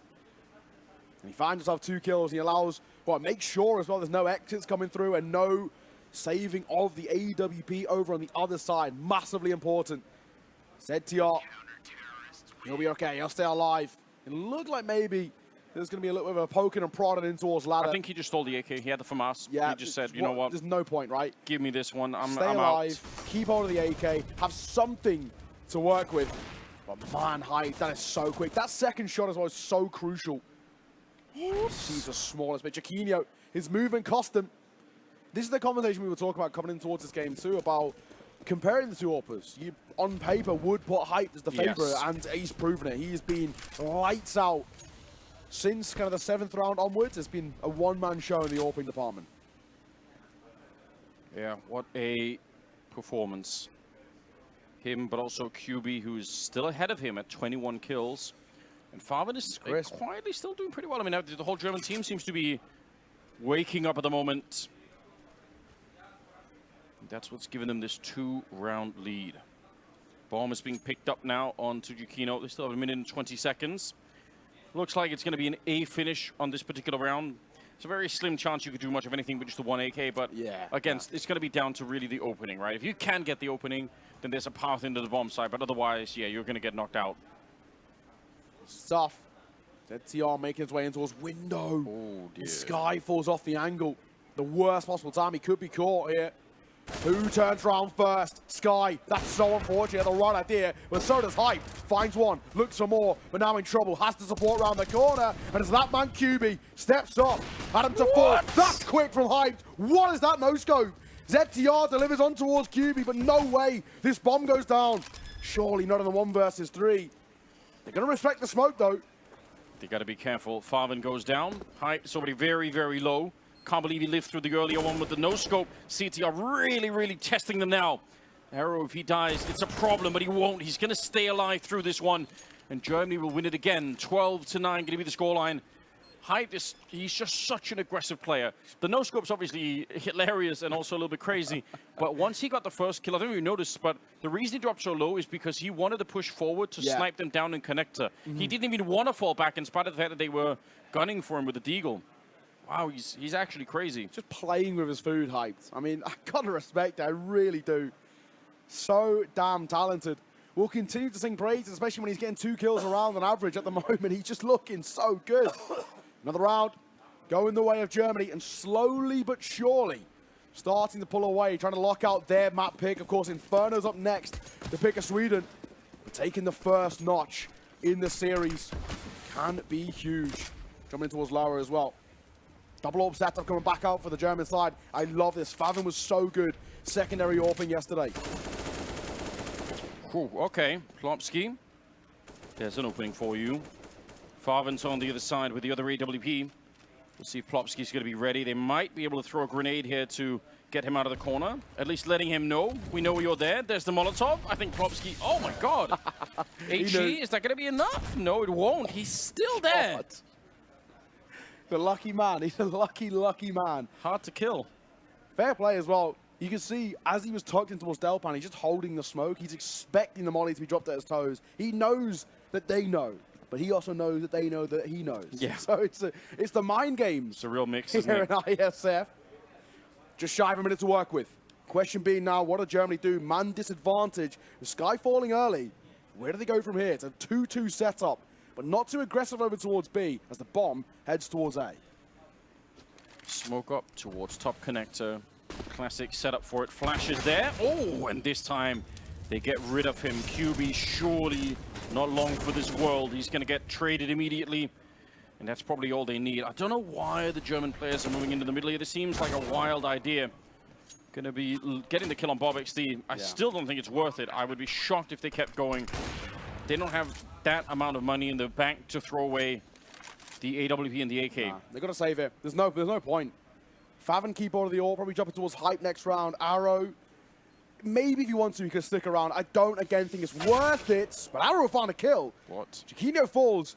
Adam and Plopsky are both low. This is doable. They've got 2 kits to work with.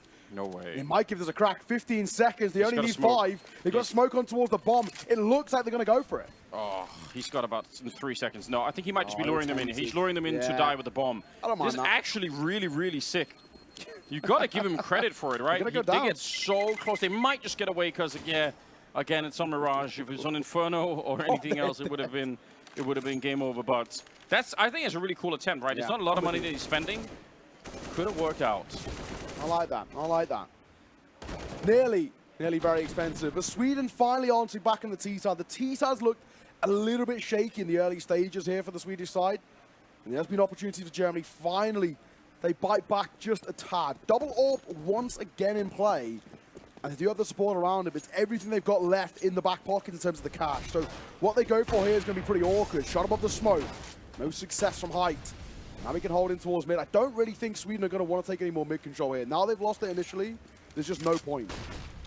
It's risky, and it's costly. Favin finds the first. Plopsky to fall. Probably the most important kill. This is where Favin really came into his own last time that we saw them, when he was allowed to wield that second AWP. It was really fun to see. So getting it warmed up again. He's at 15 with that one. And giving Germany a nice little lead in this one. They're only 4 rounds away from winning the map. They are in a good position right now. It's a big swing round too. Yeah. Look at the economy both ways. It's pretty weak on both sides. Winner of this, especially if Sweden don't get a bomb plant, it would just break their backs. Well, let's just see how it plays out. QB anchoring the A-bomb site. But look at how many players they have close by. And because Sweden, they're not holding the middle at all. So those players can rotate straight in there. They can have a 3 or 4-man defense there in no time flat. This is going to be hard for the T's to make their way through, but we'll see if they can. QB's there. Oh my God, he actually got the shot there, catching CTR. This is ridiculous. Sky is going to be able to get another kill. Hype finally going down again, but it is too late. Sky to pick up the remaining shots, and Germany take another step in the right direction. Yeah, lovely double QB as well. Just biding his time in towards back triple. It's an angle that goes overlooked. And actually on the other side too, the Swedes can't afford to expend the Molotov to force them off. If it's an early execution towards round, they should have a spare Molotov, but they don't. That late in, they know how important it is keeping one in the back pockets. Well, like we said, Sweden, no round, no bomb plant, no money. Here in towards round number 24. Germany 3 rounds ahead, and of course 3 rounds away from the map. Yeah, it's looking solid at the moment. Hype, gotta be careful. Don't give him another chance. He does shoot him right in the foot. Bomb XD, very low on health, but at least they get the opening. Hype continuing with the AWP. No. He can't be stopped. Flashes and all. Nearly gets a flick in there. They're hunting him down, but he's still alive somehow. He's pulled out the pistol. He's relentlessly fighting them. Sky comes in from behind, and Hype with another double. Banks might have brought the hype, but Germany have brought hype into this one, and it is insane to witness. Just balls of steel. There's no way you should be re-aggressing like that, especially when you're being pushed left, right, and center. He's so damn quick. Adam thinks he's got a free kill there. How wrong he was. And Sky's keying up again. Sky continues to impress me as well. The amount of consistency he's finding this late in towards a game, sick to see. Germany look like the red carpet's being rolled out to a map number 1 under their belt. Their pick of Mirage, very close to going their way. And it smiles all around. QB's loving life right now. He has been farming. It's that slightness. You can see grin. Favin is so much more chill in the background, right? Like, he's been at so many tournaments. He's tried this all before. He's used to it, but yeah. QE, grand final for him. You can see that nervous energy. I love it, man. I love it. Yeah, it's a great feeling to have. It is also the kind of thing that can sort of spiral out of control, right? So hopefully they can simmer down a little bit, keep the focus here. They're close, but they're not there yet. And you don't want to be underestimating the Swedes at all. Essentially, though, one more bye for Sweden, right? Yeah. Lose this round, while they may have lost bonus. Once again, we reiterate, no bomb plant, no money. That back completely broken. They're on a fine line, thin ice at the moment. Oh, Favin caught sleeping. He had every chance to do that. QB, though, he's ready. Adam wide swing, but he can't win the fight. The bomb is all the way in T-spawn here. A good spray for Giacchino. Took a little bit of a time. He knows that QB's still going to be there somewhere. 3 versus 4, but look at who's on a mission. Arrow is pushed out. Give him 10 more seconds, and he can win this round. If Sweden slow it down, it's going to be a big problem for them. Molotov in the corner, smoke up there, but Hype, he's been found. CTR cutting a bullet straight through the bomb site and finding the head of Hype. That's going to make a difference here. Arrow, man, if his teammates could have stayed alive, this would have been a really sick timing for a flank. Hang on, hang on. Oh, do it. No way. Surely he turns around, though. Surely. We'll find one. 118 looking for ZTR as well. Shadow spotted. Kill. Found. 2. Arrow makes it a double. And a 1 versus 2. With no kit. And Giacchino so quick as well. He's had a couple of question marks about him, Giacchino. A lovely little 3K will silence most of them in towards this round. Sweden stay alive. It would have been so sick if he had waited there to try and ninja the bomb. It's really hard to do with 4 people still and alive no on the kit other as side. well, right? He's got to be a 10-second ninja defuse. No It's smoke unlikely. either. It's just so unlikely. But how sick would it have been? To get 15 in that fashion. Okay. Ooh, look at the buy. Double orb, but Sky's wielding the orb. Not Favin this time. Well, let's see how that's going to be playing out. He's all the way over at the A ramp, so presumably based on the position, yeah, they'll put Hyped with the other AWP. Arrow put under some pressure already, and Hyped is actually Sky. A little bit of a mess up, perhaps. Maybe could have had a double kill for Arrow. I don't think it's going to make a difference, though. If anything, you want to save this AWP and get it into the next round right now. I think if you're on the German side, just recover that weapon. Any chance for a retake here is almost 0. I mean, they're still looking like they want to give us a go. Hyped in the orb, boosted up. The lesser weaponry, trying to take a little bit of the early engagements here. QB with the MP9. He has to get up and close and personal. I don't think there's any real worth sticking around anymore. Just keep the double orbs alive. And they probably should be fine. There's no flank coming through. But they are actually locking Sweden in towards the site. They're going to struggle to exit comfortably, which is what Favin was doing, sticking around. Missed shot, though, and that will confirm things. Hype going to find 1, though. Something and a nothing. Yeah. Sweden go within 2. Breathing down their necks now. Oh, look at us pushing in. Trying to do a little bit more. Picks up the AK. He's really trying to optimize the round. I got to respect it. Didn't work out quite, but still. My God. This is...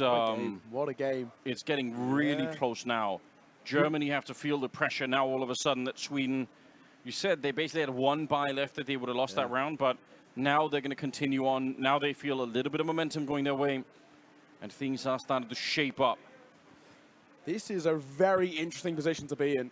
I think this is a massively important attack call as well. I think for Germany, they still, of course, have a little bit of breathing room, but it's slowly but surely starting to close down, where for Sweden, you see Abdi, the coach, coming in towards the conversation. Adam as well was joining in. But realistically, in these scenarios, when it's this late in towards a game and the pressure is building and you need to pull off what feels like a now and impossible comeback, you look towards Plopsky, you look towards ZTR, the guys who've been here before, the experience, the caliber at the top level. Let's see what they can bring to the table. Plopsky, 21 kills for him. ZTR, not too far behind on 18, but it's Adam B leading the charge, of course.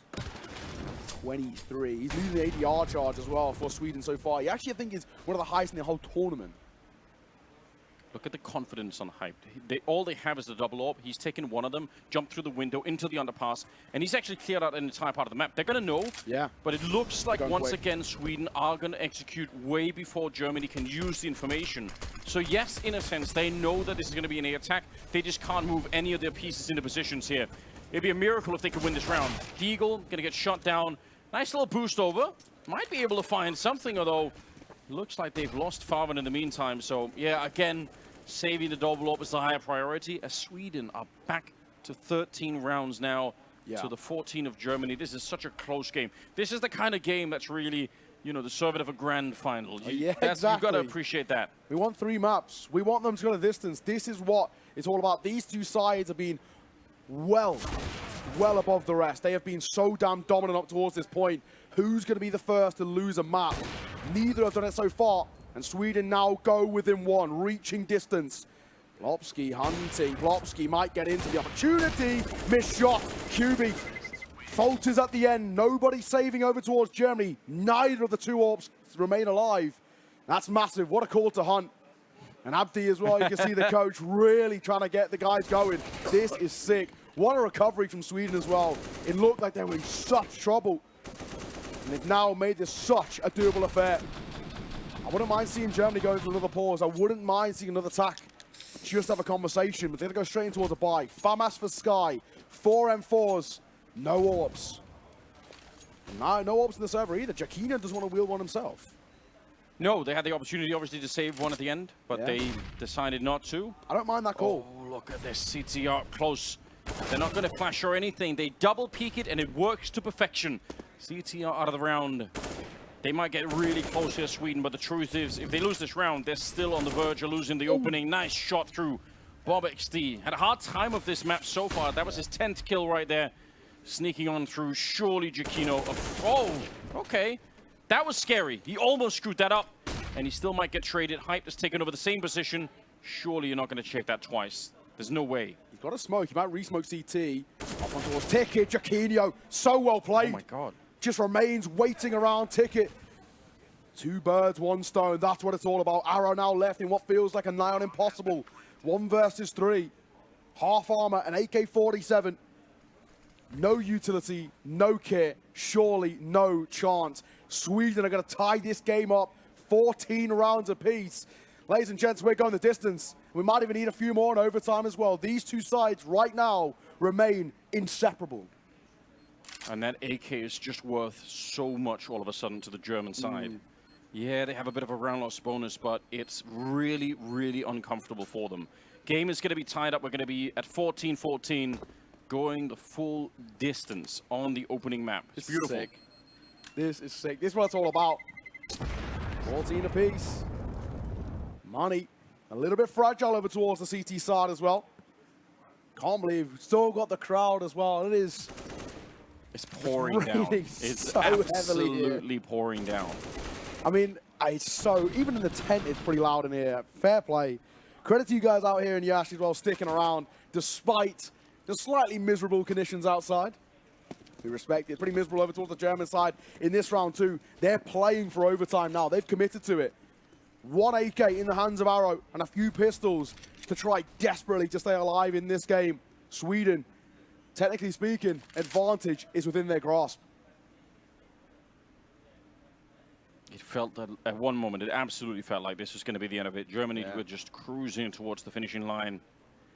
3-man stack at the bomb site. I do like this. I especially like that little boost up into the box, because you would think you should always check it, but it's just, it only happens like once per map that someone's really there.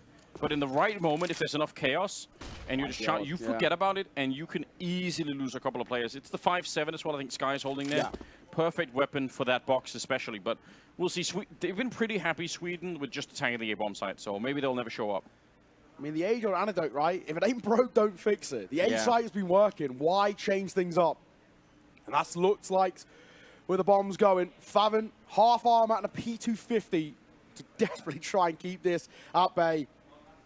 I think maybe, honestly, if he dies immediately, they might just call it. Keep out of the half armor, especially AK as well. What's the point? Favin's been spotted there, I'm sure. His gun barrel just poked out. There he is down, he falls. The rotation's coming through. Jaquinho will pick QB off at range. They are going to commit towards some sort of a retake here. I think still just save the AK. I mean, it's still a pretty good weapon. Some of you, QB especially, is going to be a little bit low on money regardless, so maybe just go for it, but I don't see the Maiden making any kind of an impact.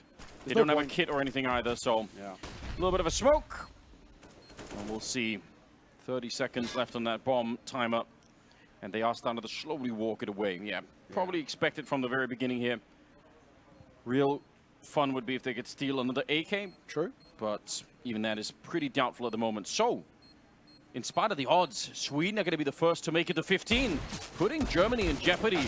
And again, there's a lot on the line for this kind of map loss. If you end up losing 16-14 after having been that far ahead, that's going to be in the back of your mind. That's going to rattle the team a little bit.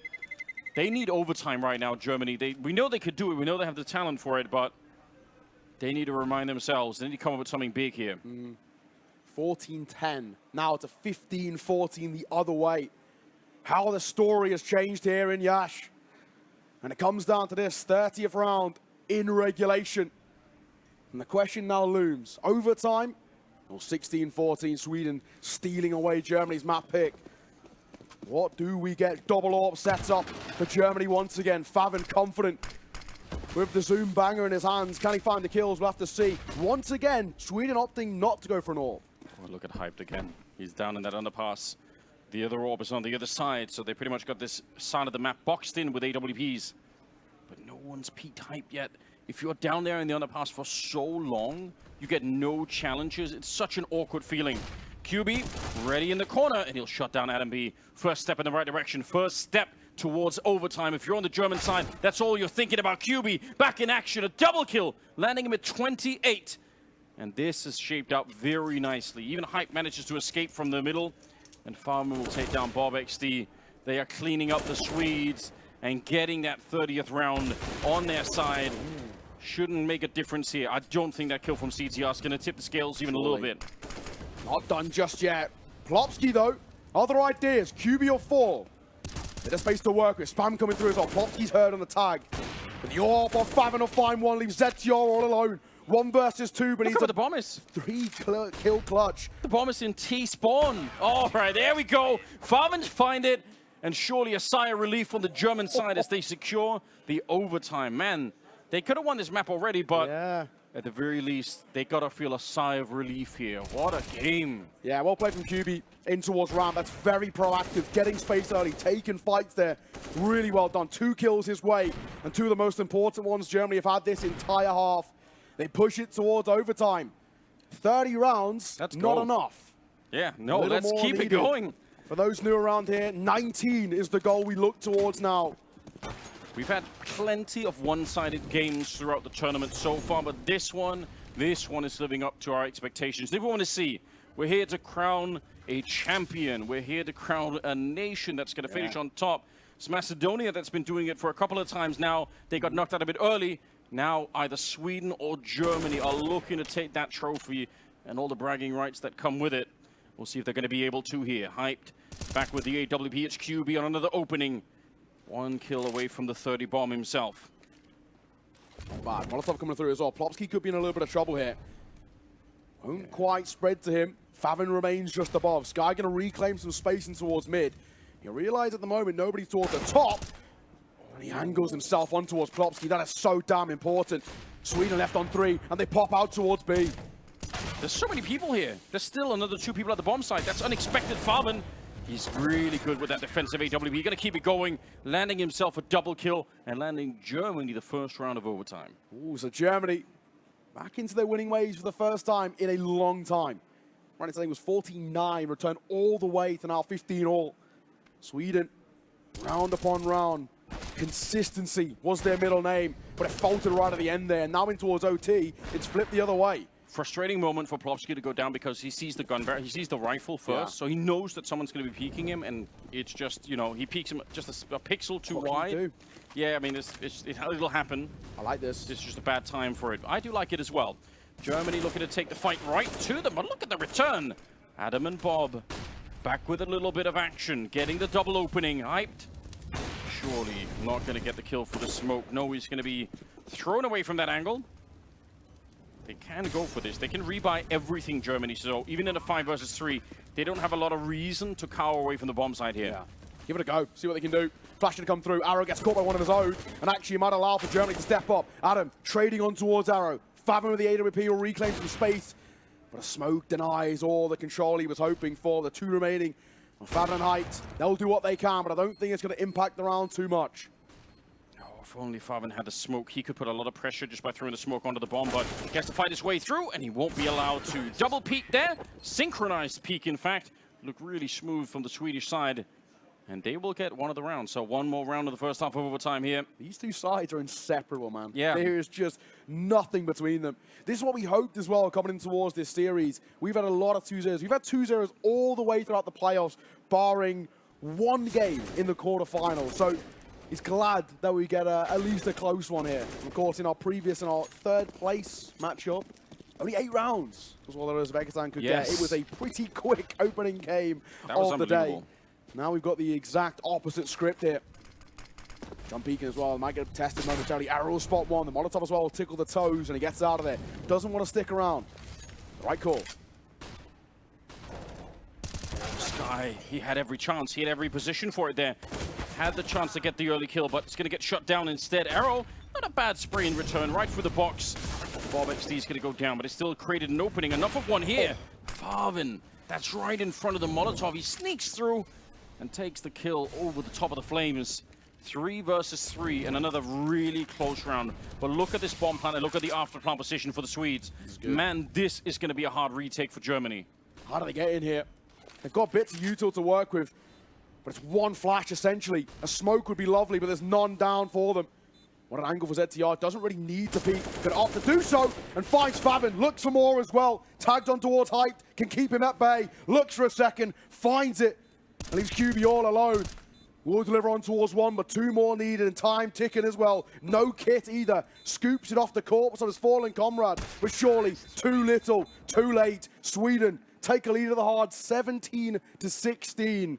This game is so damn close.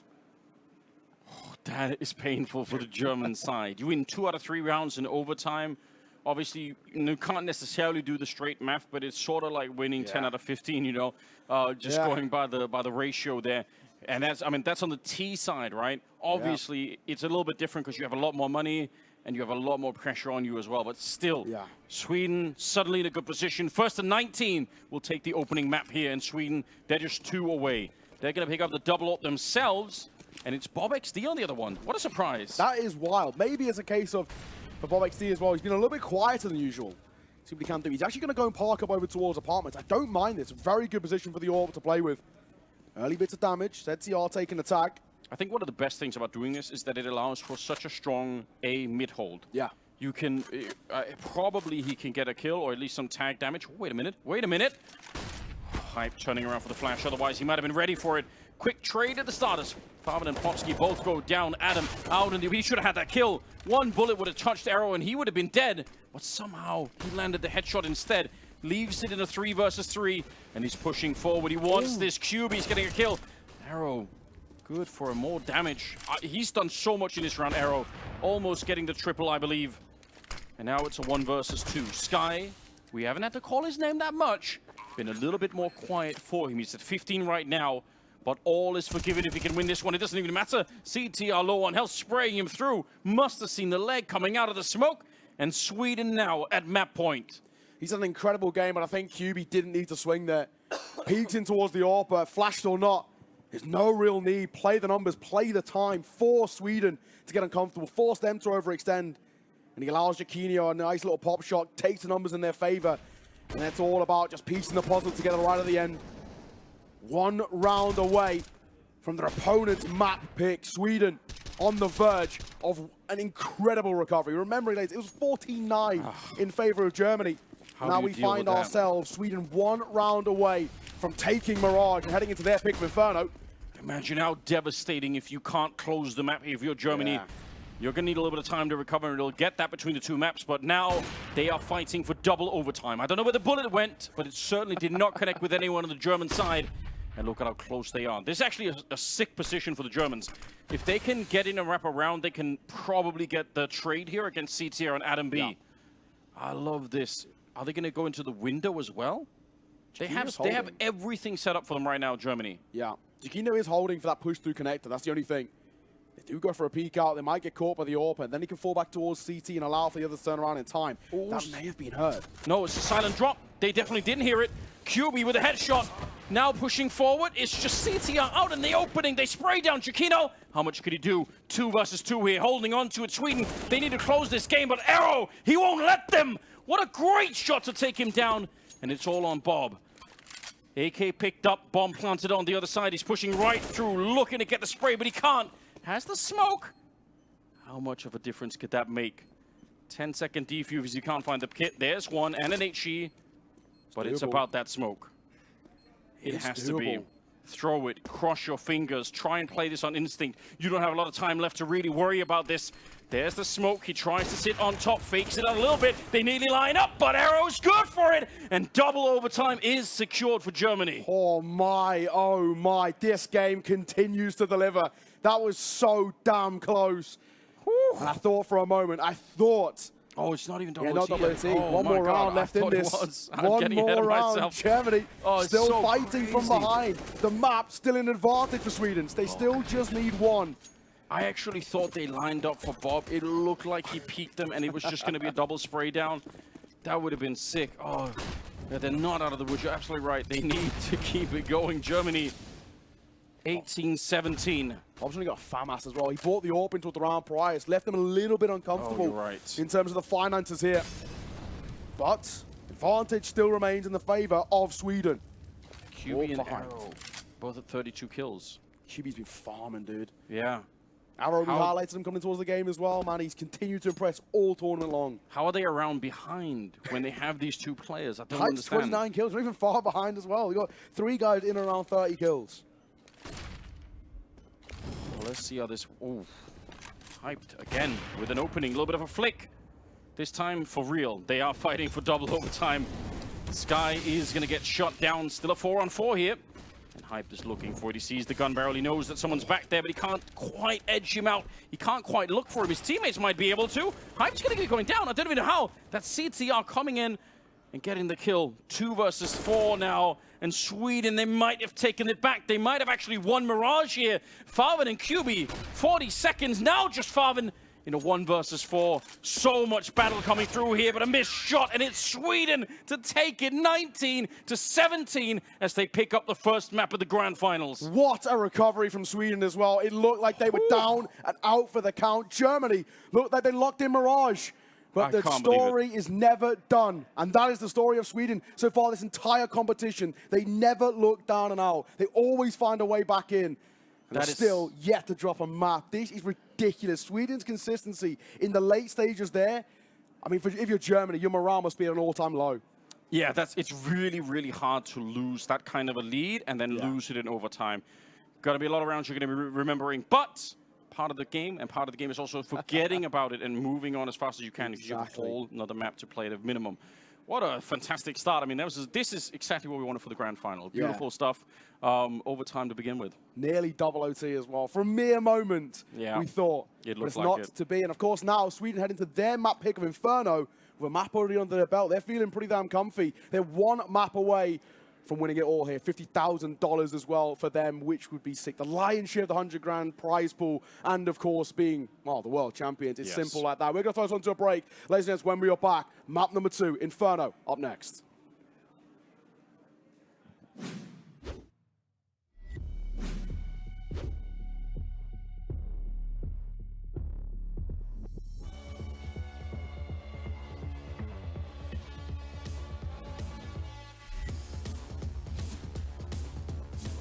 Obviously want to win this tournament, and we have had a lot of time to practice, and we have a lot of talented players we brought to this tournament.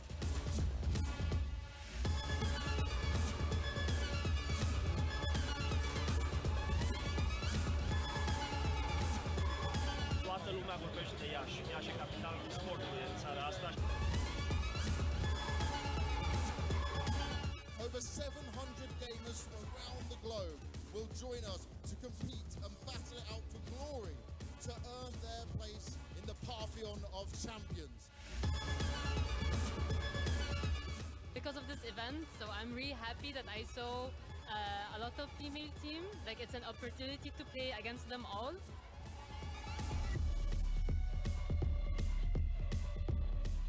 We've been looking at the other teams so far, and we've been scouting them, like what they play and how they feel like. Cel mai bun eveniment de până acum la care am fost eu în țară la noi. Beautiful country, beautiful people, amazing food. Good luck to everyone. Let's enjoy together these days of sharing memories.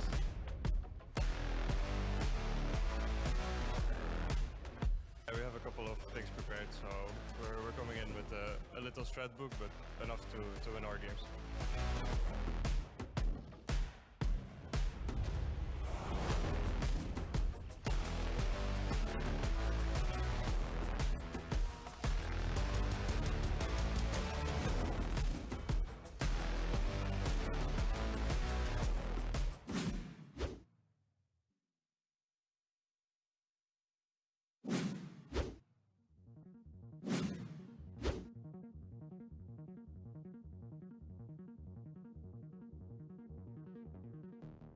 The top 3 players will make it out there, right? So basically 2 people will make it out on the lower side and 1 person gets it advanced. So whoever's the main winner, they're ahead of everybody.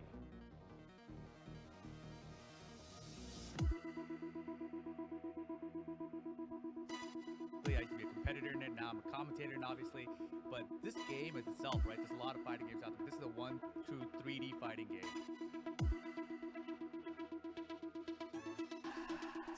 Having so many countries in this city is something very special, and it's an honor to be here and play against Mona.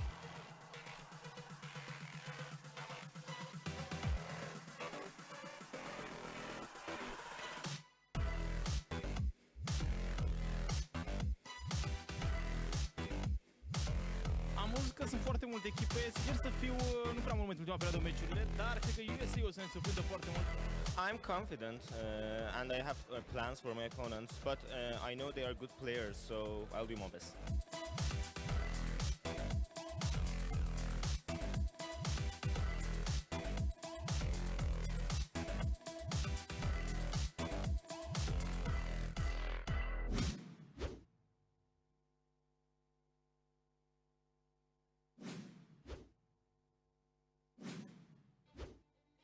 Esports is a free community. It's a dynamic, fun environment for people to enjoy themselves and have a good time.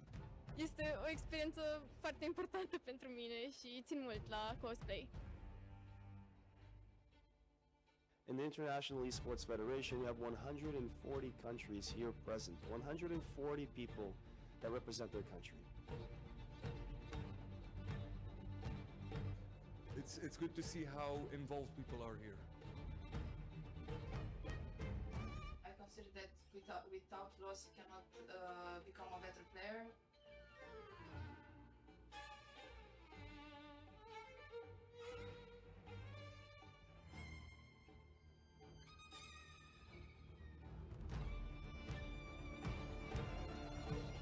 Cea mai frumoasă deschidere, pot să zic, a fost la acest Iesf din România.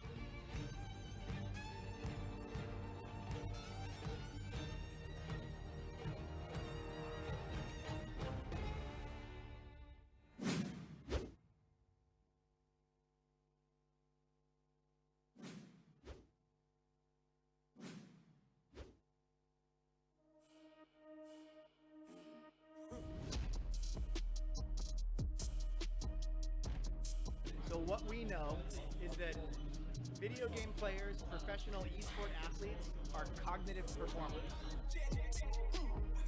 They're performing not only with the mechanics of the micromechanics of their finger movements, but also with their brains.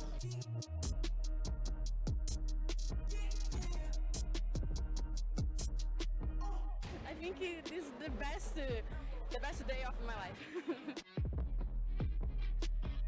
If you take the positives from your loss, that can build you into a better player and make sure that you can keep improving and progressing and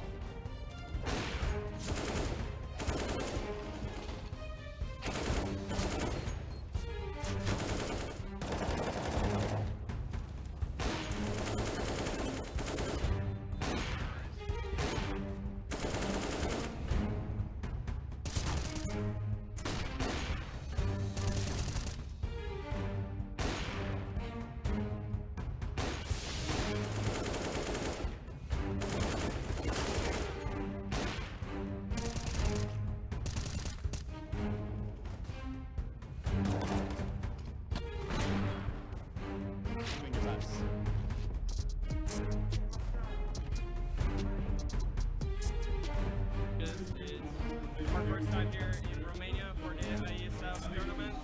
Everyone's enjoying a lot. I hope we can have a good result.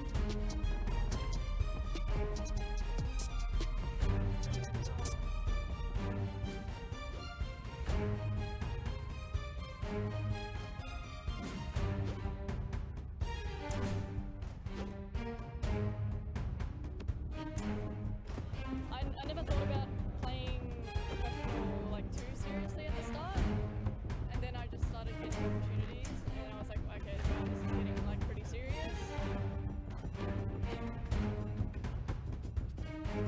My high school friends, they introduced me to the game, and I don't know, I got addicted to it.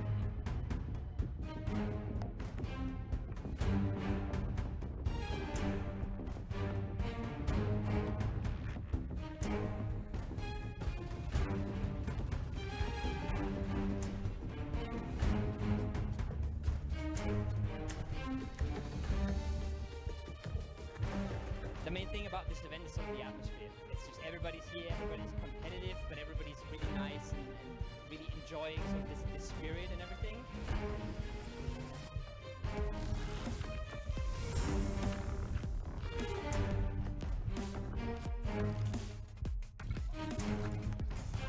Mi se pare unul dintre cele mai faine evenimente organizate aici la Palace, în Iași. Îmi place foarte mult și e un vibe foarte fain.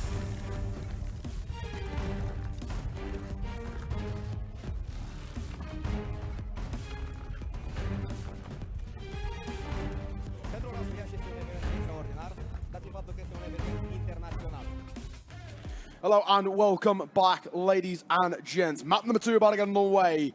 And Sweden take the first one under their belt. They steal away Mirage from Germany and now heading towards Inferno, full of confidence. Yeah, Steele is right. They had every chance, Germany. They'd built such a great lead for themselves, but they end up losing in overtime. It's gut-wrenching. It's hard to make it back from that kind of thing, but Germany looked like a strong team nonetheless. Individually, obviously QB, Arrow as well are there. They had a, towards the end. Yeah, it was really wild. It was really sick to see, but it just wasn't quite enough. So I guess we'll see how they mentally are able to recover coming into Inferno. It should be another close game, I expect. It's a big ask, right? I think the biggest thing that we're looking to is the mental. Rather, we know mechanically Germany are absolutely fine. They had 3 guys over 30 kills at the end of map number 1, so they were great in terms of the mechanics, but losing in the fashion that they did, 14-9 they were up, and then lose out on overtime, that's really, really going to hurt, right? And that's where you have to look towards kind of the coaching staff, the supporting staff around Germany, what they can do to boost the morale. You look towards the experience as well. For someone like Hyped or Favon, who've been in this position before when they played at the Tier 1 level, how do you mentally recover from losing in that sort of fashion? They were so close to taking the first map onto their belt, and confidently as well, and it just falls away from their grasp, slips through the fingers like sand. That's a big thing for me, and especially for some of the younger guys, that's the big question mark I have. Yeah, because you want to, just as a human nature thing, you want to talk about what went wrong, if only I could have done this or whatever. But now is not the time for that conversation. Yeah. That conversation can happen later in a hotel. Now is the time for the upcoming map. So this obviously where a lot of the really hard part of the game lies is in moving forward and just forgetting about it. A little bit of a head-to-head here. I mean, on both sides, 32 kills each here. Adam B and QB both names that maybe many of us didn't necessarily know of. I know you did before coming into it, but a lot of us who just watch a lot of Tier 1 Counter-Strike don't necessarily recognize this, but both of them playing really well. Yeah, and as well for Adam, he is one of those players who started to make a name for himself domestically on a slow one where people are talking about him being an incredibly smart player, very heads-up, knows about how to approach the game against a variety of different opponents. QB on the side reminds me a little bit more of individuals like Boris, for example, where he was such a shock in terms of just raw firepower. He's also very smart, but so crisp. These two as well looked great. Sky has been another name throughout this entire tournament who we've continued to come back to, who's continued to be so damn talented. And of course, ZTR, no surprises to anyone, really, to see this guy up there being massive. The amount of clutches he pulled off, so many rounds were akin to him. 2 in a row, in fact, to kickstart that second half. He pulled off 2 1v2s. Yeah, really important stuff. There were a couple of really bad rounds that looked like CTR and Plopsky together were going to be able to win, sort of combining for a little bit. So, yeah, just overall, really interesting stuff. Giacchino versus Bob XD here, most deaths. And they both had a little bit of a rough time between the two of them. And that can happen, right? But I would say none of them completely bombed out. It's not like they had, nobody had this kind of performance where they were like, ooh, this is going to be remembered for the rest of their career. Yeah. No, they just were a little bit fragging on the low end, Yeah, but they weren't exactly. irrelevant to the game. They still had a couple of moments where each of them stepped up. So I think that's pretty admirable. Yeah, no, it's exactly that. I think for Bob XD as well, he plays a very difficult role where he's either getting loads of opportunities or none, and unfortunately just today it was none, but when we look towards kind of individual moments like yesterday or the semis, the quarters, he has so many times. But the main thing is Bob XD's done a lot of his best work on Inferno. This is where we've seen the best out of him. We look towards the semi-finals, it was all him on Inferno. The amount of rounds he was winning by lurking in towards apartments when it was on that T side, on the CT side as well, finding a lot of leverage and catching the Ts off guard. That's what Bob does best. So while map number 1 maybe wasn't the greatest for him, they still won, first of all. So who cares? Secondly, he's going into probably his best map individually. I'm super excited to see what his bounce back's going to look like. But also, pretty excited to see what Germany have got in the locker. They need something. That man there on the screen as well, Favin as well. We need to see what he can do to use his experience, bring up the spirits over towards the German side. And also, you know, winning pistol rounds is always going to be important, but I think after losing a map in overtime, winning the following pistol round on the next map just has so much more weight to it because, you know, that first map loss is still going to hurt, but you can put it behind you a lot quicker if you can just fire off on the second map. So I'm sure that's going to be high in the priorities for the German squad. But I mean, they're notoriously very, very hard to predict, and sometimes there's like an element of a coin flip with who hits the first shot in some of these pistols. So we'll see. We're heading into it. It's Germany versus Sweden here, the grand final in Iasi, Romania, and we are live with the second map. It's on Inferno now, with Germany starting on the CT side and Sweden on that T side. Absolutely as well. This potentially could be our final battlefield here at Iesf, unless Germany are able to bounce back and push us towards Ancient. That's the hope. 3 maps is what we want. The question, of course, will we get it?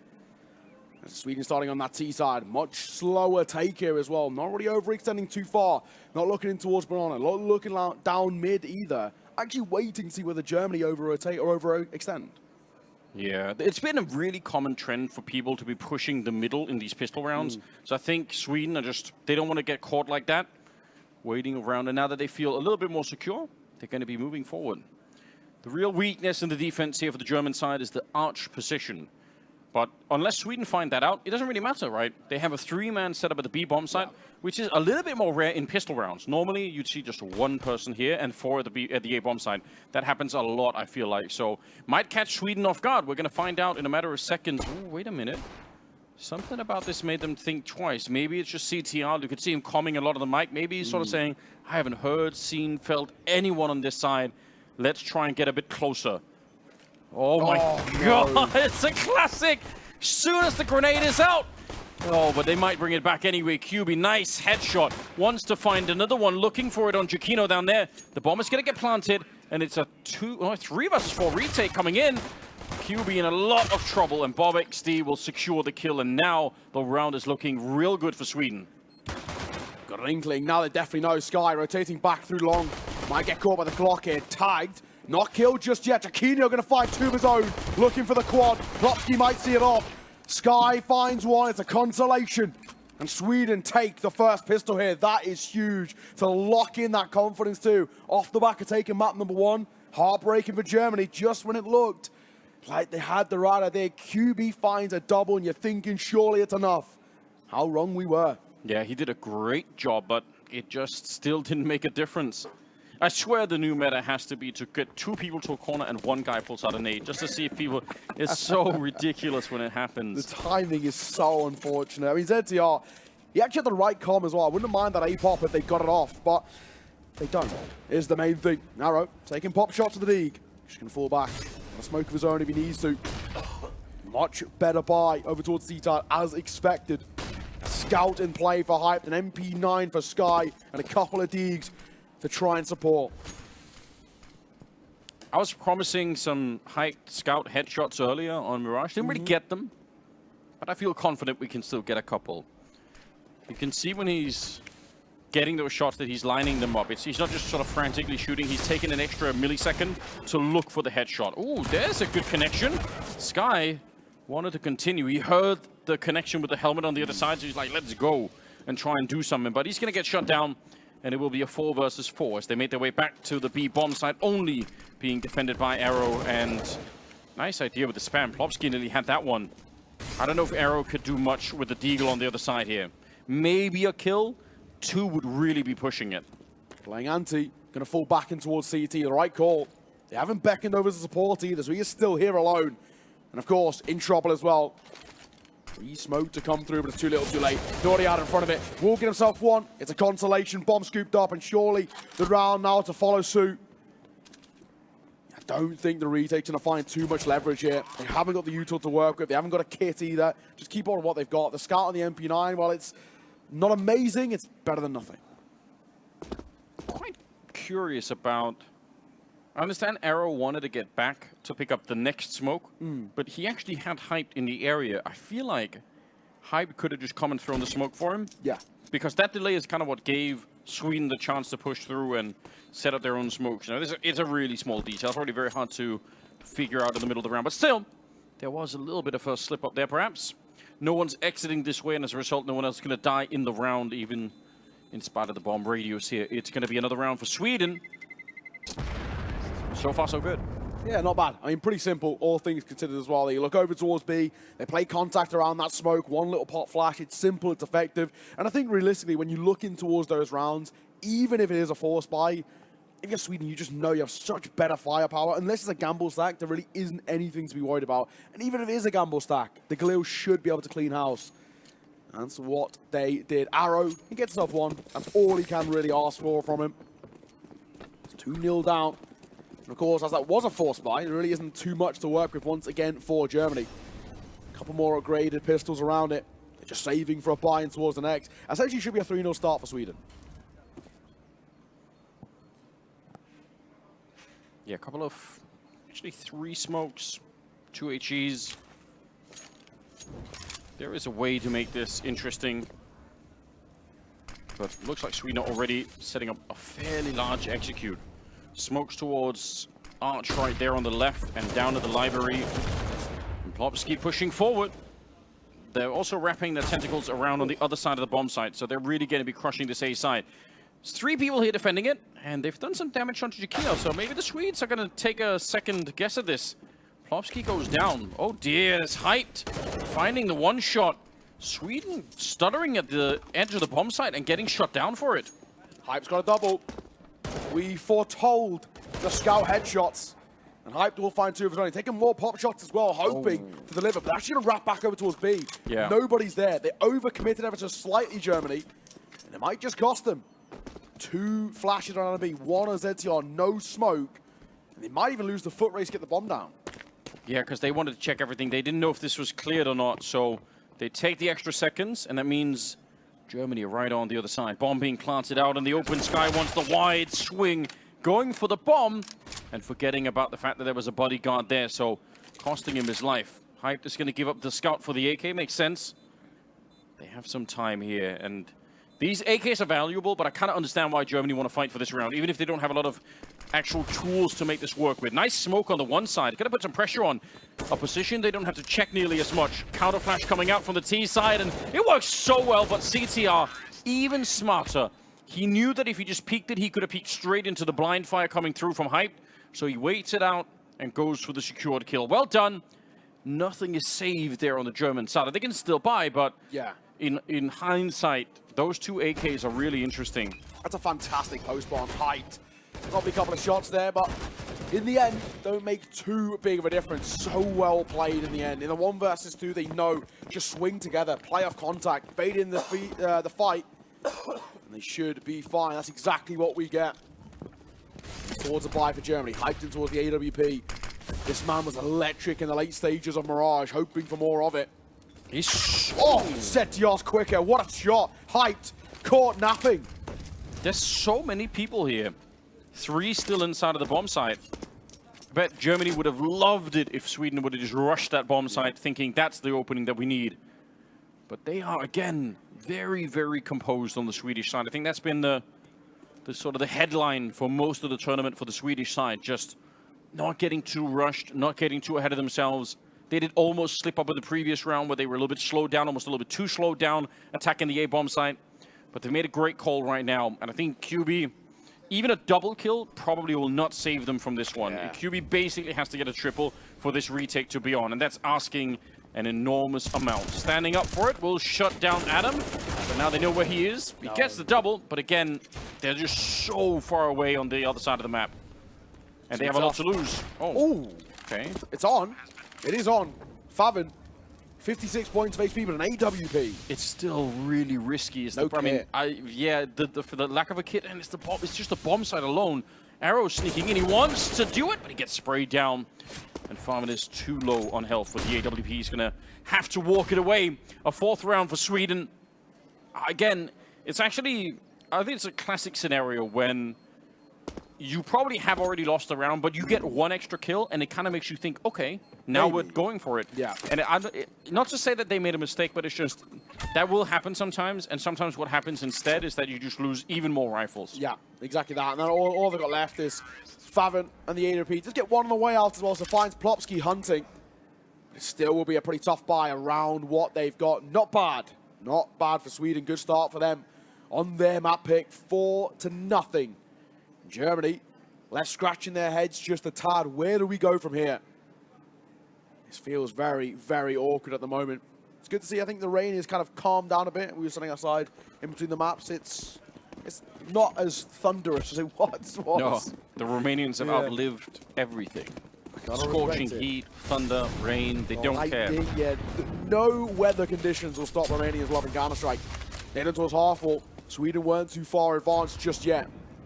Pretty mellow in terms of their banana take, but it's good. It actually saves them taking a lot of that early damage. Huge engagement. Bob XD coming in, taking down Hyped. He does get traded. Sky's very nearly dead. This is one of those maps where Bob was doing a lot of work early in the tournament, just very, very sneaky. And this engagement is amazing for Sweden. They're going to be running past Favin, hoping to create a gap. I think there is one, but they've already made their way across. 2 versus 3. They can get the bomb down. And Sky is just a bullet from death. Even the Molotov has got to be careful here. Oh my god, that nearly landed on top of him. Bomb is planted. Nice find for CTR. He's taking down Favin. That was a full health player, dead and gone. They have a second Molotov as well on Plopsky. How does ZTR play this well now that he's low? Plopsky going to reclaim a bit of space, but Sky finds a kill. All that's left is ZTR, 11 points of HP. It's planted for him, but they'll know that. No kit. No smoke either. Oh, they do have one into a QB, and they picked up a kid off the corpse. It's doable. With the smoke, finding one. Do they know he's on it? QB holding it. And he'll find it as well. Germany, first round for them. Kill on towards ZTR, eluding him ever so slightly towards the end. And Germany finally find a first on the board. That was so damn close. Oh, without the discovered defuse kit, they're never going to be winning that round. What a great bit of luck at the end to be able to pick that one up. This is a crazy close round at the end here. But CTR just having no real internal feeling for where to put that spray. He's just not quite sure. And that's, I mean, that'll happen. 4-1 as we move into the 6th round. And look at Sweden already. In spite of the fact that they won the first 4 rounds here, they're still already put under a little bit of pressure. Kind of shows that it's been close. Even if, in terms of rounds, it's been going the way of the Swedes. Got to be careful out here. Plopsky is ready. Don't make another jump. It's not worth it. No, not at all. Janky buy, though, for the T side. Yeah. Triple AK, 1 Mac 10. Chiquino just a Deeg. That's not bad. That's a FAMAS on the floor. And relatively inexpensively, ZTR remains alive. 62 points of HP, not too bad. Oh, it's a massive problem. Look at this round is over. Yep. Even before Hyped and QB went down, it's so hard to hold that kind of a wrap. Favin and Arrow just left, saving the guns on the other side. Sweden, they might give up a round, but my god, they answer back in the next one quickly. Not too bad. A bit more of a mellow start here as well. I mean, for Sweden, pretty comfy in that round as well. ZTR, lovely little double entry. It's simple, it's effective. The FAMAS gets dropped out towards long, and unfortunately, there's just nothing Germany can do. That A side becomes so vulnerable, but I like this call. Go for a hunt. They don't really have loads of money.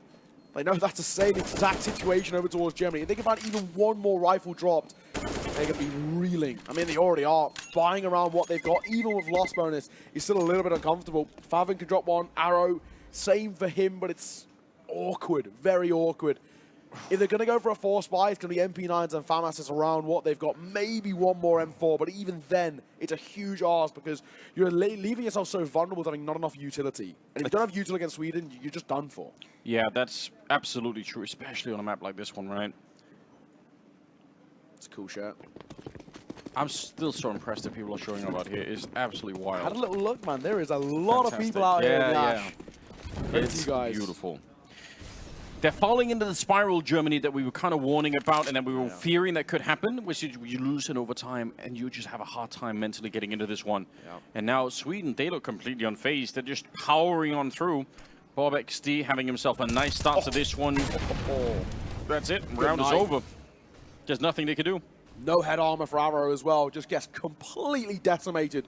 Great swing. Eugenio. Bob XD wants a piece of the pie. And to get 2. Make that 3 as well. That's expensive. Bob XD loving life on the lurk. Round already done from the first kill. But Bob XD adds 3 more to the tally. Before he falls 9-3. Much better start from him as well. He really struggled on Mirage. But we foretold it. We are the prophets here, Anders. Yes. We said Inferno is Bob XD's map. So far, so good from him. QB's all that's left, and he's hoping to keep them 4 alive. That'll just be a bit of a saving grace in a tough situation. Yeah, him and then CTR obviously with 7 kills, so between the two of them, just really, really shutting down some of these rounds. The scoreline is about to be 6-1. Sweden, they take some heavy steps towards winning the grand final. Still the first half of the second map, but it just looks very, very comprehensive at the moment. Damn, this is just brutal. Yeah. Right now, there's no competition. Germany are seriously struggling. Tac pause needed. To be perfectly honest, have a little conversation. What can you do to alleviate the pressure of where you're at right now? Inferno, statistically the most even map in the pool right now too. So he shouldn't be getting decimated in this fashion, especially considering it's ever so slightly lent over towards the CT side. Tac pause called. Good opportunity for a conversation both ways. Edsjar has been leading a lot of those combos over towards Sweden. Of course, a lot of experience. He's played in a lot of these Swedish teams. He's played at the top level. He's played in the tier 2 level as well. So a really good opportunity to have a kind of a, lean on the experience of him, who's played a variety of roles under a variety of IGLs himself. Yeah. Yeah, if you're one of these, younger guys in the Swedish team, you're going to be listening when Plopsky or CTR are having a say, right? You're going to be definitely paying attention. So this is just looking very smooth. And Plopsky, you get in a moment to wave at the crowd. Little wave there. Again, he's been on these stages before. Still, people just out there. It's amazing. You guys are wonderful. Shout out you guys. For real. This is an incredible turnout for an incredibly poor weather display today. Of all the days, it's unfortunate. If it was yesterday, it was great weather. It was 25 all night, basically. But yeah, we've had mostly sunshine. It's been mostly good. Yeah, the rain remains here. So it's going much stronger than it was in the break, too. We do have an ever so slight tech issue here. There it is. That's what they're fighting for. First place in the trophy. Hopefully not too water damaged after this final. Hopefully doesn't collect any as well on the bottom. Don't want to be drinking that rainwater out of there on top of your champagne. But it's been a very one-sided display early in towards this map. Germany really yet to show up so far. And this is the problem. Losing in the fashion they did on their map pick, then coming in towards their opponent's map pick. Being a map down, always going to leave you in such a sticky predicament. And that is the case right now. They need something seriously to change. They need one of these rounds where they're coming in with a bit of a half buy just to flip the script, just to get a bit of momentum. It's very tricky as well. This is having Inferno as the second map is hard when you then start on the CT side. Yeah. Because you do get to make a lot fewer decisions, right? It's very, very tricky to be playing proactively on CT side Inferno. You can do it, but it's super, super risky. And if Germany don't feel at home doing it, then a lot of the time what they're doing instead, it's what we've been seeing so far, is that they're waiting around, right? They're waiting around for Sweden to show up. And when you lose that first kill, we've said it a number of times, it's 1 or 2 kills and the round is over. It's just done with. Yeah. So that's a little bit deflating on top of everything else. All right, we're seeing some representation on both Germany and German and Sweden flags in the crowd. Pretty They're cool. out there. Pretty cool out here. Of course, this is this is the final day. If I'm right in saying this is the final. I think there was another one on the second stage. I think it's Dota, I want to say, but I don't want to get it wrong. I know MLBB was earlier today. Mobile Legends Bang Bang. That was just before ours, I think, if I'm right in saying. Yeah. And then I have a feeling Dota is on at the moment, or am I already finished? Okay. Only on the second stage. While we have a tech issue, we can have a look at some statistics across the board here. Chiquinho started pretty well. He's the AWP, but he's looking pretty damn proficient with the rifle thus far. Yeah, he's been doing okay. Even if on the first map it wasn't necessarily lights out for him, he again wasn't an anchor for the team. I think he was playing perfectly fine, and sometimes that's all you need. Yeah. Just don't completely disappear. Stick around for the important rounds where you can make the difference, and I'd say he solved that problem. Absolutely. So far as well, I mean, he's really actually been called upon on a couple of these occasions. Moving towards both B and A, but I think right now for Chiquinho, and it kind of seems like the case in the final, they've changed the game plan a little bit. We saw in the semis and the quarters where he was consistently trying to use that AWP, but it looked a little uncomfortable. Even though he was primarily an AWPer, he was getting caught off guard. He was already having, near enough as much impact as we know he can have. Yeah. In towards the final, they've changed things up, and they've allowed him to go in towards the rifle a little bit more often, even though they had plenty of money to work with. Especially on the T-Set and Mirage, it was constantly him in the AK, and he looked sick. Looked really, really good. There he is, chilling out, hands behind the head. He's vibing. And I'm not surprised. It's been smooth sailing so far in Mirage. Yeah, and you got a little tech timeout like this one, you obviously have to just kind of... Little chuckle for QB. He's still got smiles there. That's good. That's important. But yeah, I think you just have to put your brain on pause when you have these kind of tech timeouts if you're a player, right? Yeah. If you get frustrated into it, if you start to feel a little bit of pressure, like, come on, let's get back in the game, that's going to take away from the focus. So just, try to go on a little vacation inside of your own mind, and then as soon as the admins are ready to call it, then you can tune back in and continue the match. Oh, vampire teeth there in the crowd. He's scary. He's dressed for any occasion right now. Well, hopefully we can update you as soon as. But, I mean, as much as you guys don't know, we don't know. Do you know what? I've got to respect using a bin bag as well. That's based. I mean, hey, it's waterproof, right? So yeah, if it works.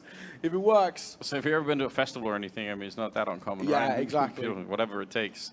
Whatever it takes at that point in time. Okay, apparently we're given the update. We should be back underway in just a minute.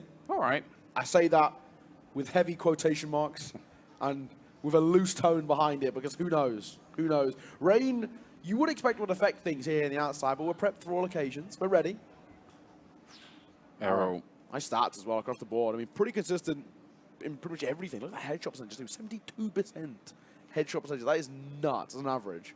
Yeah, I think he's been one of the players that's really been a little bit eye-opening. They need it in the German space. Still one of the countries that I would say has... if I count all of Counter-Strike history, then I would say Germany has a really proud history of Counter-Strike going really, really far back. Some organizations that have been around since pretty much the beginning, and some really legendary names, some of whom are still around, like GOB, for instance, who in my mind was already a legend before CSGO was even released. So they really have the history, the depth of history, right? Yeah. But I'd say in the modern day, it's been a lot harder for them to produce consistent talent, from the younger scene. Yeah. A lot of theories as to why that is exactly. Germany, the massive country of I think 70 million, like 68 million people or something like that. So you would think that they were really well positioned for it, but apparently one of the issues I think is sort of local laws around how early you can play shooting games in Germany or watch them at tournaments. I think it's there's some cap on that. Plus, I think we're also in sharp competition in the German space with stuff like FIFA and other esports titles that big FIFA players. They're really into it, right? So it might be a couple of reasons why that is. I still have my hopes up. I think CS2 would be a better space if Germany had a stronger scene. Do you want to hear one of my takes that I've said before? And you might, you've been around for a long time in the scene, right? So you'll probably be the best person to tell me either I agree or shut up, right? But go on. I said, right, and of course the German guys won't like this as they are essentially big academy. But I said if Tabson didn't play for big and went international, like FaZe or G2, he would be a top 3 rifler of all time. Yeah, I mean, is where I put him. I don't know if he could do it still yet, but at one point he would have been able to 100%. Yeah, I would have been with you on that. I mean, that's where I stand. If he didn't stick to his, yeah. I have respect so much respect. Like, it's crazy. Dedication to his scene. I love seeing that still. It's become a bit of a rarity now because of how well international teams are doing. So I actually love. This is why I love this competition as well. I mean, yeah, it's a sick. different level of pride, isn't it? Right? Not just winning. You're winning for your country. It really is. Yeah, you're fighting for something a little bit different. Yeah. I think it's been a lot of fun. I've really enjoyed myself here. Same here. Shout out ISEF. I've got to say, yeah, if the German scene ever sort of makes it back to like the top level in a way that it probably should, they need to build a statue of Tabs and maybe of Goppy as well at some point. They need to do that. Just saying, Crimbo is well on his way to becoming one of the best German players at around the moment. That guy is sick. Back in the game though, QB around the corner. Bob XD, you like these lurks? Let's see if you like QB. He might match you at it. He's got the support of Adam B. How many can he get here? Can he even get the first? The answer is yes. Only one, though. Sky will trade up Bob XD as he remains in towards Graveyard. But it might be an early grave for him. He drops a smoke at the cost of his life. 6 feet under. And the A-site vulnerable. Bomb to go down momentarily. And Germany, a tough retake. The A-site of Inferno, the hardest site statistically to retake in the game right now. What an incredibly hard crossfire to break when there's a second player in the Graveyard. That was Sky. But Giacchino just absolutely saw the opening. He knew he had to push right now, or they might as well concede the round. The big problem for them here is the fact that CTR is still in the hallways behind them. So not everyone is inside of the bomb site. Yep, here he is sneaking up. Oh, and comes right through with a kill. This is devastating to the retake. I don't think Farvin could do anything. He's down to the pit. He gets the one. And actually, CTR a little bit closer than you'd want to see. No kit on Farvin. He had maybe a second to try and win it, but he's not going to be able to outbattle CTR. So the flank coming in, great positions. And Sweden, after a little bit of a break, they just clock right back in and continue their work. No rest for the wicked. And once again, ZTR called upon in a clutch. And again, steps up proud. This guy is so damn reliable. Sweden, they must look back at games like these and just thank the Lord that ZTR plays them and not the other way around. Yeah. To have that level of consistency, that level of success when it comes towards clutches, 1v1s, 1v2s, my oh my, how much of a difference it makes. 7-1's a scoreline that Germany are all too familiar with, but unfortunately this time it's not in their favor. Classic memes. We're bringing them out. I was in Berlin on that fateful day when they won. It's a wild scene. I'll never forget it. It was nuts. Fireworks on the street. It's absolutely crazy.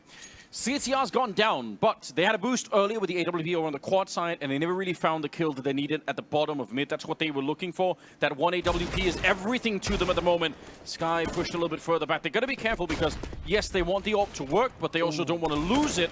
Shots coming out. Hype's going to get it, and they smoke him off, but could they set up another boost here? Adam is pushing the other side. I think they're starting to really feel the pressure. Look at Bob XD. He knew that was an option. Smart play.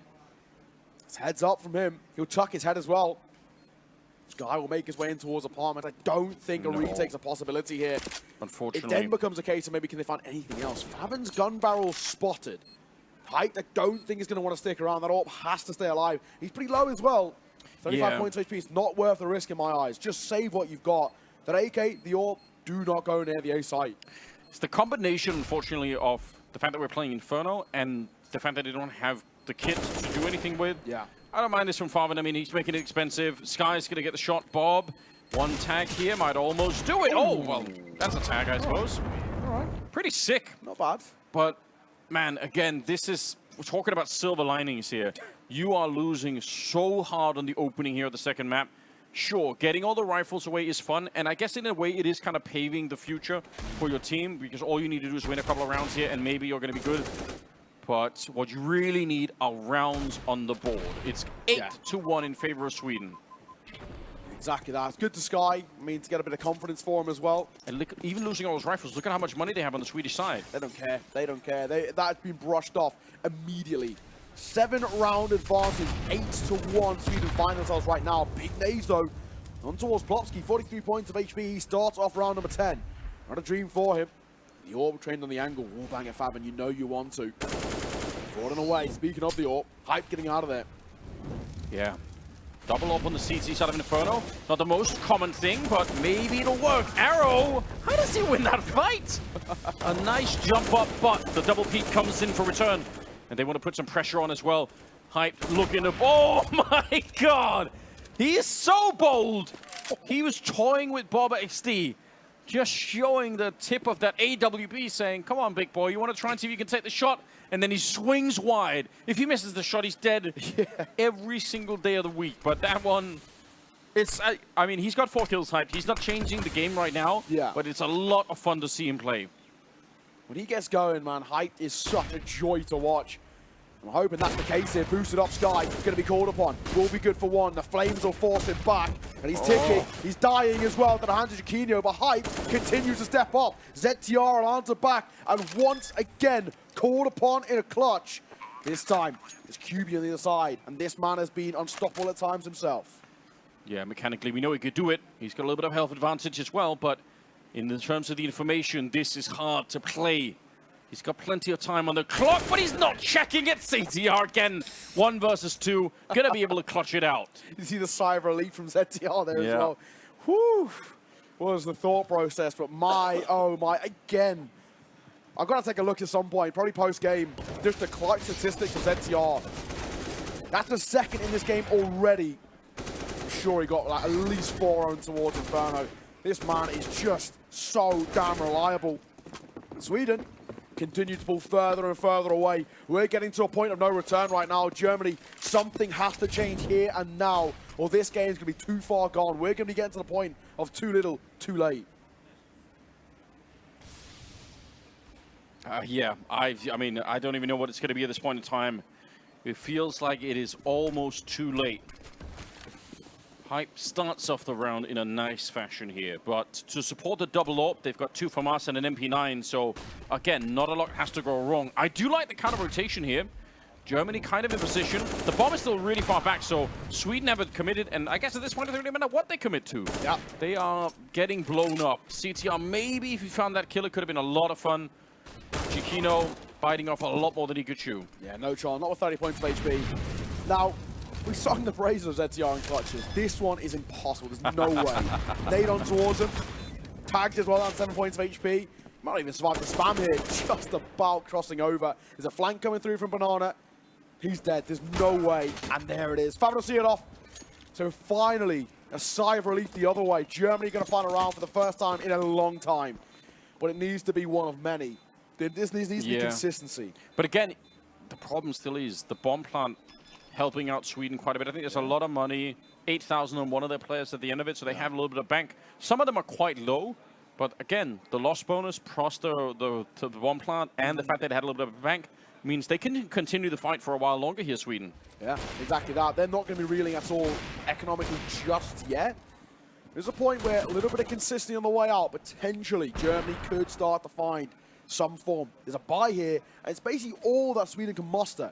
This is a prime opportunity. This is where Germany can swing the momentum back in their favor. It may be late, but a 9-6 finish isn't bad. Even if it's 10-5, for example, they will take that from where they started. They're just got to find this round. It has to be here and now on round number 12.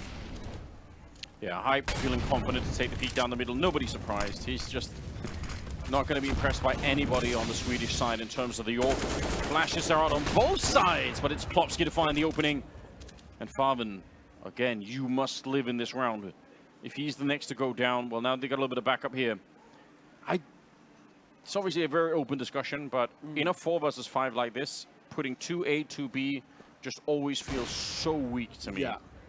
I understand why you might rotate, but sticking with it for a long time, I'm not sure that's the best play available. No way! No way! It was Hype going down, but it was Farben nearly getting spammed for the smoke. And the wall. It was through the off wall as well. That's nuts, Chiquinho.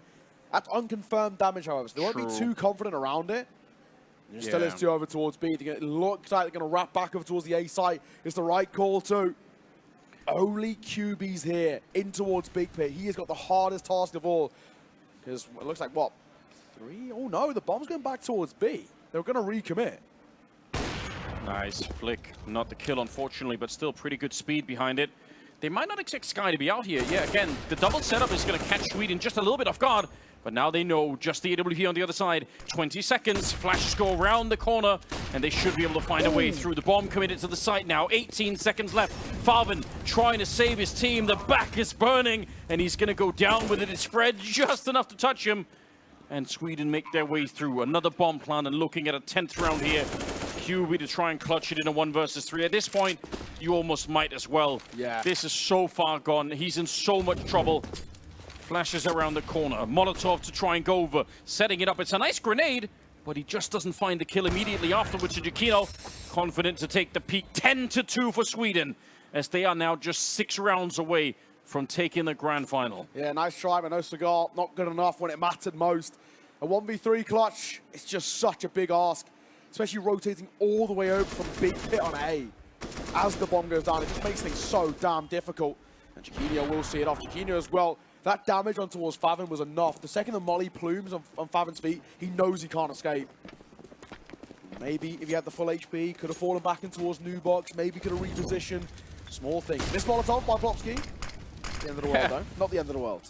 Pretend like it was meant to be that way. You know, just walk it off. Hyped. This is so crazy. Every single time I think he's able to get it. This is one of the few times where he missed the shot, and it's cost him everything. Bomb side is wiped out. And again, I mean, you could justify maybe going for this just on the basis of the fact that you're not going to get any rounds on the CT side here. But in terms of the percentages, yeah, it's a 10% chance you win a round like this one. There's just no chance. There really isn't. So bomb will go down once again. What can you do if you're Germany apart from save? You have to. There's just no point giving them a go. And especially not with their economic situation. They have to now go for a save and play again. But I mean, now they're looking at the best they can do is 4 rounds here in this first half. Inferno's not been a dream start for Germany. And we're getting to a point now where it feels like already it might be job done. We're so deep in towards this map. The map and the series looming in favor of Sweden. This has been an incredible first half. 11 rounds already. And there's still an opportunity for a few more. But you've got to say, I mean, for as close as a map as it was on the first one, ending in overtime in favor of Sweden, this one, the polar opposite. 11-2 in favor of the Swedes. They had 6 rounds to win. It's down to 5 now. They're getting really, really close to crowning themselves champions here in Yash. Round number 14 coming up. This is what it looked like when Sweden played their group games. They went plus 56 in round differential across 5 best-of-1s. It was just insane. Sheer dominance. Up until their final game, no side had got more than 6 rounds against them in the groups. And then Belgium managed to squeeze out 10, but it still was a one-sided game, all things considered. And still nobody's won a map against them. Nope. And the way things are looking right now, I do not think that's going to change. 11-2, 9 rounds ahead. And the first tech pause for Germany. There's maybe even a question to be had about this being the first. We're so late until this game's at a point of near no return. Yeah, it's hard. I don't know. I mean, I guess it depends on the internal state of the German team, but you would have to assume that maybe having a couple of conversations earlier on could have helped out, because you do need some strong leadership at a time like this. Yeah. You really do. You know who's got the easiest job in the world? Abdi, the Swedish coach. He's just, I just saw him behind the camera there of ZTR. He's left back. Like, yeah, boys, Cheers more all, of the same. Cheers all more the of the back. same. Keep it go. Do it again. Coach, what's the call? Don't change anything. Yeah, is whatever the call. you feel like. It's working. Oh, this is a nice rotation coming out from the German side. They were only 2 people at the bomb side a couple of seconds ago, but now they're back to 4. And Hyped is back to his old shenanigans. Taking down Giacchino to begin with. Farman gets run down inside of the smoke sky, and he somehow comes out at the bottom of that fight. I can't believe it. Hyped, though, is pushed forward, and it's good for the kill, but he's still kind of sandwiched in. This is not done yet. If Plopsky or BobXD can get a kill here, then they can crack open this site. Nicely done, though. Hyped not going to give it up. 3rd kill of the round for himself. And they know where BobXD is. Good little spray there. Flash around the corner. Oh, a chance now. A flash, and Bob is hunting him down. That is expertly played. 1 versus 1. Bomb is in the middle, and Bob not delaying. Oh, my God, and he gives up the shot. Now Bob knows what's happening. And this 1 versus 1 is hard for Arrow to play. He's got 5 kills so far across all of Inferno. Imagine how stressful this is. What do you do? He commits towards A. It's the right call. But he'll find out sooner rather than later. BobXD has gone over towards B. Bomb down. 1v1 set up. No kit. HP favors. It takes him about 17 seconds to even rotate here to the B bomb site. Now he's found a kit. That's going to change it a little bit. I love this play. I love this call. Just tuck your head. Tuck your head, Bob. You'll be fine. Spots him, sees him, finds him as well. Bob XD has gone huge in a clutch. What a time to step up. Just when it finally looked like Germany were going to find a round, Sweden answer back. This has been the story of Sweden throughout ISF. They are never down and out for the count, no matter the round, no matter the scenario, and Bob XD has gone huge. It's actually so ridiculous that he rotates back for the fight. It's fine if he just sits there, but he actually went back. And once you imagine if he just runs into the bomb site, he's never going to be found by Arrow. But he's like, nah, I'll come back for the fight. I'll give you a chance. I'll be fair about it. And he won it fair and square. 12-2, ladies and gentlemen. The 15th round is coming up. And right now, Sweden are looking dominant. I have no idea how Germany can run this one back. They're in a lot of trouble. The flash around the corner is good, but Adam B with the multi-spray down. No one checking Farven. He could be on for a multi-kill himself. Oh, it's looking great! The triple! And that's how you win a round. Farven ice cold. Just the trigger discipline in the corner, and that should give them everything. CTR, he's clutched it a couple of times. Surely he can't do it this time. Yeah, surely not, right? ZTR 1v3.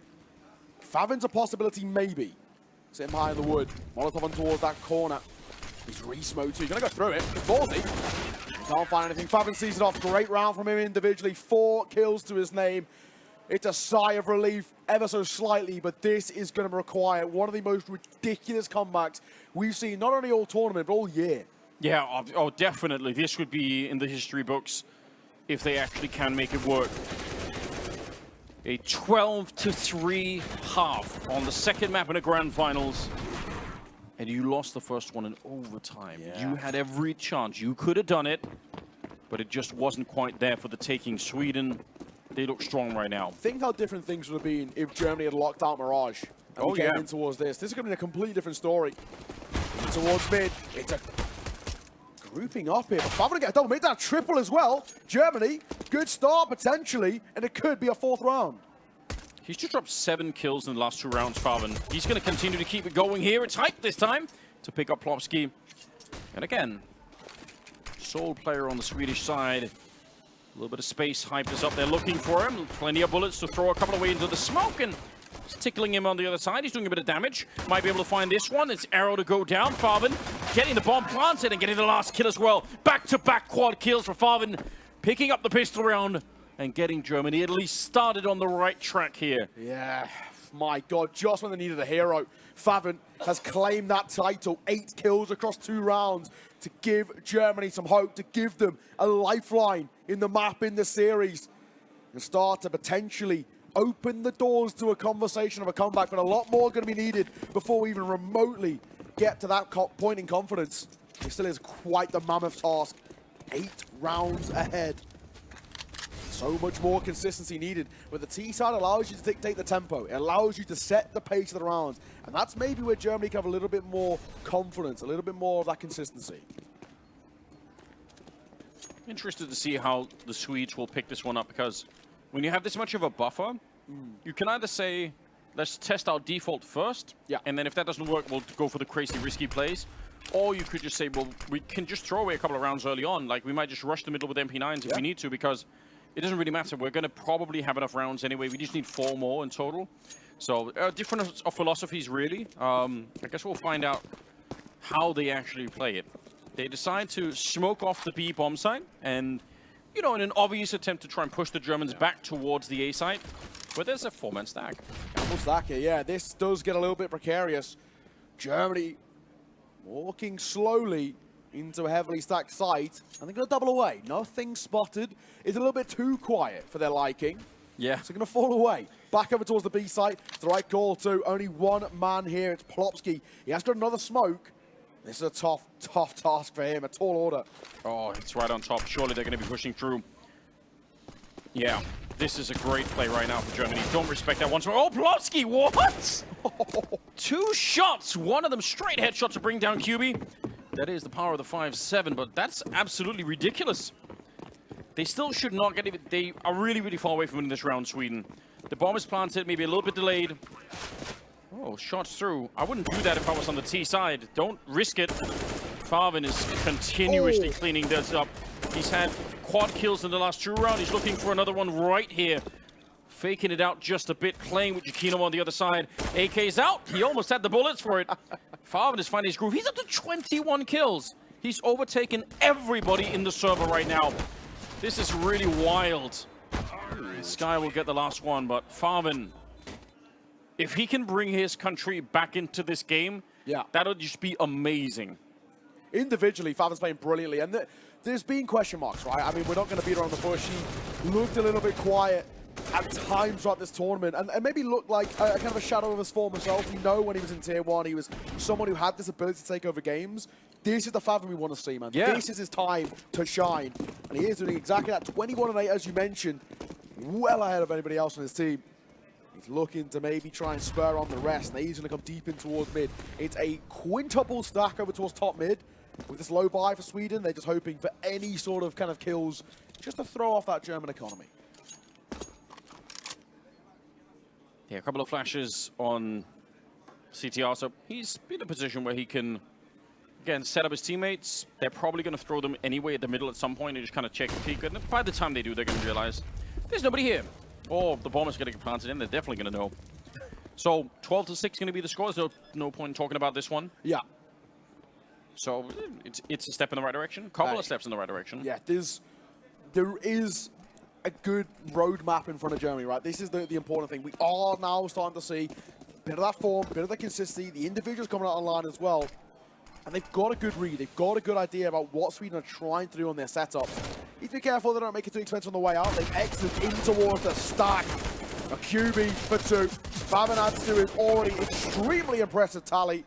And Hyped as well will confirm one of his own. ZTR, USPS, no armor, no util, no chance. So a flawless 6th run on the board. But their opponents still hold double the rounds that Germany have right now. It's early bits of something to smile about, but it's still a long road to recovery. Still seeing some Swedish flags out there in the rain. So much respect. The brollies are out, the umbrellas. Gotta respect it. I really do.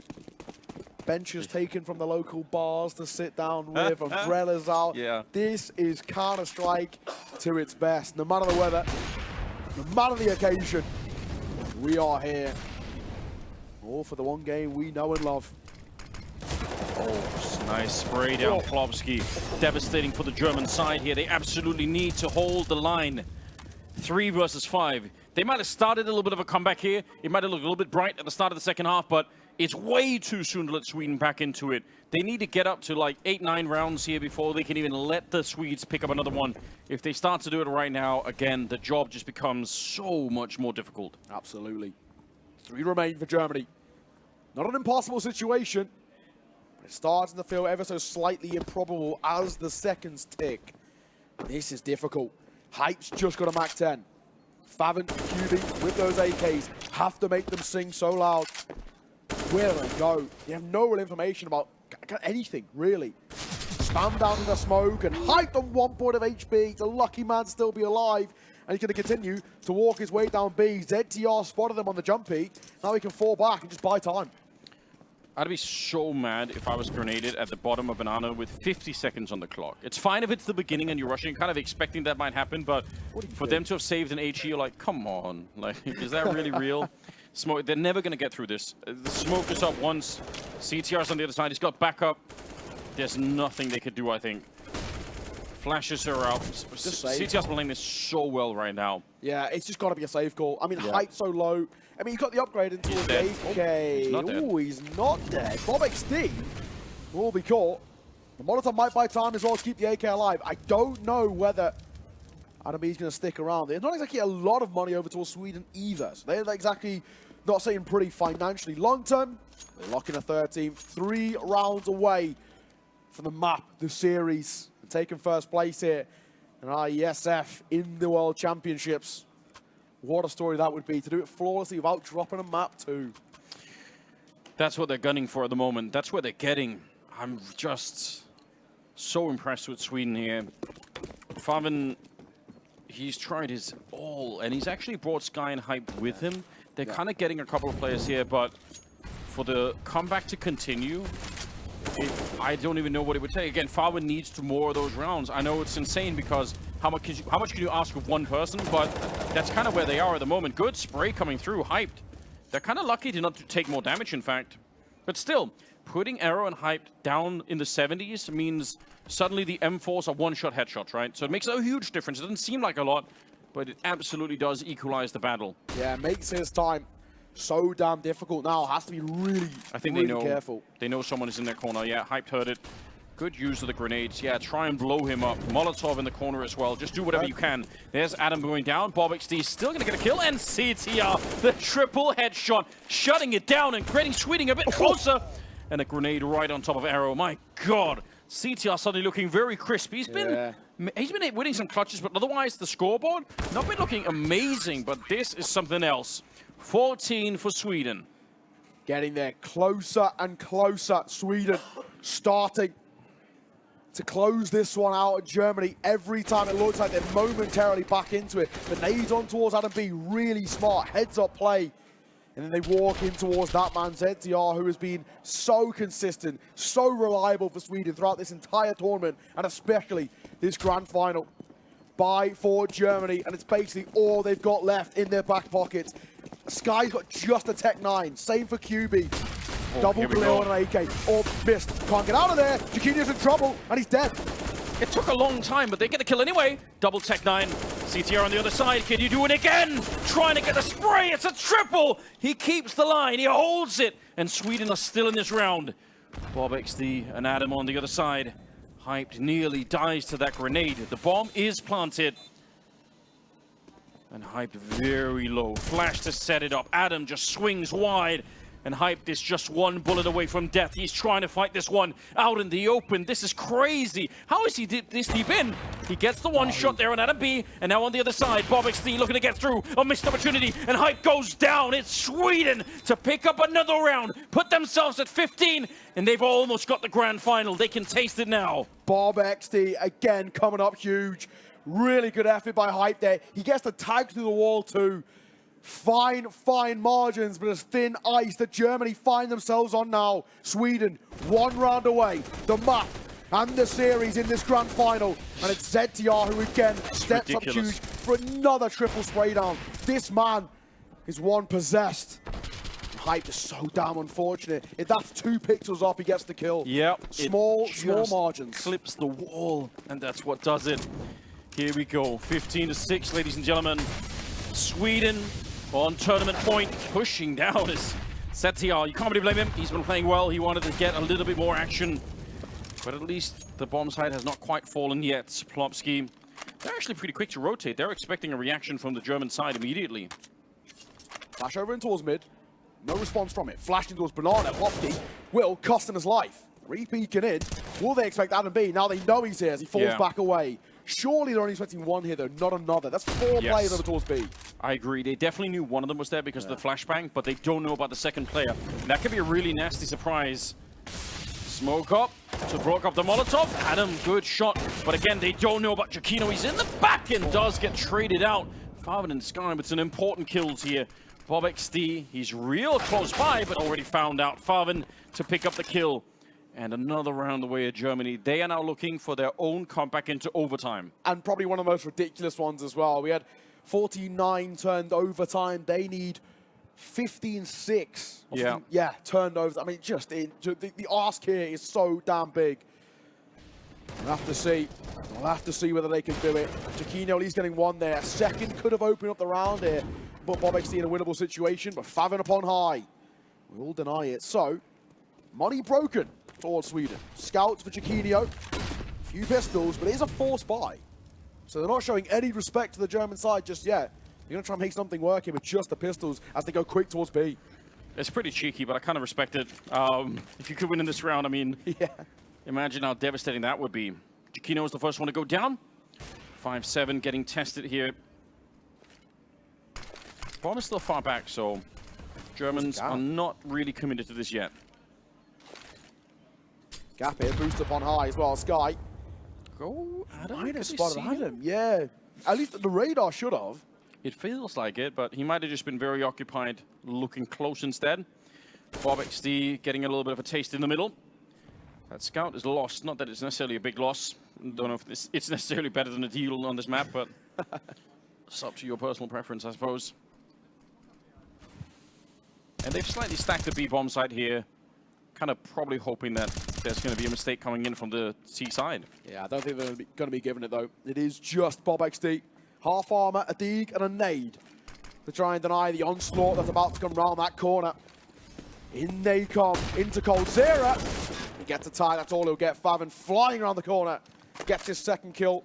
And Germany the round, another sigh of relief. And this could be an opportunity for a few in concession. They found it one up to get up to a 7th, an 8th will come through here, and the money's going to still remain a little bit low over towards our CT side. So there isn't really going to be too much to work with in terms of a buy. Next round, Germany should go up to 9 before the real response comes through. Yeah, that's definitely true. It'd be funny to see. I kind of wish instead of this buy, I wish they just bought HEs and ran them down the middle. Yeah, I'm with you. It's a classic. Not Rarely a huge fan of works, the forces but it's just funny. Yeah. Do it for the comedy more than the effect, you know. You've got rounds to work with, why not, right? They are looking for a hunt here. I don't mind this call by Germany. Yeah. I mean, obviously, they're not going to be taking away a lot, but at the same time, they don't need to save a lot on the German side because it's not like they can lose a round and buy anyway. So you might as well do whatever you can here. Taking away some of the armor if you can. Take away one of the pistols. Not going to be another one. One step in the right direction. Is that a Vuvuzela? The Vuvuzelas are out. You feeling at home? I love it. I love it. I feel like I'm right back home in Johannesburg. This is what it's meant to be. The Vuvuzelas here in Yash. Deep in towards the night now. Tactic pause called. Imagine how triggered Twitch chat would be if you brought Vuvuzelas to a Counter-Strike I event. want to do it. I'm so down. I'm talking, you know, next Cologne or Katowice or something like that. I want a crowd of Vuvuzelas. I want the players to be able to hear nothing. Yeah, just deaf, just can't. I applaud the effort. Apparently, during the 2010 World Cup, there was times where the noise level was reaching like 110 decibels or something like airplane that. level. Airplane level from just Vuvuzelas alone. So, hey, amazing. Imagine trying to play football in that. You couldn't even speak to teammates. You're standing next to him. So. Yeah, beautiful. I thought it was an amazing meme. I need that at a CS event. Someone set it up. Roaring Bears or like the Golden Hornets. One of you guys. Move a Counter-Strike event to South Africa. You know, that's the way to solve this problem. I don't know about that. I'm gonna veto that one real quick. I don't know. We got the infrastructure. We got Sam, Tech Girl. She's in there as well. You know. Yeah. Well, there's got to be a way. 15-8 as we move into the 24th round. They're rushing down. Oh no, it's a dink as well, and Sky goes down. Surely not. Some rifles recovered. Germany reeling from this push down. Banana. They're not going to come through the smoke. They're waiting inside of it. Hype has seen it. He's going to get one. Just a pistol might take down CTR, but so much pressure applied. A 5 versus 3 turned into a 4-on-3, and the last remaining Germans here. One slip up now, and you are knocked out of the tournament. You're going to finish second, and you're going to have to watch Sweden with gold medals around their necks. They've got 2 guns as well. It's not impossible. Numbers favor them. HP doesn't. They have no armor too. Jaquinho might go overlooked here. Bob XD on towards the side. The USPS. Damage, no kill. The P2K, same result. As he dinks on towards QB. 3 HP for Hype, 22 for QB. And I think round done, maybe not. Adam B might give this a go. He's got money to work with next round, why not? And they know that they're low. They know that they've both been tagged, so surely not. It's very, very unlikely. Again, the lack of a kit really makes this such a hard retake. He's picked up a Molotov in the meantime. I don't know if he can even throw it here without dying, but if he can, then maybe there is a way. About 5 seconds before he has to call it off. He doesn't got the kit, so yeah, no chance to make this one through. He can make it expensive. It might be expensive anyway for them, but I don't think that really makes a difference at this point. Yeah, backing off. Saving. Yeah. Better to save the AK. That is insanely close for what we had going into this, right? Again, losing the rifles here is not a concern for the German side. They don't care. Very interesting. I mean, good attempts, right? I mean, oh yeah. That banana push, so damn scary. But the game still stays alive from where we were at halftime at such a wealth of lead, 12-3. Now to find ourselves here, 59. There is an opportunity. It's not impossible, but it still remains highly improbable. That's still the place that we find ourselves. But Adam, an AK, no armor. Okay. So he dropped over 1, I'm assuming. No armor for him, just util. Yeah, I guess. Here we go, through the smoke in the middle. Giacchino, and it's a triple! He's taking all of them down. And they can't even punish him on the other side. They have to wait it out. They might try and come through again. Giacchino almost finishing with an ace. Unbelievable! It's down to Hype, and he's going to get shot in the back, ladies and gentlemen. Give it up for Sweden! What a performance. What a showing. And what a first half from them as well. They were so damn clinical, gave no room for error. And Germany, while they may have found a bit of consistency late in towards this game, what remains the true facts? Sweden did not drop a map all tournament. Flawless here at Iesf. What a showing, Anders. Amazing work. It really is. They all pitched in. They all did work. You see CTR, what a menace he was at the end of it on this map. Yeah. But overall, just an amazing performance from them. Sweden, your champions here at IESF World Championship 2023. They look so good. No one was able to stop them. Yeah, and you know, commiserations towards Germany, but also what a run from them. They were also flawless up until this final. And realistically, when it comes back to what we'll look towards, that OT on map number 1, that's where things were maybe done for. That's where the nails in the coffin got banged in. Breaking your morale like that is always going to be so damn tough. What a showing. What a showing. Sweden looks so damn good. And it was an incredible performance. Flawless here. Absolutely has been. They look so good right now. They've won the whole thing individually, and as a team, they look rock solid and strong. I'm really, really impressed by them. This has been a hell of a run. Hopefully, they're going to be able to celebrate this and just enjoy the whole thing. Ladies and gents, that's what they were fighting for. The lion's share, $100,000. But of course, that trophy there. And Sweden, I think it is time. Go out and claim your victory. It's a flawless run. ZTR lead the charge. Your grand champions. Ladies and gentlemen, give it up for Sweden.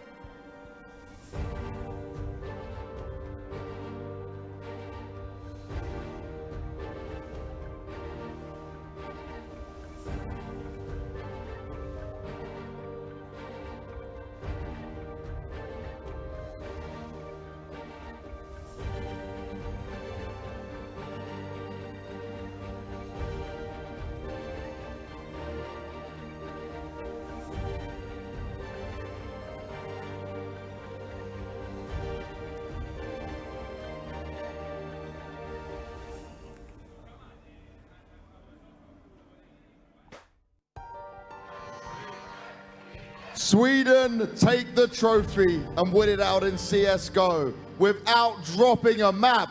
Yes, make some noise for your champions!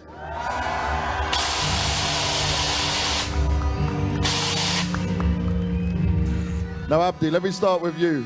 Coaching these guys throughout all of it, right? Seeing the teamwork and everything, the hard work that you guys had to put in. How impressed are you with this whole team and the synergy they had? I'm really impressed with these guys. We know each other since a long time, and we put in a lot of work, and it paid off. It definitely did pay off. Now, Jack, you were very confident coming up into this one, right? It pays off to get the trophy, but it's been a long time for Sweden to have success right now. Does it make you proud what you've done for your country?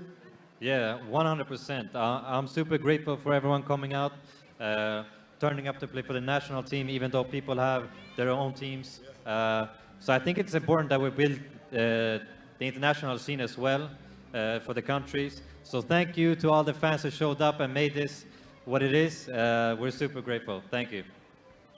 Now, when it comes to this game going up against Germany, it was looking rough for you guys when it comes to Mirage, right?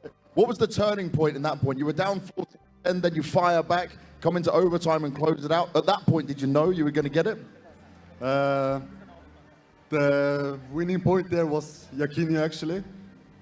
He told us, play with confidence, take the duels with confidence. And so we did. It turned out good. It definitely did. Confidence is key. Now, ZTR, finally a trophy in your hand, man. What can you say? It was pretty easy, to be honest. Wow, pretty easy. So, no problems, right? No maps dropped. So, many more to come?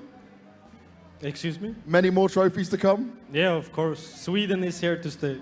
Ooh, I like it.